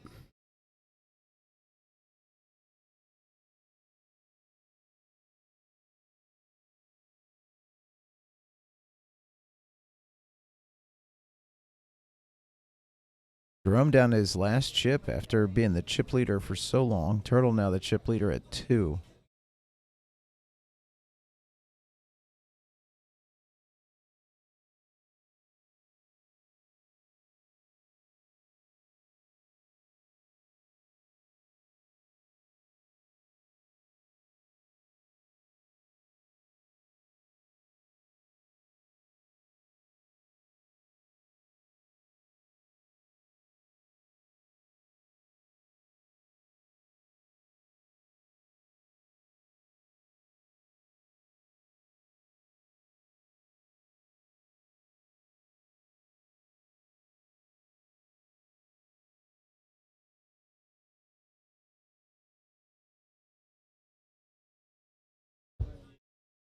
All right, here we go. Turtle by Jerome Carmichael.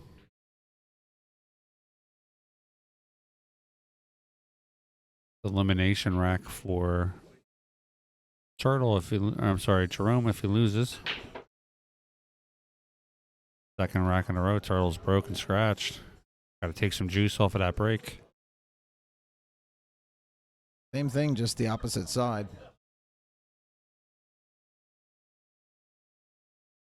Yeah, he's definitely got to take some juice off with these super fast tables here, and these great rails. You just got to, a modest 16 miles an hour.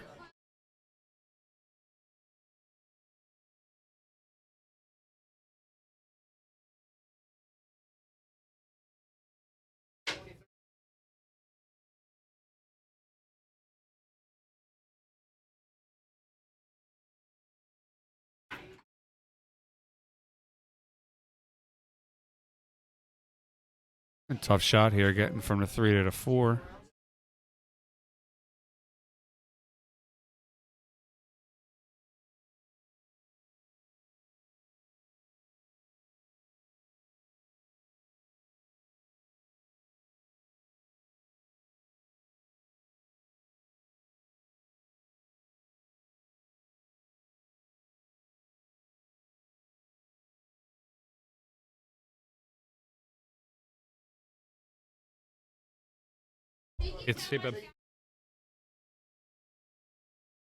I don't advocate usually too much for this, but I actually like the bank here. He's got a whole bunch of balls to shoot at there to make.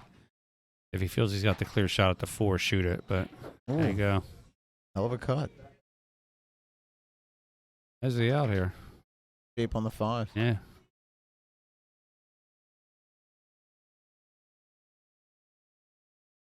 Good speed, get himself to the center of the table. 7 and 9 going to the same pocket.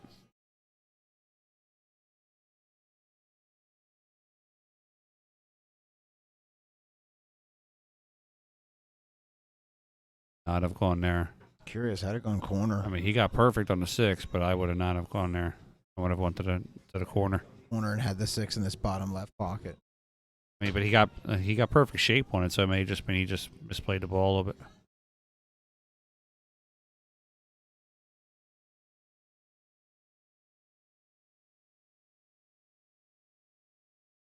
Turtle makes the 7. Tough shot on the 5.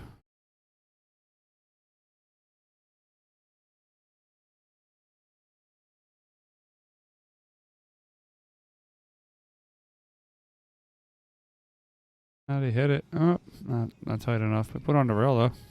Yeah, I think that's going to work out for him. It should earn him another shot at least.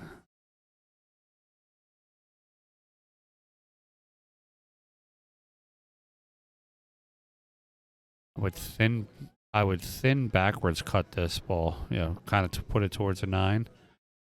A lot of right hand English high. I'm like 4 rails. Put the cue ball up around the 6. Try to tie it to that top rail.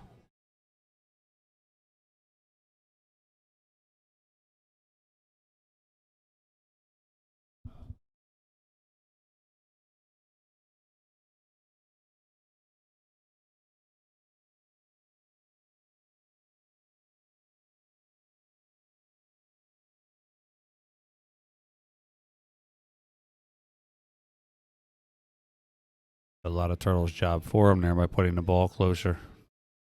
You got to separate those balls. Put the cue ball. Got a 5 and 6 are now close. He doesn't have to do a lot of movement here.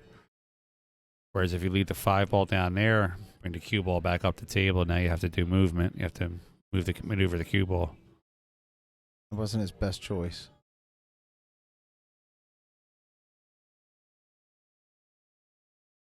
That's the thing too, as being the commentator and the shooter may have seen something different from his perspective. We don't, sitting over here, and the same thing, we see something from our perspective that's different from his.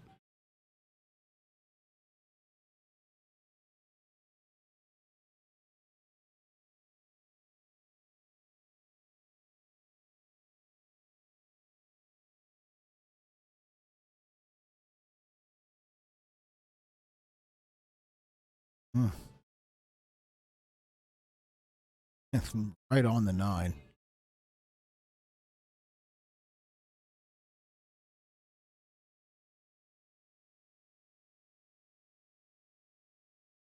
Turtle's not doing himself any favor. I'm sorry, Rome's not doing himself any favors here.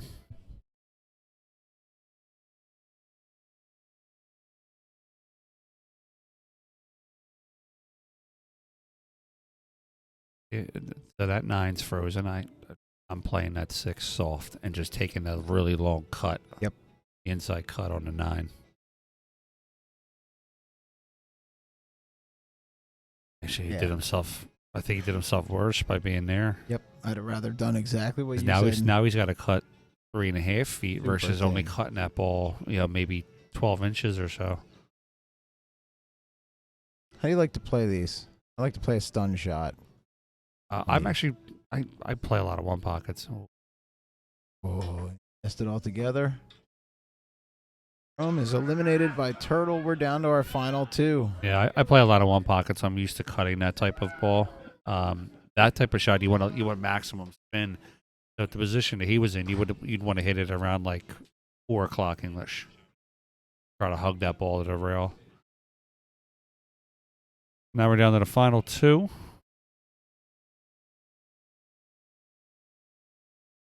Yeah.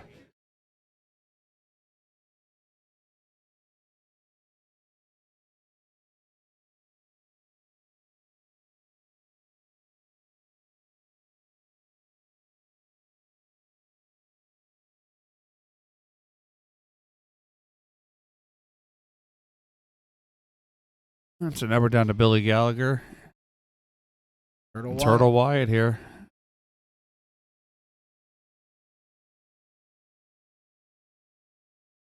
Billy would have to beat Turtle twice, as he has 2 chips. Billy only has 1.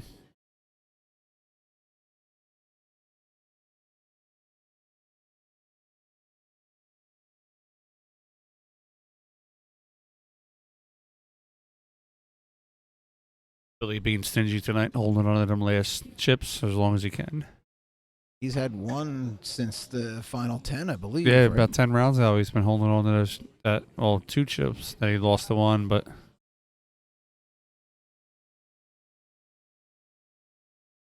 They lost that first match in the yeah. top 10, and then that was it.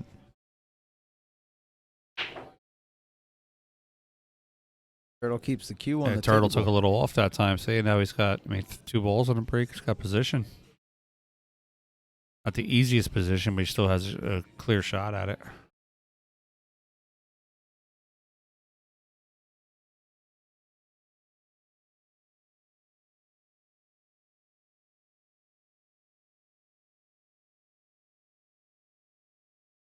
Nice cut. Turtle Wyatt controls his own destiny here. He gets out. He wins this tournament. Makes that 2 and gets on a 5.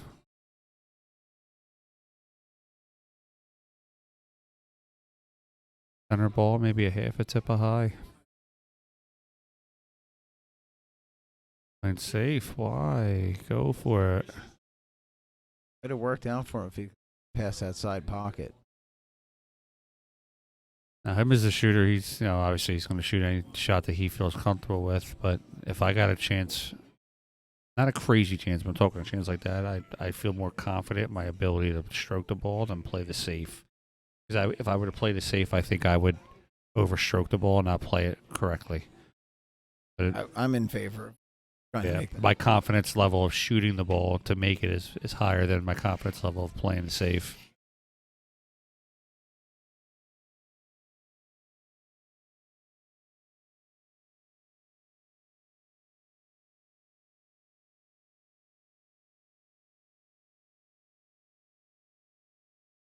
Billy just has to kind of, got the 6 clear, play the stop on the 5. He can float over, depending on how he feels with the shot. He could float 1 rail, or he could just kind of, about 4 inches, he's going to draw it back probably.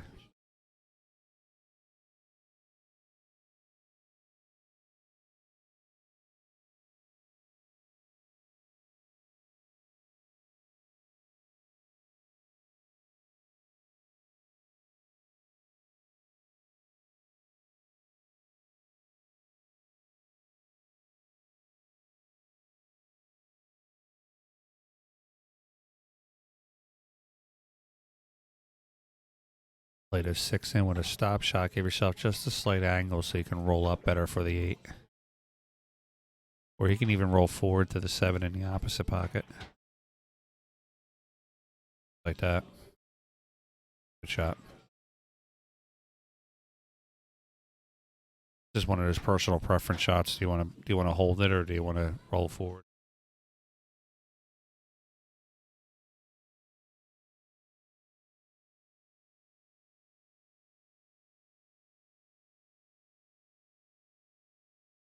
All right.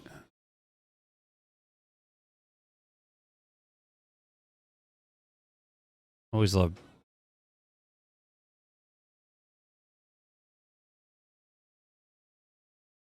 All right, so Billy just has to make the 8 and just come down the table here.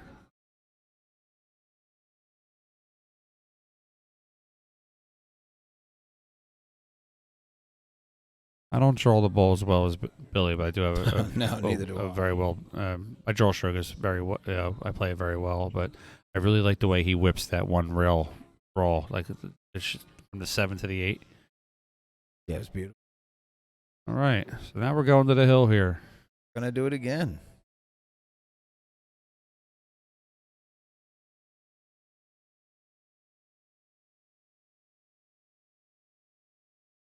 And just in each round, Billy doesn't just break again. They have to relag or flip or however they decide who the breaker is.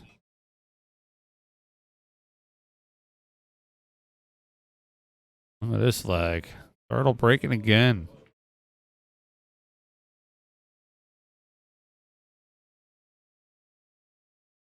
If he leaves a little something off of this one.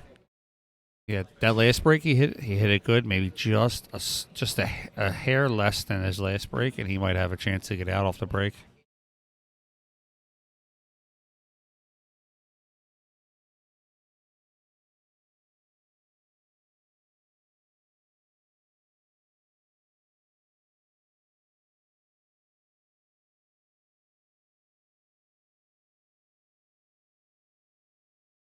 All right, boys, last rock of the night here.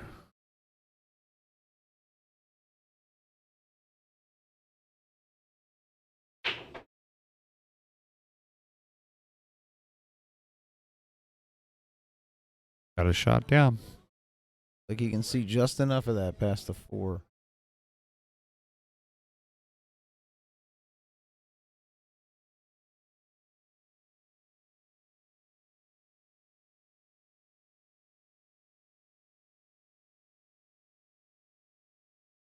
Two to 7's going to be the tough shot here.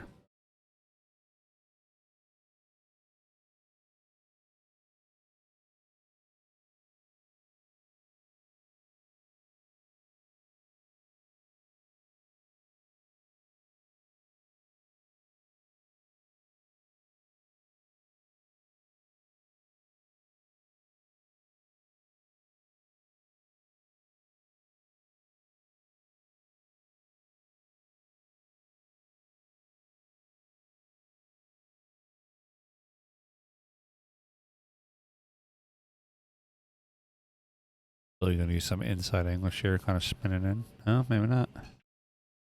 Oh, stay out of that side. Wow, he just gets away with it. Might have gotten a good roll there. Got a real nice roll there.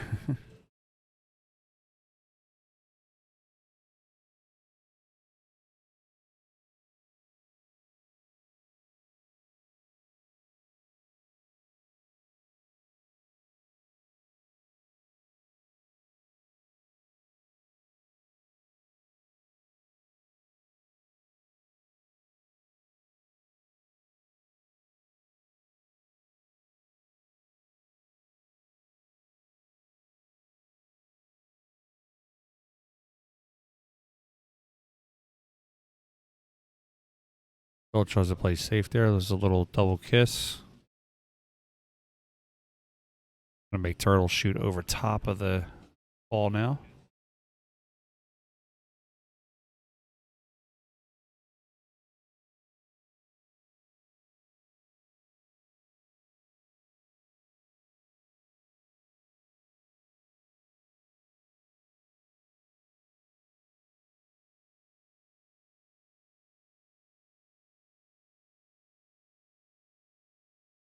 I'm going to do a nice safe here if possible. Drive it down the other side of the table.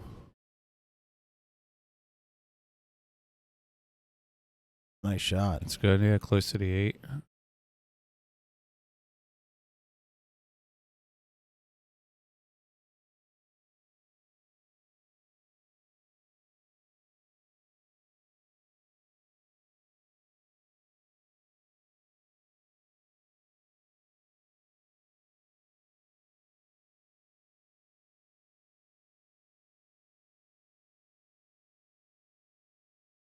Nice hit by Bill. Left the shop and didn't disturb that 2-7, so that the combo is still on. We're starting to see why these two players are the two left. They're both. Now, Turtle does have.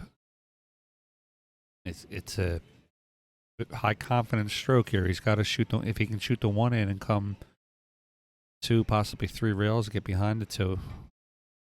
Just like that. 1, 2, 3. There it is. Nice shot. He's still on a combo shot here though. Once he makes the 2, if he makes it. That 4-5 is gonna be tough. He's playing safe again. Just a little firm. Turtles made 2 good shots to get position, and I think played possibly the shot after a little bit too conservative. Mm-hmm. I would have that 2. I think goes get on that 4-5.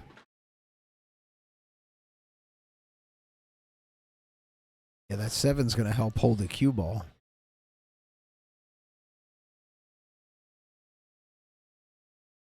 The 7 could hold it 2, or you could actually get lucky and miss the 2, make the 7.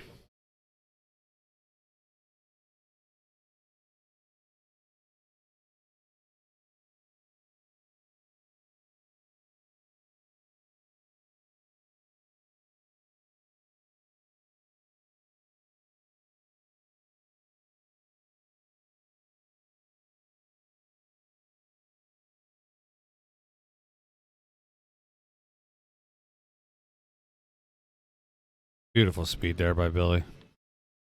Or, I'm sorry, by Turtle.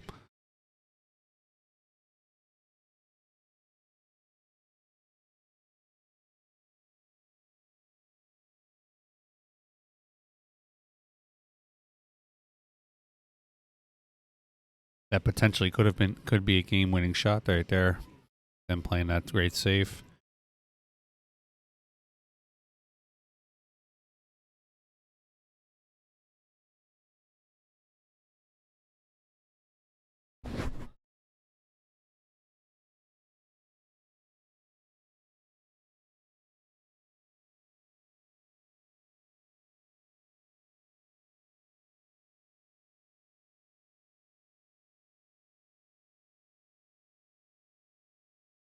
Here's the kick by Bill. 4 is just slightly in the way. Even if it kicks it in, he might not even have a shot. I'm sorry, the 6 is slightly in the way, not the 4. Doesn't want to come wide with it. He's got to try to hit it full.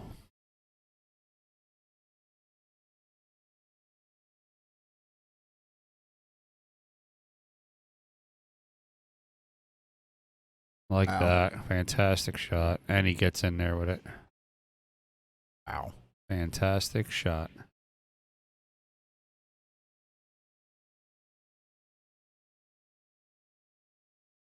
The only problem I see here is getting position. So he has a reverse angle here, so he's... Might be able to run into the 9. Yeah, so I was thinking maybe run into the 9 ball and try to catch a lucky roll and roll to the left of it. If he hits anywhere on the left side of the 9, he should be okay.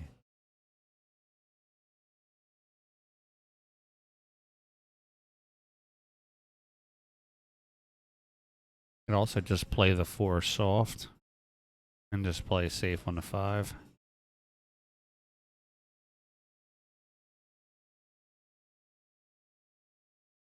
Wow, he hit it good there. He hit Just it gonna real say, I good went over there. to take a look. He wasn't gonna hit. He wasn't gonna be able to hit the 9. Yeah. A problem. If he makes the 6, I'm sorry, if he makes the 5, and getting onto the 6 is the next adventure, and I don't see anything after that.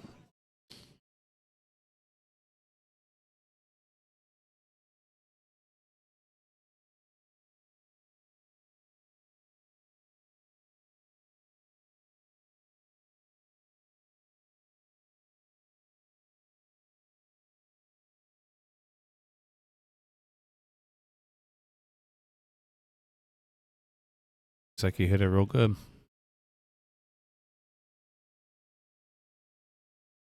Four balls left for the tournament.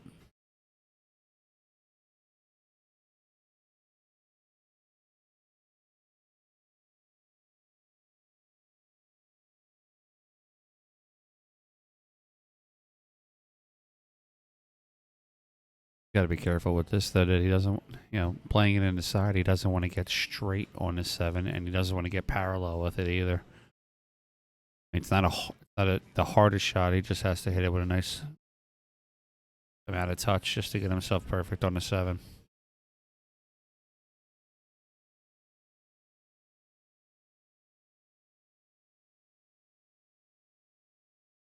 Good shot. It's excellent.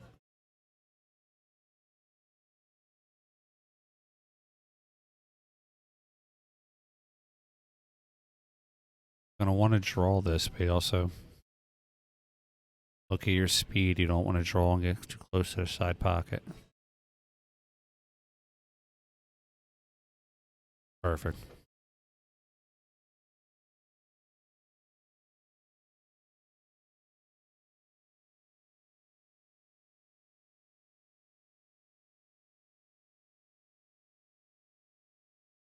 Two left.